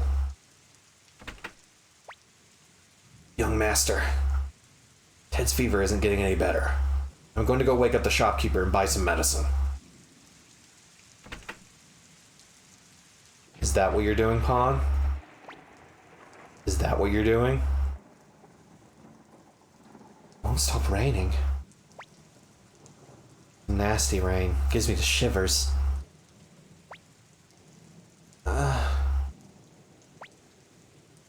He's waking up. I'm sorry to be a bother. Forget it. What did you mean by Soul Eater? Tyr, please. Will you do something for me? Like one of the options is just no. Tyr, take off my right glove. He had to get into bed with him to do that. What's this? Not one of the 27 true runes. Alright. So this is a bit of the world building they kind of skip on. So let's take some time to talk about the creation myth of Suikoden. Nani? So, the creation myth in Suikoden runs that there is a sword and a shield, and both brag to each other about their strength. The sword says it can cut anything in existence, the shield says it can protect from any blow. So they crash into each other and shatter, creating 27 stars in the sky, as well as forming the earth and the heavens and all that. You know, blue, blue, blue, blue. These 27 stars are considered the 27 true runes. Of the true runes, we know a little over half of them throughout the entire franchise, but of course, unfortunately, the series ended before we could learn about all of them. This game, if you couldn't tell already, is going to focus around one of those 27 true runes, specifically the Rune of Life and Death, aka the Soul Eater. Yes, it is.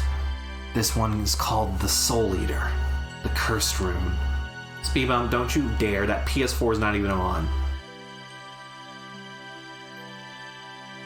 Hello. Hello, Speedbump. Excuse me. I can't believe Game Freak created the world. Oh, excuse me. The source of all this trouble, and the reason why court magician Wendy is after me. Why? Why Lady Wendy? Why would she do such a thing? I don't know why. That witch wants this rune. I've been wandering the world for 300 years trying to escape from her. That's another thing. True runes grant a sort of immortality to those who wield them. It essentially means they will never age and never die of natural causes. A true rune user can be killed, like have a murder happen, but they cannot die of natural causes. They will live so long as they continue to do that. However, when a rune bearer is killed, the true rune has to have a host. It can't stay attached to a corpse. So it will usually attach to whoever's nearby. Isn't that a bit of foreshadowing? I never thought she'd find me here. My mistake was using the rune's power at Mount Seifu. Is it what you used to blow away the Queen Ant? Tyr. With this wound, I'll never escape that witch. I hate to bring friendship into this, knowing it will bring unhappiness, but you're the only one. Please, protect this rune. This cursed rune must never fall into the hands of Wendy. You're the one I can entrust this to. Speed bump, you're ruining the scene. Speed bump, get on with it now.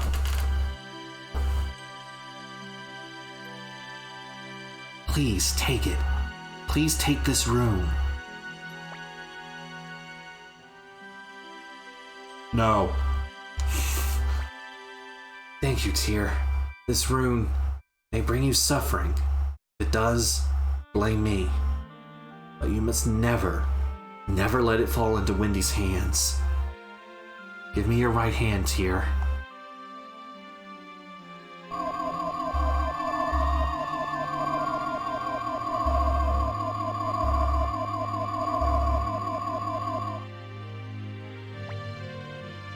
And now, I can relax. Right on cue. Yes? Out front. Follow me, Gremio. Yes, Cleo. Here, 300 years, I never had a good night's sleep. Now, I think I can.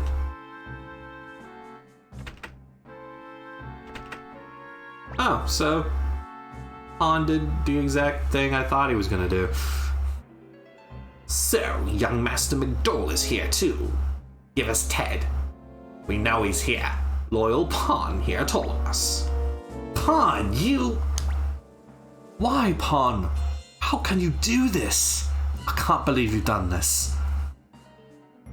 Can't follow and allow any trouble to happen while Master Tio's away. I can't lose his trust in me. Please understand.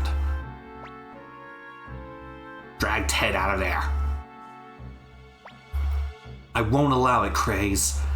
No one, even a commander of the Imperial Guard, can enter Master Tio's house without just cause.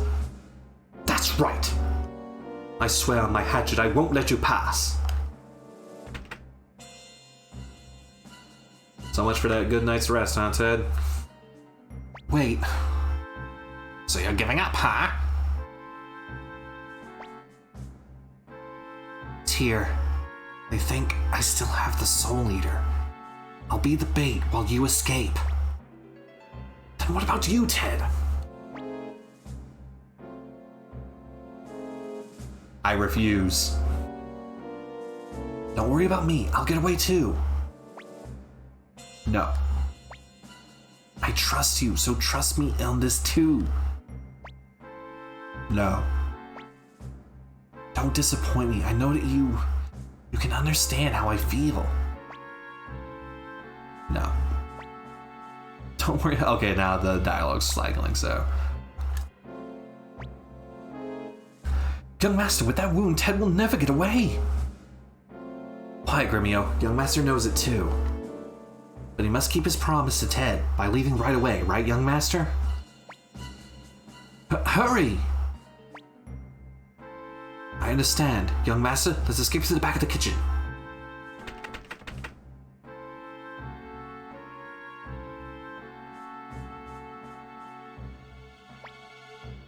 Thank you, Tyr. In 300 years, you were my only true friend. But not the only friend. I mean, you had other friends, but... I mean, come on. Well, they let them run off, Sid, because they think Ted has the room. Like, they think Ted still is the bearer of the Soul Eater, so they don't give a shit what Tyr and company are doing. They didn't overhear that conversation, apparently, so. I'm running in the rain. Hey, what are you doing in my house? You're a suspicious character.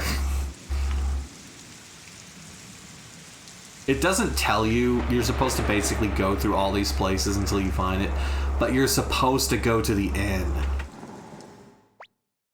Oh my! Why, aren't you young Master McDole? Come on in!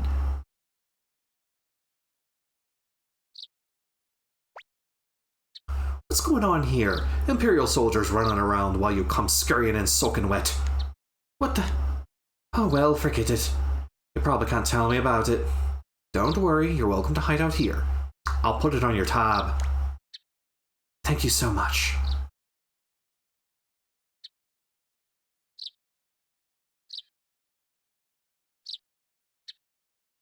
Look, man, you gotta work with what you got. I think our only alternative is to travel north and ask Master Tio for help. For now, we'd better figure out a way to escape Gregminster. Young Master, we'd better make ourselves scarce for a while. Good heavens, I never thought we'd ever... Young Master, try not to wander about.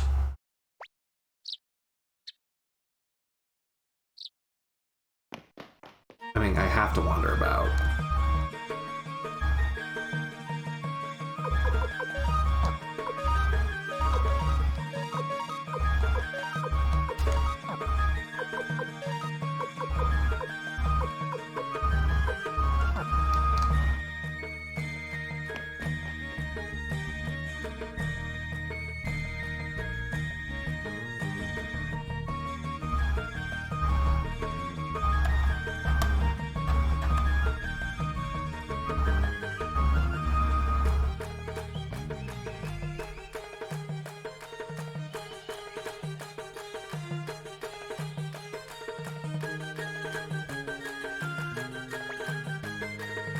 Young master, you shouldn't wander about. I'm gonna save real quick.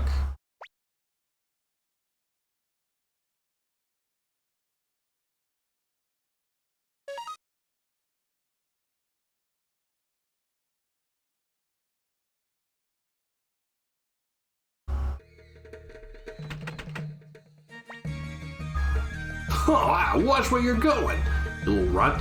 I get called to duty on a holiday, send out to search for someone all night, finally find a room to catch some rest, and you come along.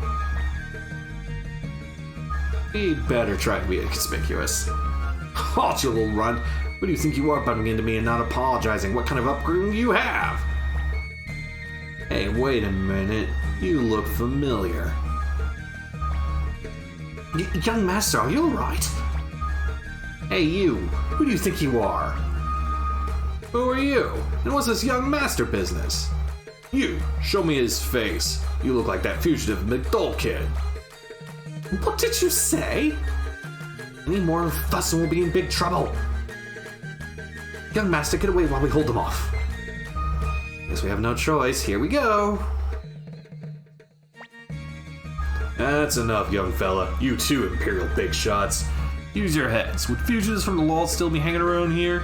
They couldn't be that stupid. I suppose you're right.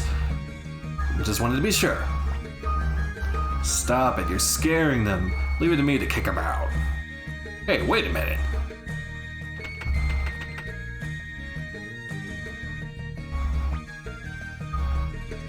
Don't worry, there's no reason why we should be so loyal to the Empire. Hey, it's that guy! So, that whole sequence of lines is very weird, and I'm not sure if it's a translation error or not, but you know how it goes. Thank you very much.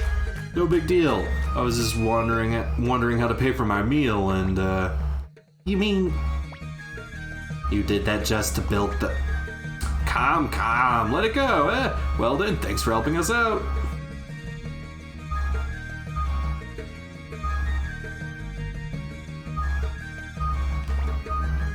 What's the matter? You look troubled.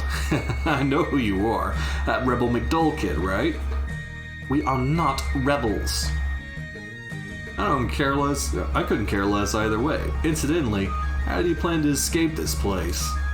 I have an idea if you care to listen. I'm used to this kind of thing. Interested? You seem like a trustworthy dude, you large, bear-like man. Leave it to me, but I have one condition. Here we go. It's no big deal. If you succeed in escaping, I'd like you to meet someone. A small request, right? So, it's a deal. Let's hurry. First, we must go to the palace gates. Don't worry, I won't head you over to the Imperials. Victor joins the entourage. Victor is a short-range character, so I need to put him in the front row.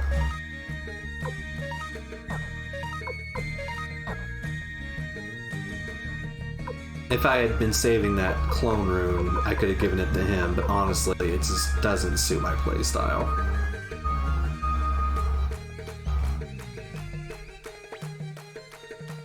Well then, I'll go talk to them. Just relax and wait here.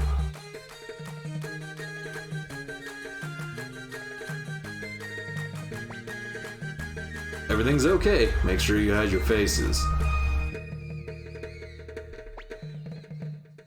Sure is hot around here. Think I'll get in the shade. Phew, we did it. I thought my heart would burst.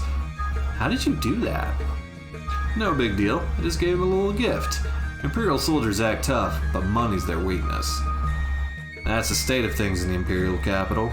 Corruption is everywhere. Everything's about to come apart at the seams. That's too bad. Say, how did you bribe him? You just told us you had no money. I should have used my own money to help you get away. What do you mean? Hey, my wallet! Where did you... Here you go. I suggest you keep a better eye on it. From now on... And now for our little promise. You haven't forgotten, have you, little fella? It's Master Tier.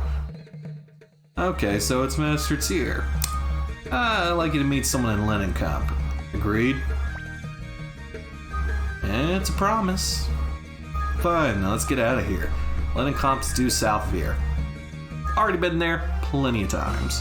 But before I go, I want to stop in Rockland real quick.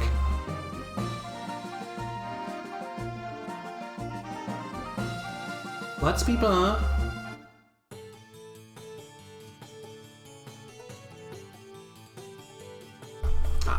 Never mind, I missed my chance to get that scene. Oh well.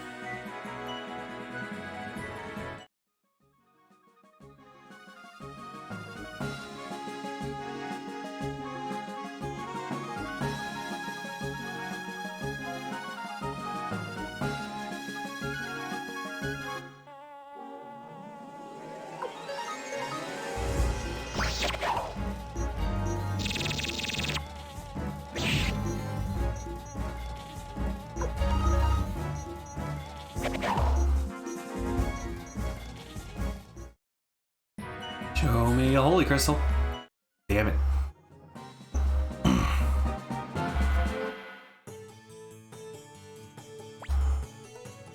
Here we are in Linen Comp. It's here. Not much of a place, but hey. I'm reading this sentence all wrong. I'm so sorry.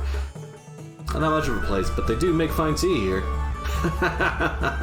Well then, it's about time to get to work. Let me go make some arrangements. I may be late, so take a look around. Who is that fellow that Victor wants us to meet? You know, I can't quite trust that man. I have no idea. So what shall we do? I'd love to take a shower.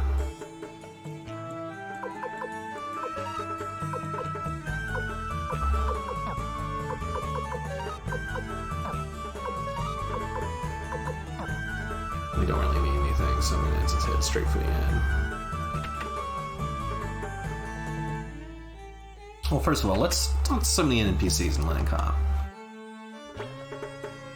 They say some traitors are on the run. It's not you guys, is it?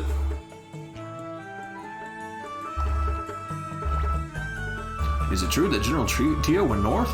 War is bad for business. Actually, war is excellent for business, my brother. The problem is capitalism. If you're spending the night, I recommend the Kayaki Inn, just down the street. There's a rune master, but I ain't got no runes to attach.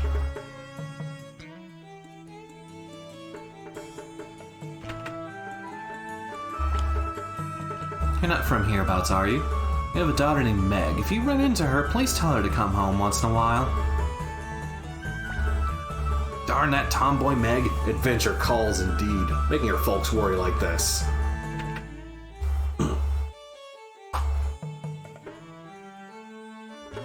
Oh gosh, my back hurts.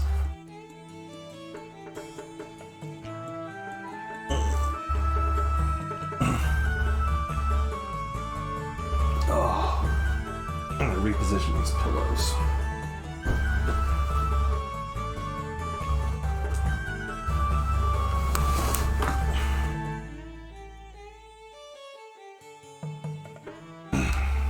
Oh, that feels better. Ah, oh, Jesus.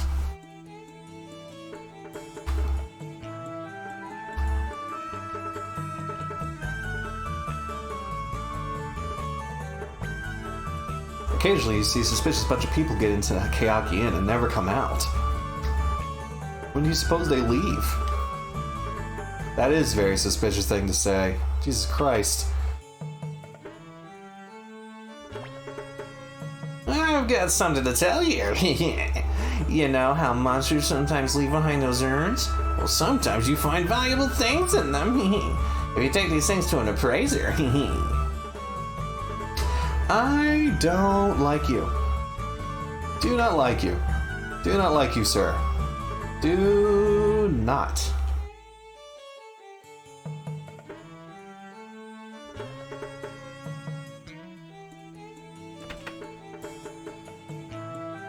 All this food laid out for nobody to eat it. Except this dude.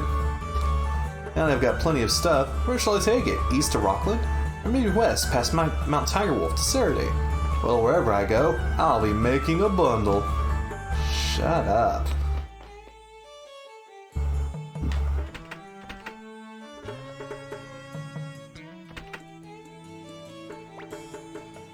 Damn, I was out for just a bit.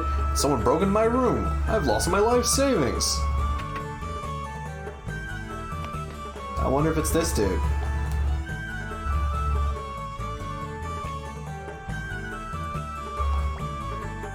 Welcome to the Kayaki Inn. The bed is 70 bits per person. I'll throw in breakfast. So you're a friend of Victor's? Well then, I'll prepare best rooms we have.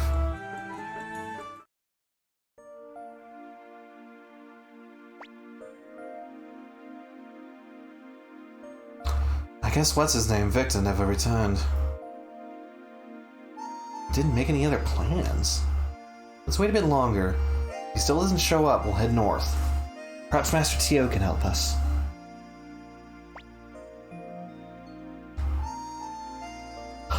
Cleo, why did Pawn... Don't, Gremio. What's going on? It's such a late hour. We heard that some fugitives are staying here. We'll look around. But sir, our guests are sleeping. Shut up. Do you plan to harbor rebels? Young master, they're coming for us. Victor! He must have ratted on us. I knew we shouldn't have trusted him. This doesn't look good. They'll find us for sure. What should we do, young master? I'm scared. Hell yeah, I'm gonna fight.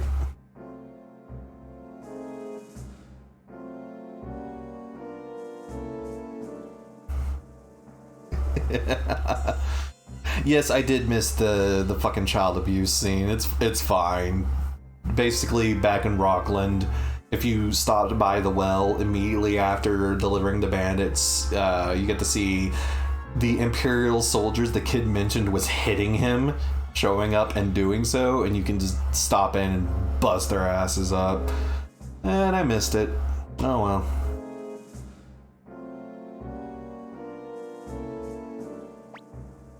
Yes, young master.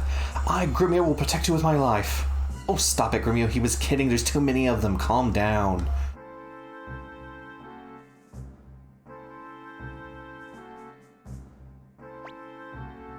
We're in big trouble now. Gremio, maybe we can get the young master out before... This way, hurry! Who was that? Oh, I gave them the wrong voice. That's Odessa. What are you waiting for? Hurry! Do you want to get caught? Who are you? Whoever it is, thank God.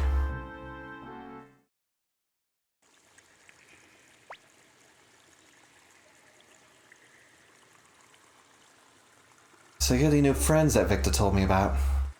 Everyone's waiting, follow me.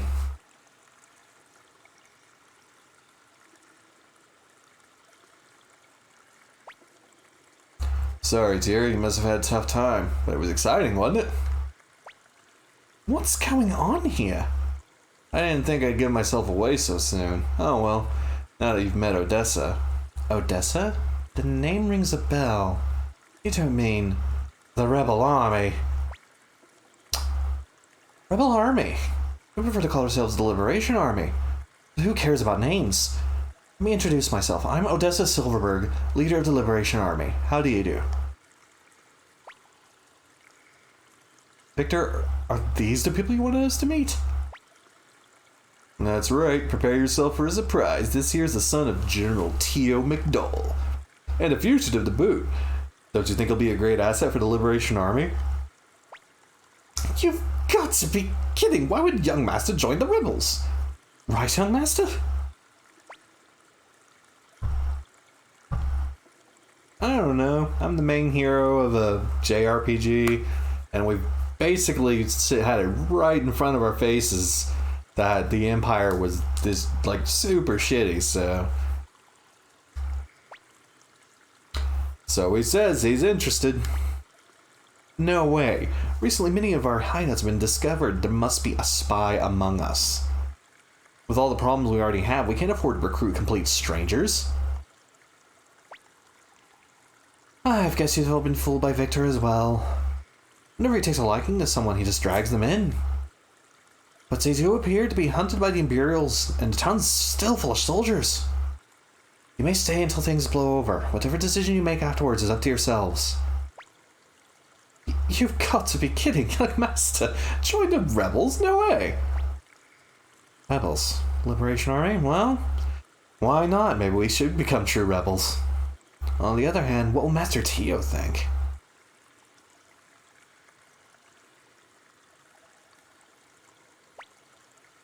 If Odessa greets you as a guest, so will I. My name is Flick. Lightning Flick of the Liberation Army. Never heard of me? Well then, remember the name, bitches. Quite when there's Humphrey the Swordsman, and that's Sanchez. He doesn't have a title, because he's just Sanchez. We think you're pretty famous in the Liberation Army, you know. You care a lot about being famous.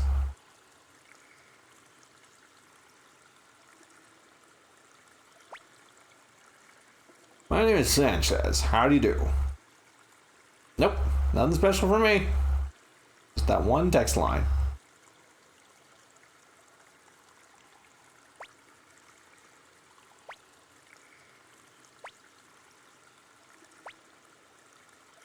Talkative lad.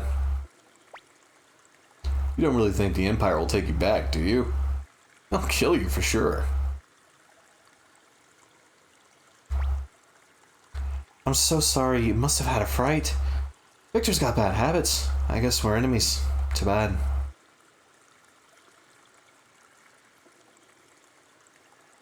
Well, that's not good. Are you alright? Must tell Lady Odessa. Let's take him inside.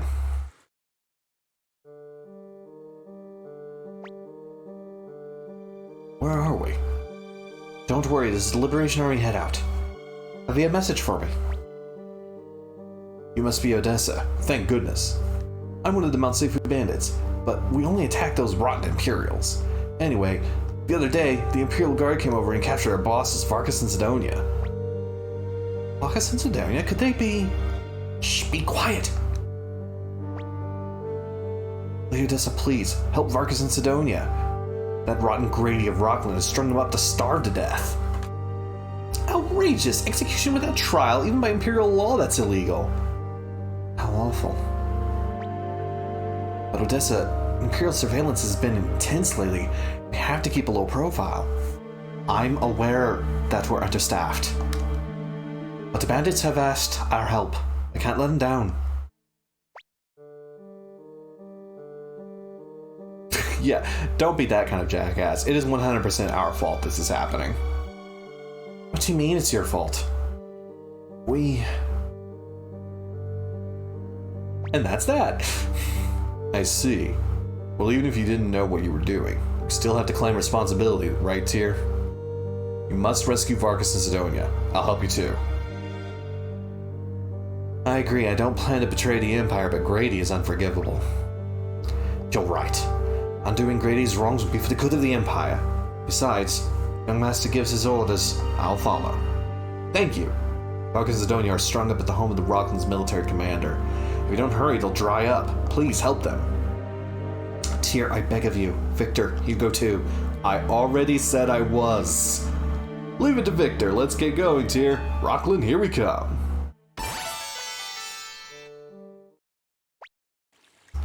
Rockland is east of the capital. From Lenny Camp, it's northeast. Once again, I have nothing else of value to say. Don't for a minute think that I trust you. Victor, that goes for you too.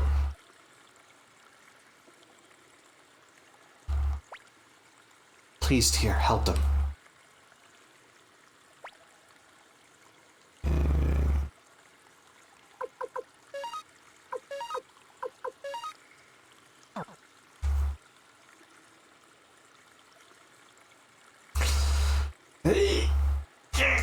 Stretching, stretching. Oh, my arm hurts.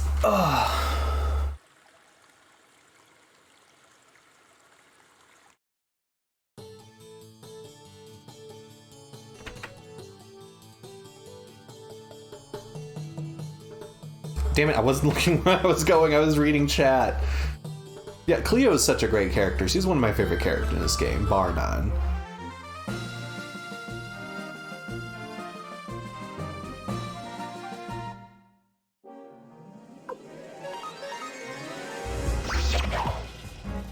Oh, I forgot to armor up and sharpen Victor's weapon while I was in there. Crap. Crap!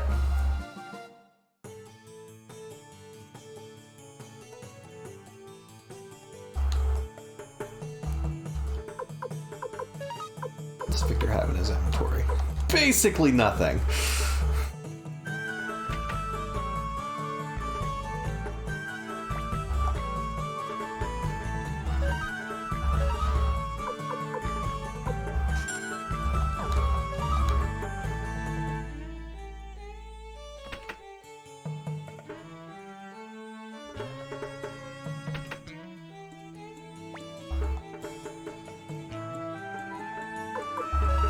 Ting, ting, ting. Wah. Ting, ting, ting, ding.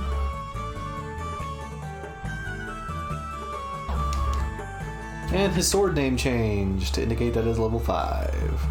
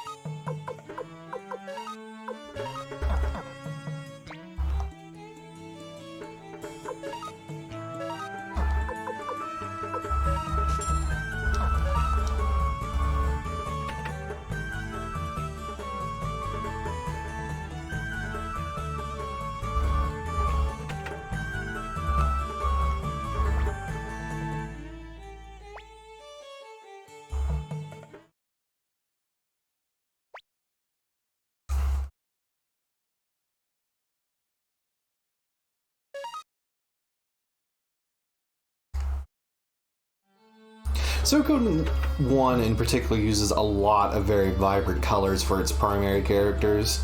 Everything's very saturated.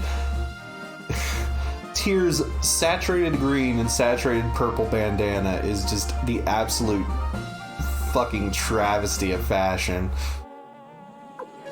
You should get a lecture from Milish about it.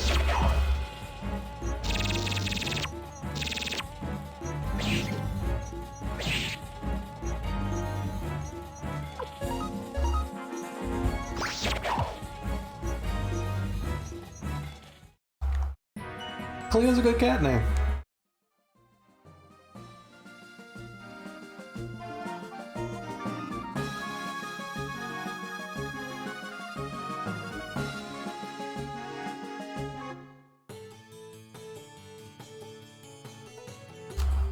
So, before I go any further, browse the guide.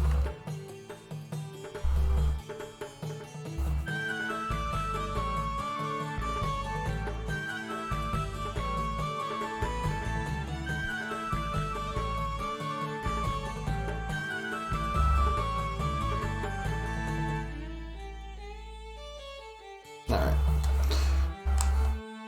It's pretty straightforward.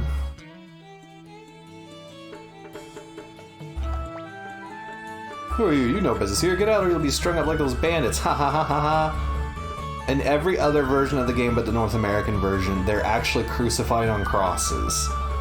By the way. Security is pretty tight. But he's tough sneaking in. Leave it to me. I'm used to things like this.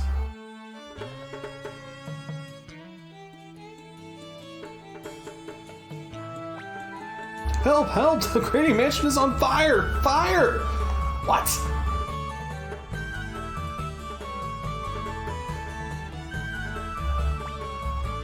Victor, what have you done? You didn't. I didn't do anything. Must be the dry weather. My goodness, young master, don't you dare take out to someone like this. I love Victor.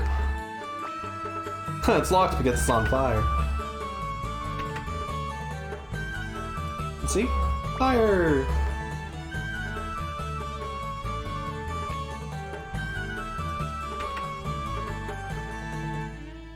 Now I'm the boss. The boss is me.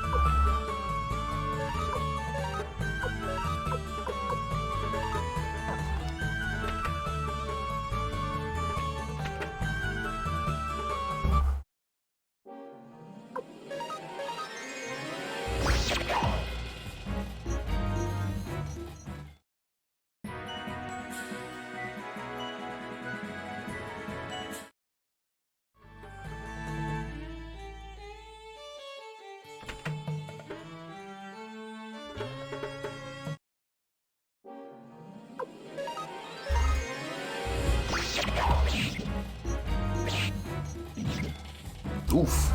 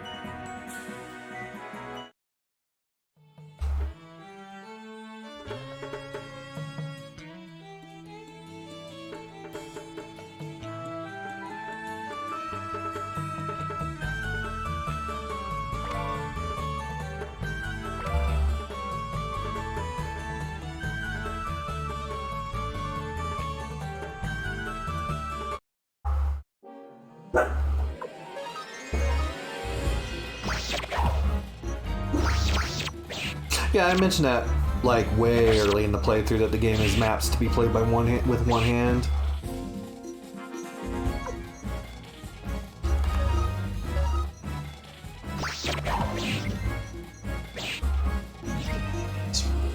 Caesar, why are you barfing?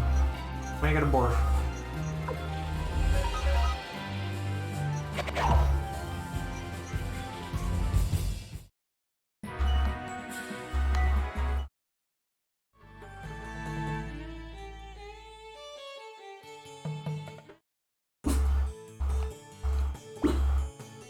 Oh, what's going on? I can't see.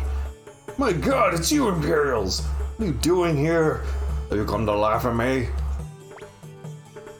Of course not. We know what sort of fellow Grady was. We never would have helped him. A few things happened, and now we're wanted by the Imperials just like you, so we'll help you out. Thanks. Get my buddy here, will you, too, will you?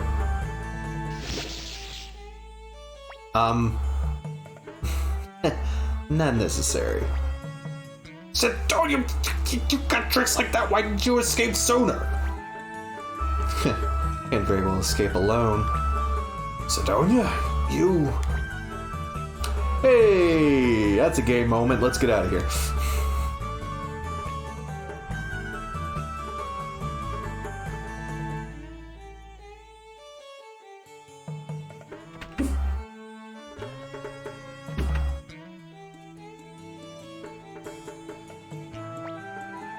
You, how dare you tread against the Emperor? Free the bandits and even set my house on fire. You'll be sorry. So you want to fight? Don't think you're the only one with a grudge. Well, cut out your eyeballs. That's really violent. I'd rather tear him to pieces. That's really not necessary. You'll regret this. I'll tell Master Cranes about this. You'll get yours. Cleo, do you think the Empire will take us back? I don't know. Young Master. Don't worry about it. There's all kinds of ways to make a living.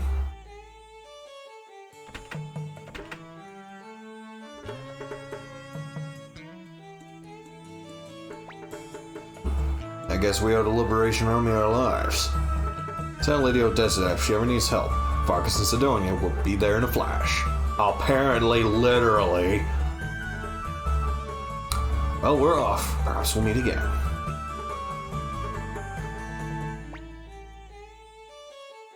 Sure is great to be done. Let's go back to Linicon.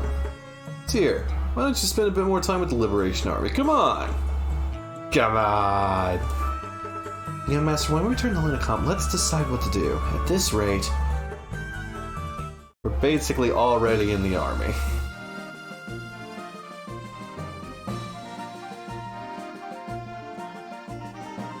The one title that doesn't have the one-hand feature is Suikoden 4 because the L1 and L2 buttons are map functionalities, or camera functionalities rather.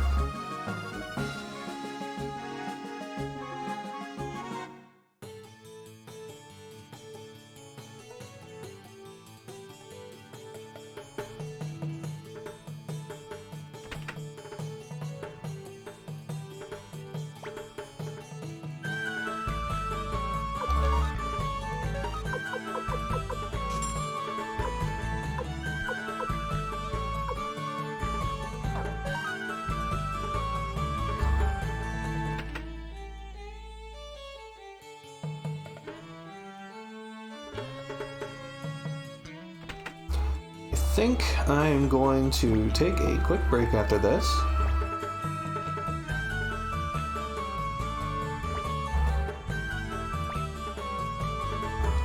After I save.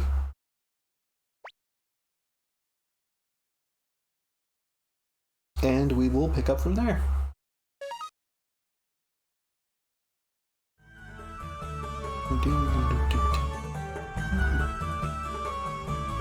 I'm gonna leave you with my BRB screen.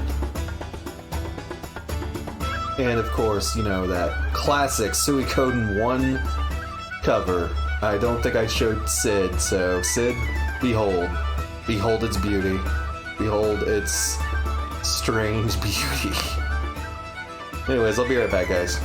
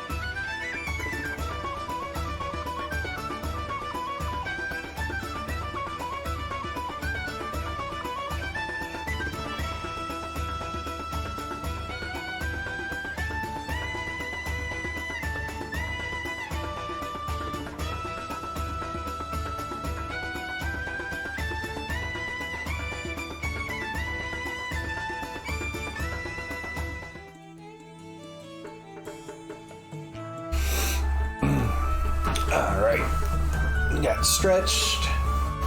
Got me some cheese to snack on. Kick my blinds accidentally. Fresh soda. We're good to go.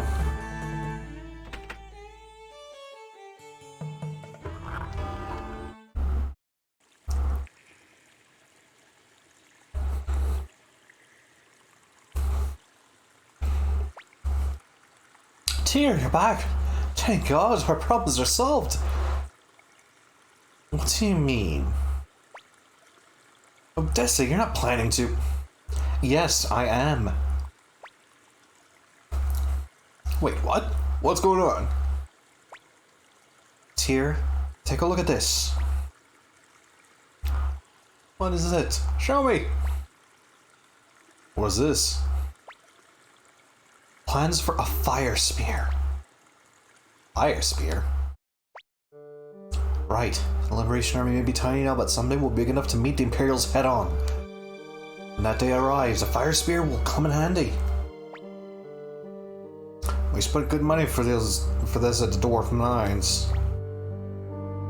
Tyr, this blueprint must reach our secret factory, but we can't leave this hideout unattended. I'd like you to take on this assignment. Enough! Don't you understand that we are members of the Imperial Army? How can you expect us to betray them? Let's go, young master. No need to stay here any longer. Wait. Do you have any idea what the Empire is really doing? Do you know what the people want? Or will you pretend to ignore all that? Gremio, you saw with your own eyes, heard with your own ears. Are you willing to ignore the truth, despite all you see and hear? What about you, Tyr? Do you still want to return to the Empire and continue to be McDowell's little boy? My father goes his way, I go mine. Wait just a moment, young master. Talk like that and you'll never rejoin the Imperials. Don't you care? Come on, Cleo, talk to him. I go where young master goes. My job is to protect him. Those are the orders I received from Master Tio.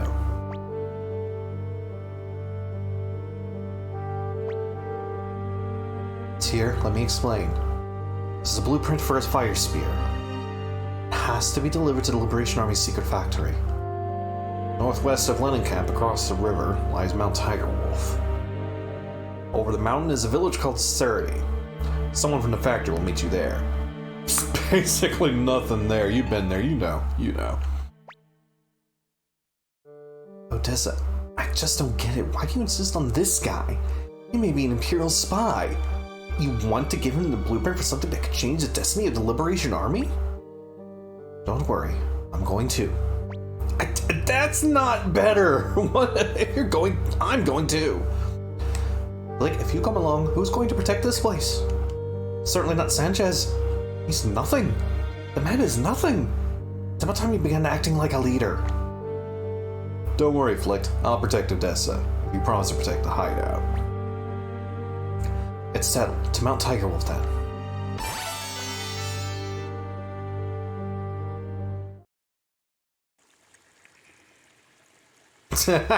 Don't be jealous.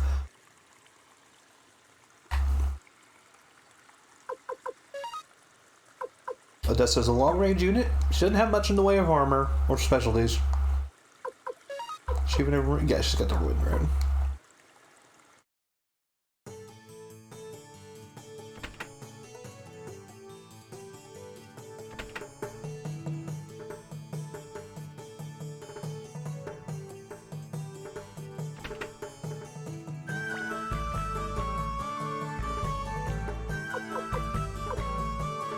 That's what I figured. Odessa's weapon will be the same weapon Ted's was when he leaves your party. They share the same weapon slot in the data. They do not share equipment, though, I don't think.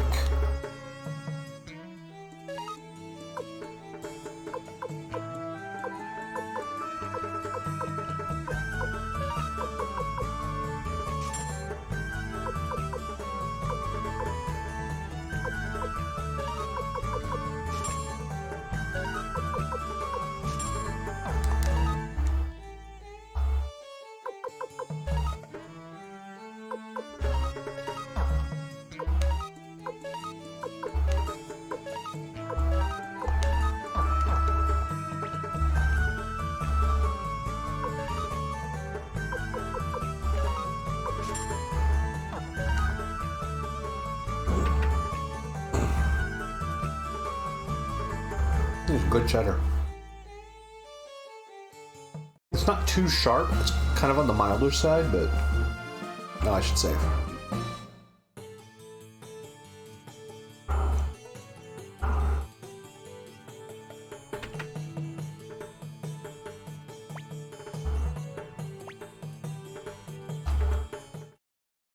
But it's not like wholly bland cheddar.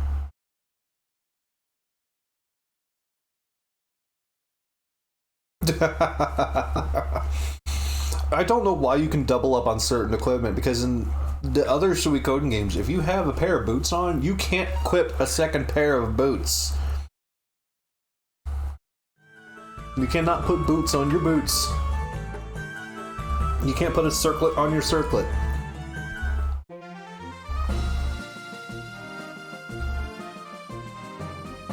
Is there a translated version of them available anywhere? Like, to actually play?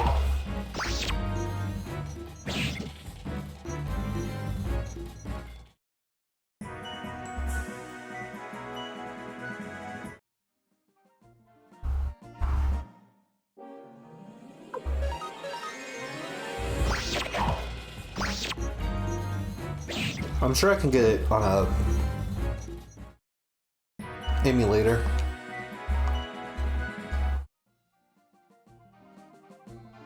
I haven't tried to stream from emulators yet because I haven't really experimented with the whole second screen thing.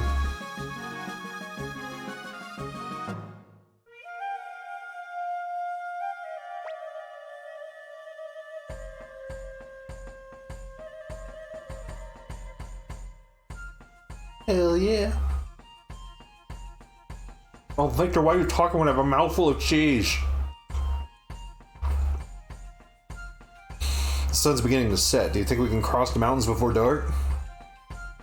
I don't want to spend the night out in the open. In any case, we have to go up. Let's go.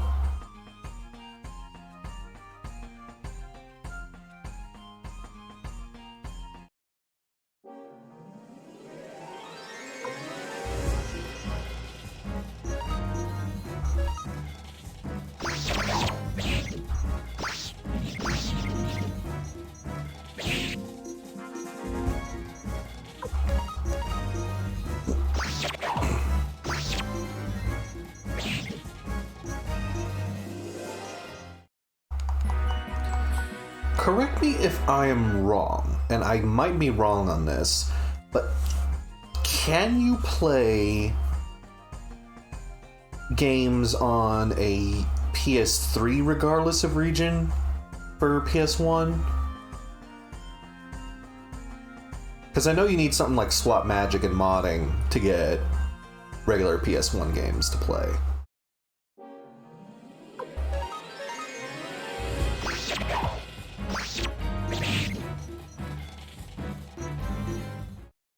Because I know the PS3 is by default region free.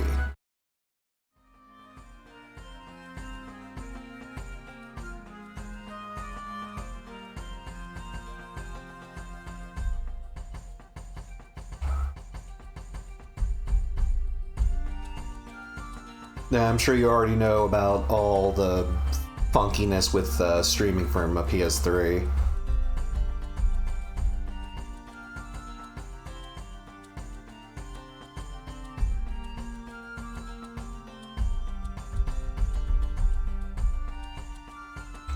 You're going to want an HDMI splitter if you want to stream from a PS3. A powered one, not one of the battery ones. Those things suck and they do not work.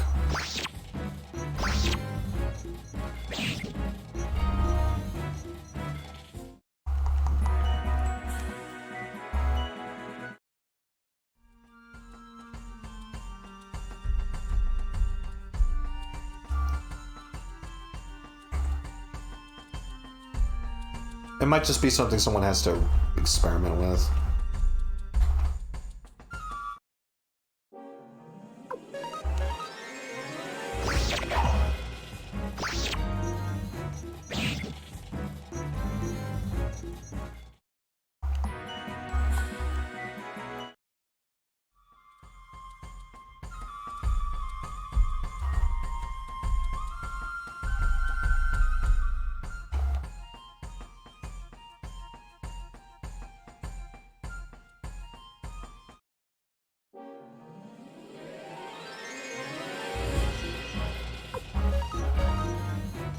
Oh, okay, so the BIOS on the PS3 is region locked. Well, boo. Unless you have a flat PS3 and have a swap magic, you're gonna have trouble.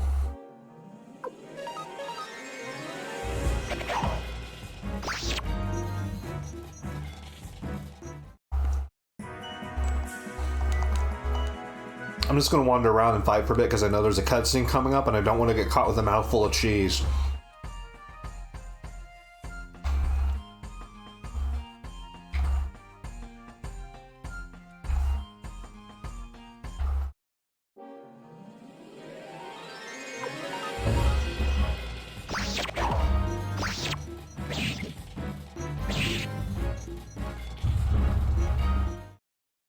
Do you have all the stuff you need to stream from AV Analog? Because I still need to get that myself. It sounds freaking complicated and I'm not looking forward to it.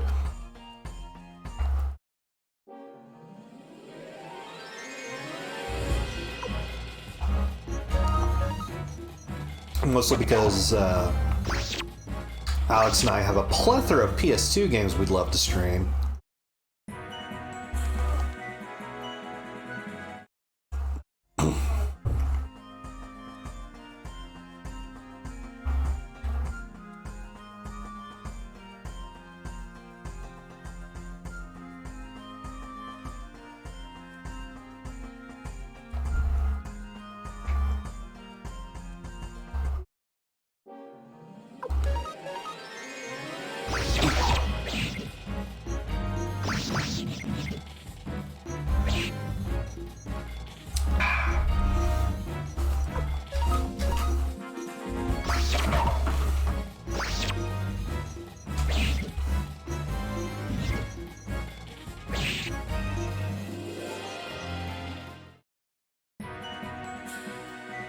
Yeah, I still need to look into all that tech. Okay, I'm free of cheese. Let's go do this cutscene. Welcome, travelers. Coming up at such a late hour, you've really got guts. But you'd better stop here and continue tomorrow. It's dangerous around here, what with all the bandits and all. Why don't you spend the night here? Yeah, that super trustworthy looking guy. Oh, excuse me. Excuse me. Sorry, we're in a hurry. Great idea, my feet are killing me. For once, I'm in agreement with you. Okay, now, damn it, I gave him the Irish. He's the British one, not the Irish one. For once, I'm in agreement with you. I'm not sure I can go on. Me too. That's it. Say, old man, do you have any tea? Why, of course, sir. Come this way. Oh well, Odessa, I guess we have no choice but to spend the night here. To tell the truth, my feet are killing me too.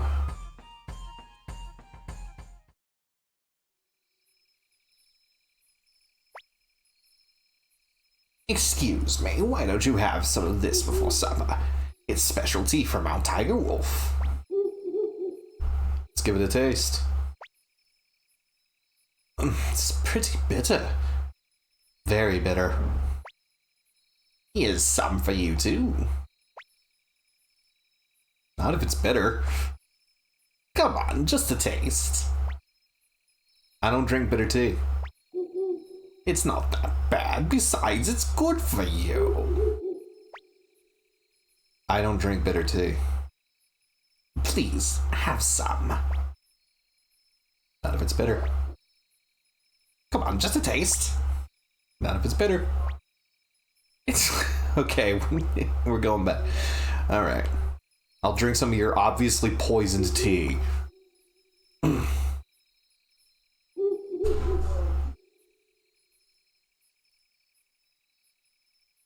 Here you go, but be careful, it's very hot. Smells kind of funny, doesn't it? Say, old man, what's this tea called? It's a special Mount Tiger Wolf brew called a Robber's Tea. That's a weird... My god, this is... Hey, you, what have you... Damn, such an old trick.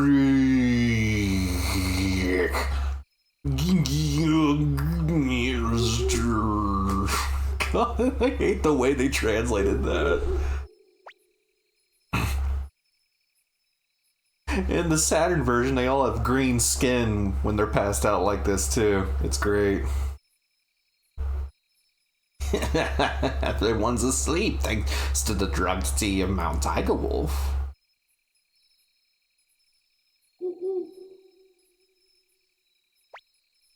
Wow!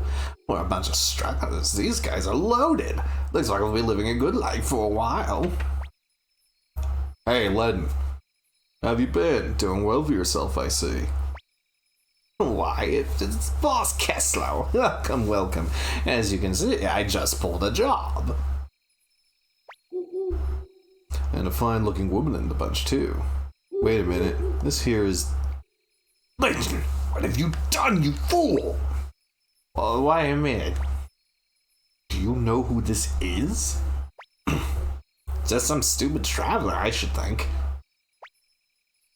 Idiot, even an ignoramus like you must have heard of Lady Odessa of the Liberation Army. Why, of course, boss. Even kids know who Lady Odessa is. You don't mean that this here is... Yes, I do. Hurry up and prepare an antidote.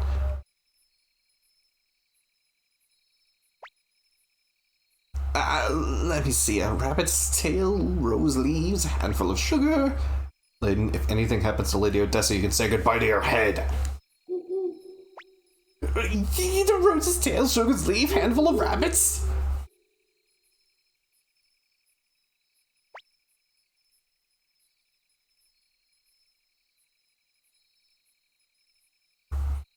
Forgive me, Lady Odessa. Without knowing it, I nearly committed my life's gravest error. If you like, I'll make Layden here pay with this. Please spare my head! Don't be ridiculous. I'll have to be more careful from now on.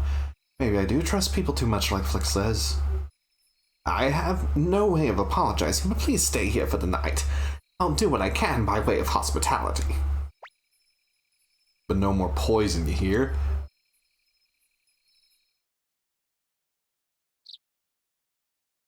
How convenient. 5 beds. Z. Z. Grrr. Oh, Victor, you are such a bear.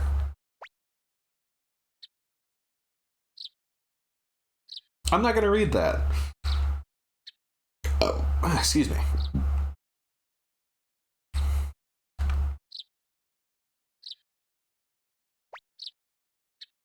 Are you a member of the Liberation Army too?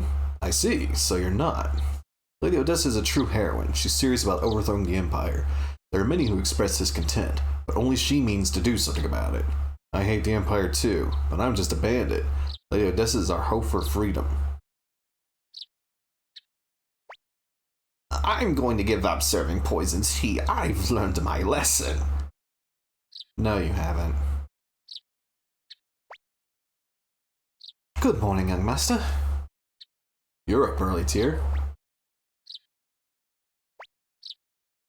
Hey, Grimia, why is Cleo in such a bad mood? Don't bother her, Victor. Cleo is always in a bad mood when she wakes up. I see everyone's here. Today, we reach Saturday. Leaving already? I'll unlock the door.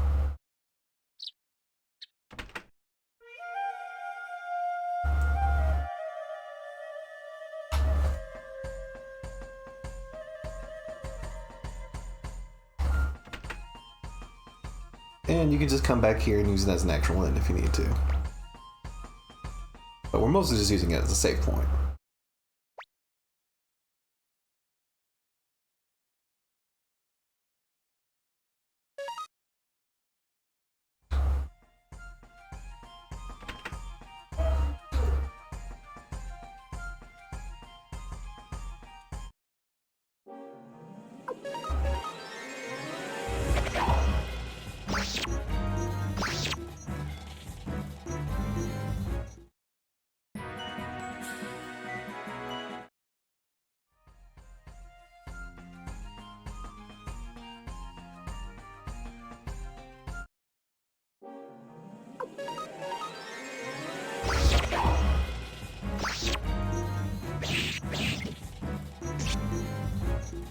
God, even at this level, these guys hit like a truck.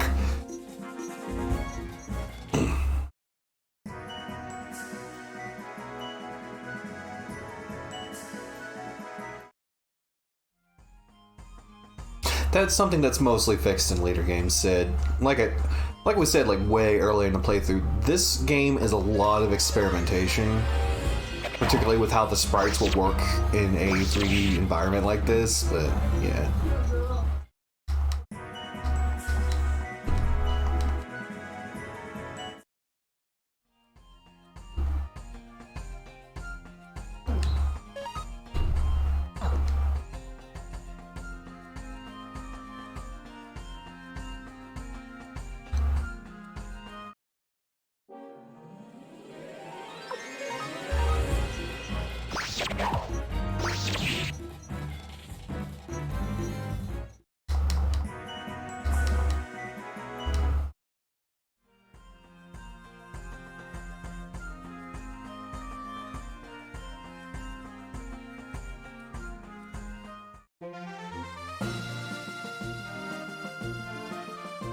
Well, Serenity, we're back.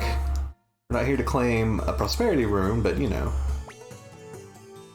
We're supposed to meet a messenger from the secret factory at an inn in this town. Where could it be? It's a small town, we'll find it soon.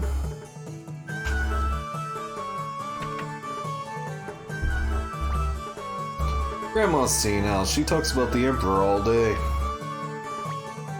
I once met the Emperor. He's a wonderful man. He even had kind words for a lowly old woman like me.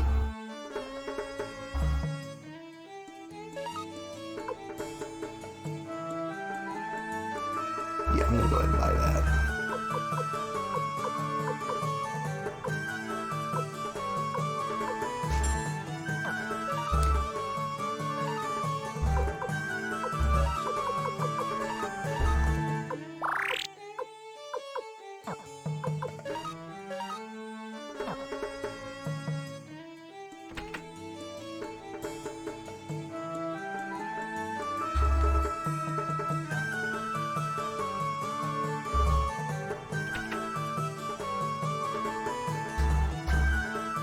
Hey, heard the latest? They say that Odessa's leader of the Liberation Army is a 9-foot giant.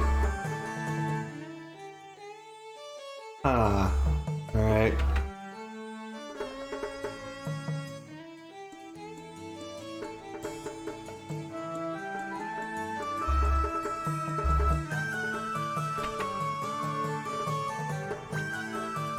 This must be the inn. Let's rent some rooms and wait for the messenger. What, customers? It's been years! I even took the sign down. Rooms will cost you 50 bits each. Honestly, I should be charging more since this happens so rarely, but hey, you know, I already own this place.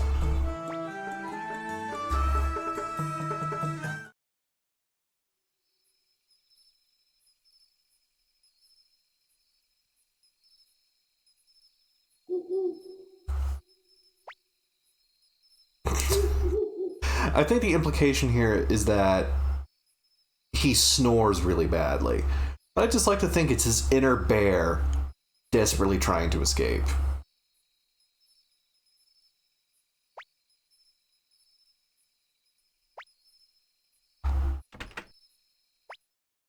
It's here. Can't you sleep?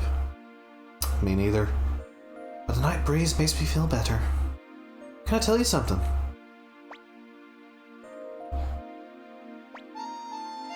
Kessler of Mount Tirewolf, Flick, Humphrey, Sanchez. They all expect so much of me. But sometimes I feel like running away. I'm not sure I'm worthy of their hopes. What do you plan to do? Will you return to the Empire? I don't understand. Use your head. You have the ability to judge right from wrong. Your father is a great general of the Empire. Perhaps you'll be able to return to a peaceful life. But remember that you can't turn away from what you see and what you feel. Because if you do, that's a sin.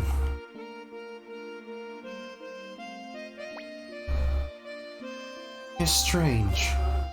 I feel compassion when I'm with you. I suppose Victor brought you to us because he felt that special quality in you too. It's almost like you're the main character or something. There are many in the Liberation Army. Humphrey, Sanchez, Mose, Flick. Nobody has eyes like yours. Eyes that draw people to you.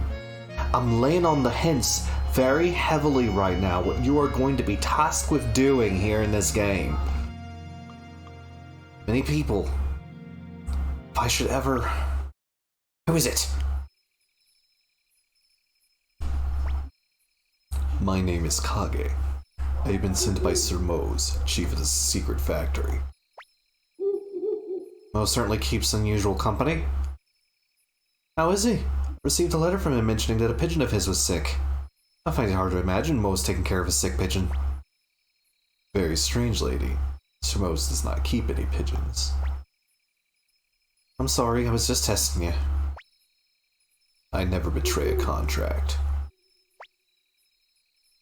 This is the blueprint for the virus spear.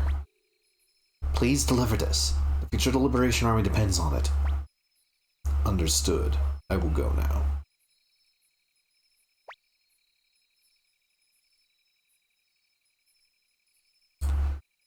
It's getting late here. We'd better rest. You must be tired too. Go back to your bed. I'm sorry I kept you up with some strange stories. And meeting a ninja. Just a wee ninja.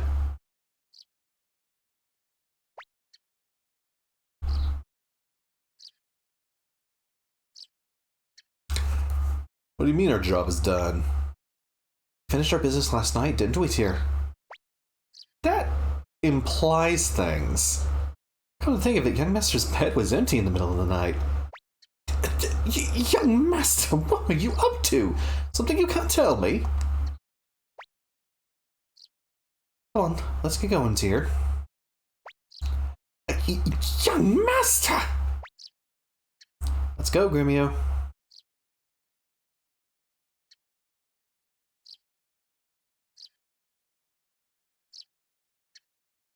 What, which bed does Tyr sleep in? He sleeps in this one next to Victor. Did I have a choice of sleeping in this one? I didn't even think to try it.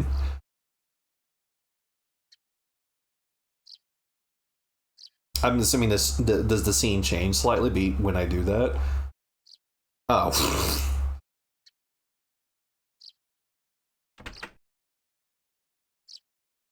I mean, if I had to pick, I would probably choose sleeping next to Victor because he's much warmer.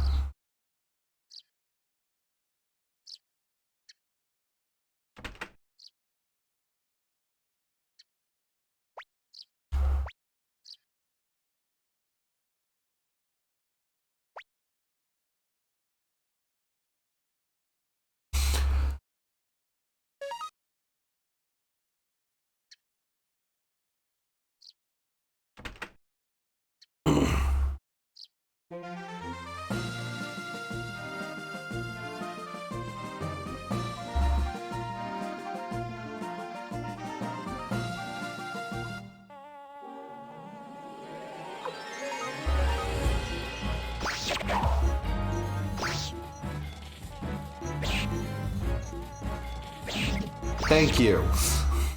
Guys, one of you please hit the fucking mosquito.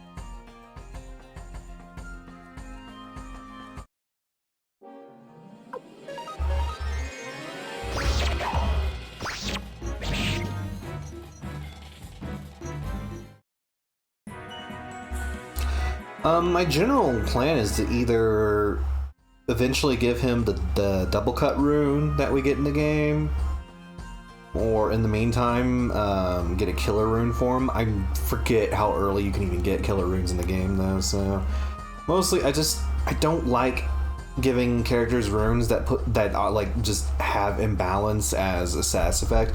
I don't mind unite attacks that put characters in imbalance as a result, because one person still gets their turn and you get an even bigger damage bonus out of it. But I feel like if a character can just attack, get 2 turns and attack, it'll do roughly the same amount of damage as the boosted damage of the clone rune does in a single turn. So this is one of those things. It's a playstyle thing.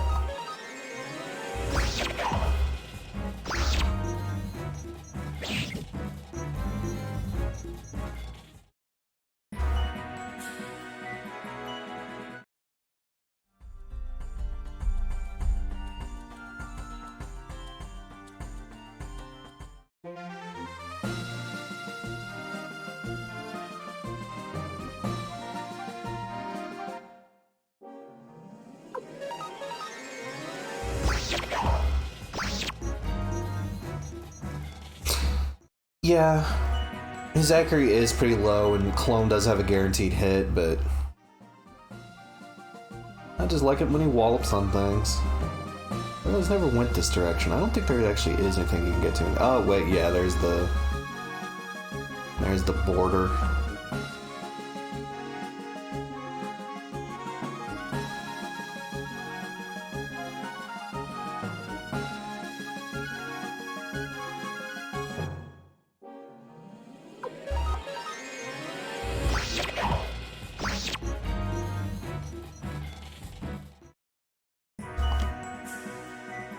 All the tigers in the region are in the Banner Valley.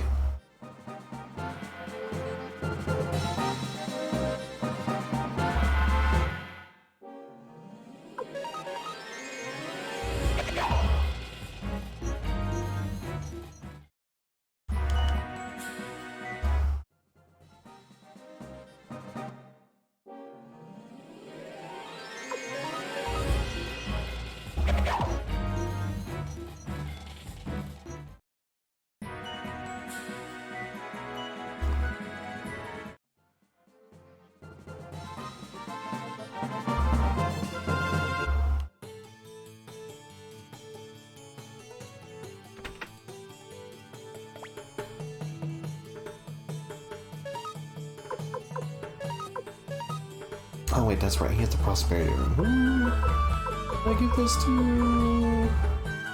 For now, let's drop it on Victor. Victor is not a magic user by trade, but I know that the first spell of the water rune isn't strengthened by magic. It just has an automatic effect. Or maybe I should just keep it around. I'll keep it around, unattached. Put it on someone useful later. I'd forgotten how to give him my prosperity to Gremio.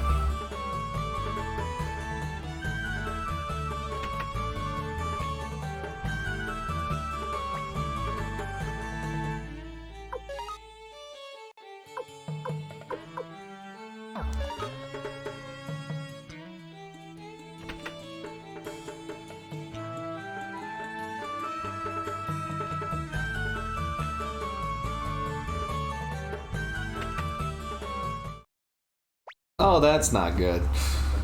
What happened? Are you alright? The Imperials, they suddenly... I'm sorry, Lady Odessa. My god! Hey, Odessa! Let's go after them, young master. Oh, God, I keep switching Gremio to an Irish accent. Well, it's not gonna be a problem much longer.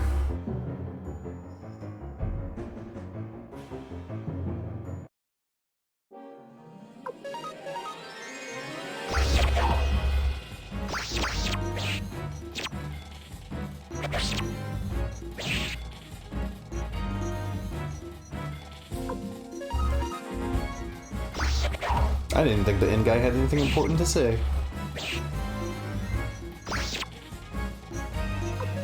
I've got my guide here, but I just have not been checking it. I really should be.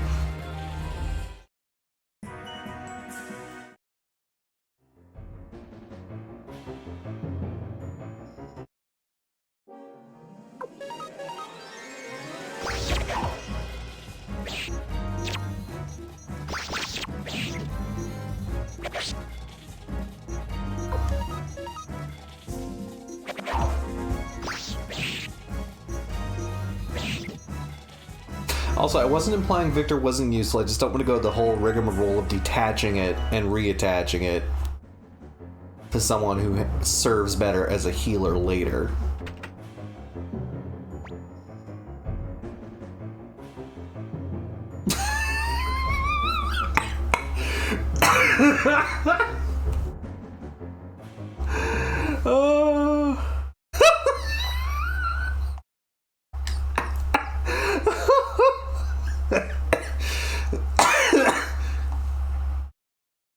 Oh, that's beautiful.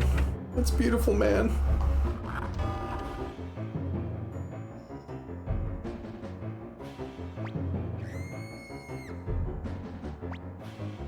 What was that? Let's hurry.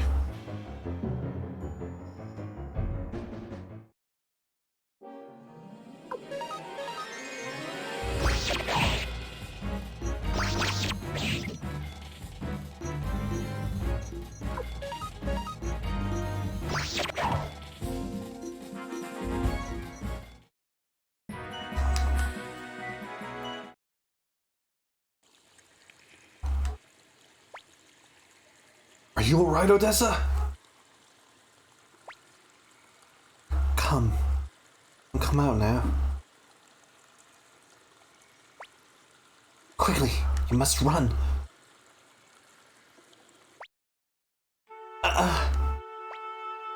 Lady Odessa, you're bleeding. Odessa! What have you done? Without you, the Liberation Army. I'm so sorry, Victor. It appears... I hate this line. I really, really hate this line, because it implies the reason she died protecting that kid was because of her womanly instincts and not because she's a good leader. That's very dumb. Couldn't let that child die. A failure as a leader. Don't talk, Odessa. You'll reopen your wound. Tyr, will you come here? I have 2 requests. First, give this earring to a fellow called Matthew in the village of Seika. Stop it, Odessa. I don't want to hear viral requests. Victor, thank you. But I know the end is near. It's here, take it.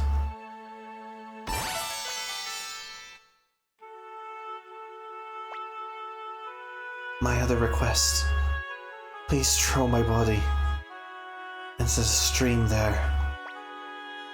What? But why? Can't do such a horrible thing. Please, Tyr. We ain't got no choice. Tyr, how can you... Thank you, Tyr. You understand me, don't you?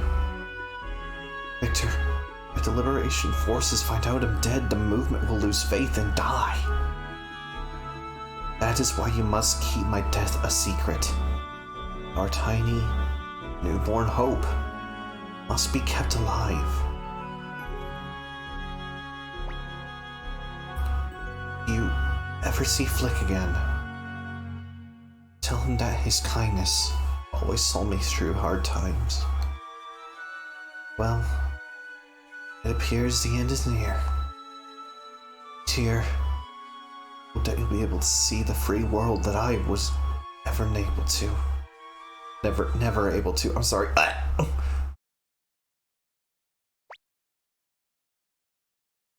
Goodbye, Odessa.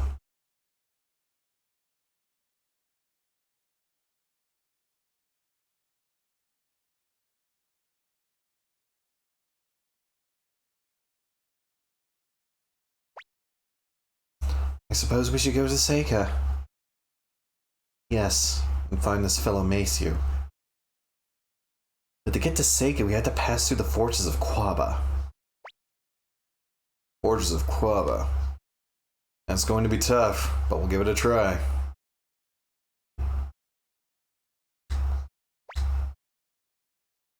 Wipe your tears away. Stay at the Keihaki Inn. 70 bits per person per night. You guys, you never miss a beat. Quaba Knights is making up names.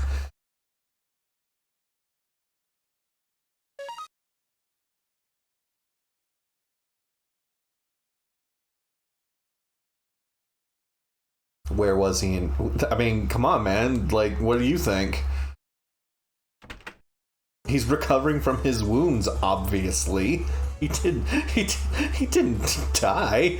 He didn't die. He's still alive out there somewhere, and we're going to find him.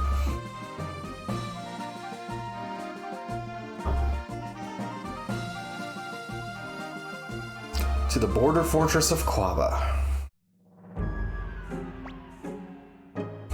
Fortress of Quaba. Its commander is Lord Eingeid, an old friend of Master Tio's. Or I think it's pronounced Eingeid. It's Gaelic, and Gaelic is stupid.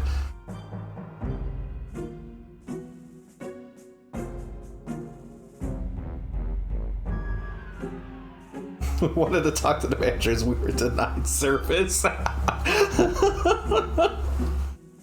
He doesn't know us, but he certainly knows your face. Can we get away with it? Let's test our luck.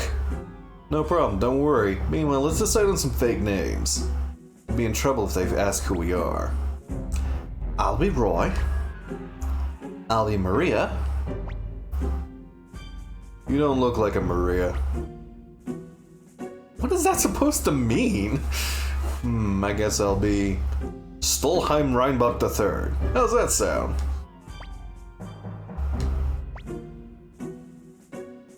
Young Master, how about you? Okay. Now,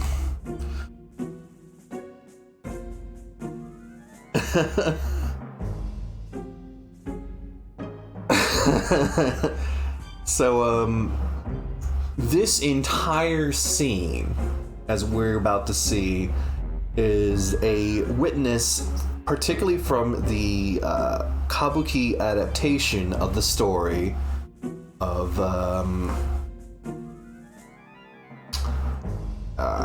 crap, what's his name? Fuck. I can picture the Fate version in my head. I cannot remember his name. Ushiwakamaru. Ushiwakamaru and frickin' Benkei. They come to a gate where they have to sneak Ushiwakamaru across, and they have to come up with a fake name. The fake name they come up with is Bisuke.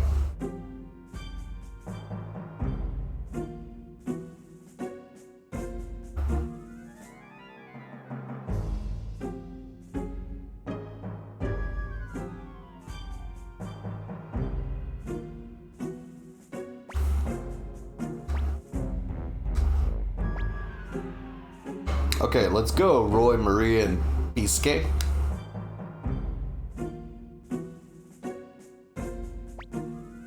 Hey, you there. Me, sir? I'm just a poor jujube vendor with hungry kids waiting at home. Not you, the little runt. You look like that fugitive Tyr McDowell. What's the matter? I thought this young fellow looked like Tyr McDowell, the fugitive. Tyr? You there. Show your face. Oh, Lord Ein sees me. You! I've just about had it with you. Always causing trouble and completely useless too. Now they think you're a fugitive. You are a pain in the neck even when you're doing nothing. Sir, if you find this boy suspicious, I'll be glad to lop off his head right here and now. Wait a minute. Don't worry, sir. I can't be thought of as harming a fugitive. You, prepare to die. No, stop! Think about it, Rush.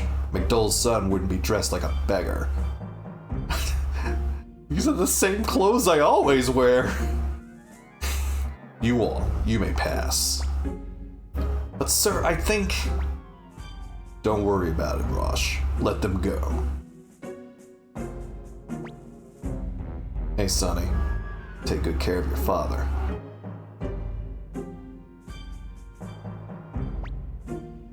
Forgive me, young master. Even though we were in danger, I went too far.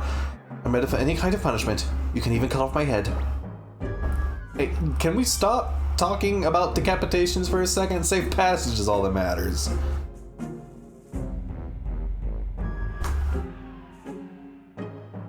Tyr has a big heart and very ugly clothes.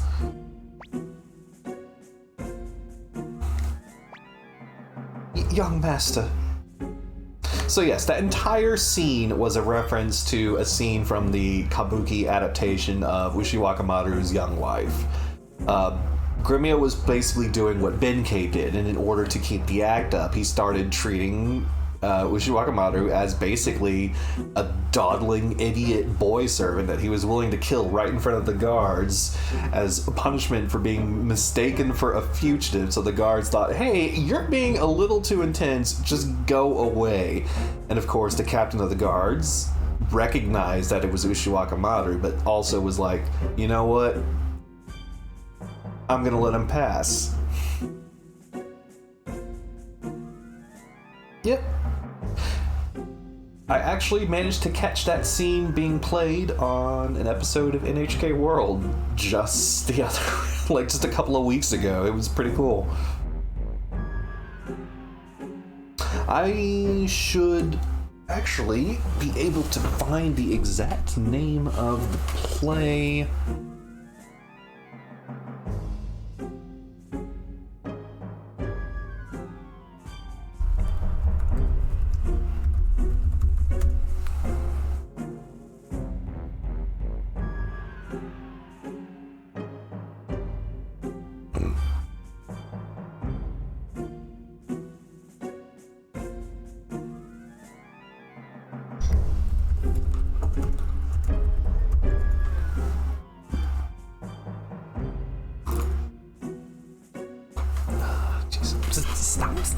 Stop.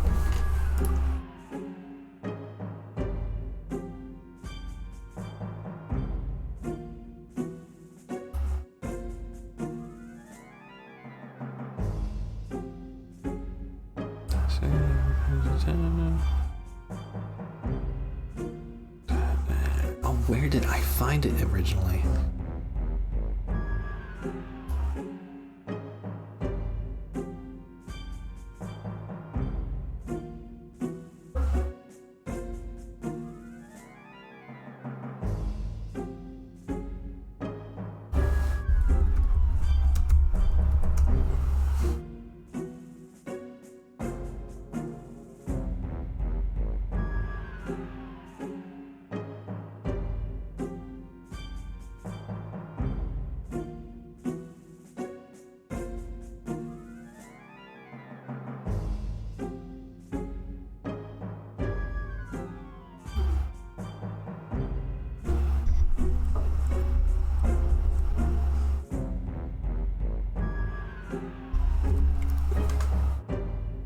Sorry, I was obsessed with finding it. That's the name of the story it's from. God, that was a diversion. I'm so sorry. I get distracted easily. Anyways, let's talk to this guy right here. Howdy, I'm Chandler, just an idle peddler. Travel here and there in search of profit. I hope someday I'll have my own store. Remember that.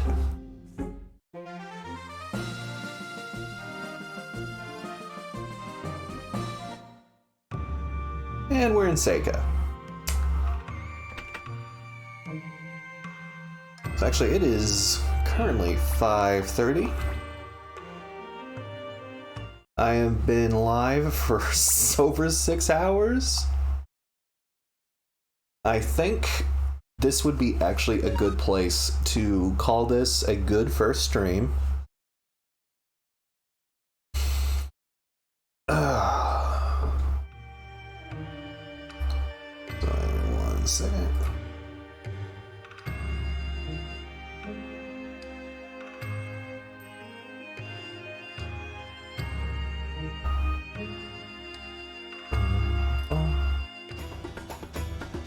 Alright guys, I'm gonna call it here. 6 hours is a very long time. I believe this is actually the longest stream we've ever done on this channel. We covered a lot of ground. We got up to Lady Odessa dying from the beginning. We did a lot of early game grinding. The next sessions will not nearly be as grind heavy because, quite frankly, we don't need it at this point. We just need to get, a little bit for cash. The prosperity room will help a lot for that, and eventually we're going to get a source of money that basically makes money trivial in this game. But thank you everyone for stopping by. Doing these in-depth playthroughs, it's a first for our channel. This is the first games we're doing them with. There might be others we do them for later. I might be on tomorrow. I might be playing FF7 tomorrow, actually, because that's one of the games on our schedule to finish. Alex will probably be around to stream on Wednesday or Thursday, if not both. We're going to be trying to finish up Fist of the North Star, Lost Paradise, and Bloodborne, though I will admit Bloodborne, we're a little bit further away from the ending on that, but I think we can clear Lost Paradise in a single stream. Yeah, new record guys, PB, thanks for stopping by for a 6-hour stream. PB. We are definitely going to keep doing this. We're going to play all the way through Suikoden 1 and 2, doing in-depth streams of both. Alex will probably join me for a few of them, but this is mostly what I'm doing while he is at work. So he will not be around for many of them, but it's fine. Once again, and I can't keep saying it, but thank you all for stopping by, because this is kind of an experiment for us. Trini, thank you so much for finding the stream and throwing us a follow. Alex is running his way. I don't think I even mentioned to you, Dreamy. Alex is my boyfriend. This is technically his channel, but we share it. Alex, he sometimes goes by Xander. Cosplay handle Der Glitzkrieg. We'll definitely be back. I don't think anyone is on right now that we can raid. I don't think so anymore. Oh, yes, there is someone on we can raid if he's still playing.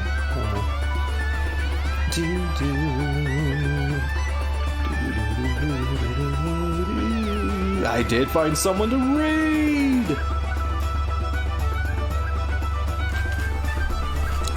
So Nub Zombie, our longtime friend Nub Zombie, is currently playing... He's co-op zone grinding on Book of Memories with Cyborg Rachel, his Monday ritual of basically hating himself. If you've never heard of Book of Memories, it's basically the last Silent Hill game. Oh no, I'm not Xander. I am G. You can call me G. I'm sorry, I didn't clarify that later. Sid could have pointed it out.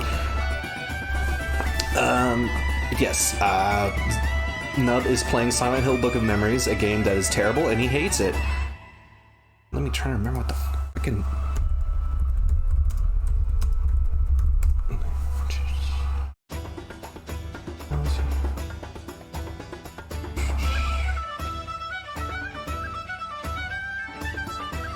Shut up, Twitch. I just want to know the command, because I forgot it.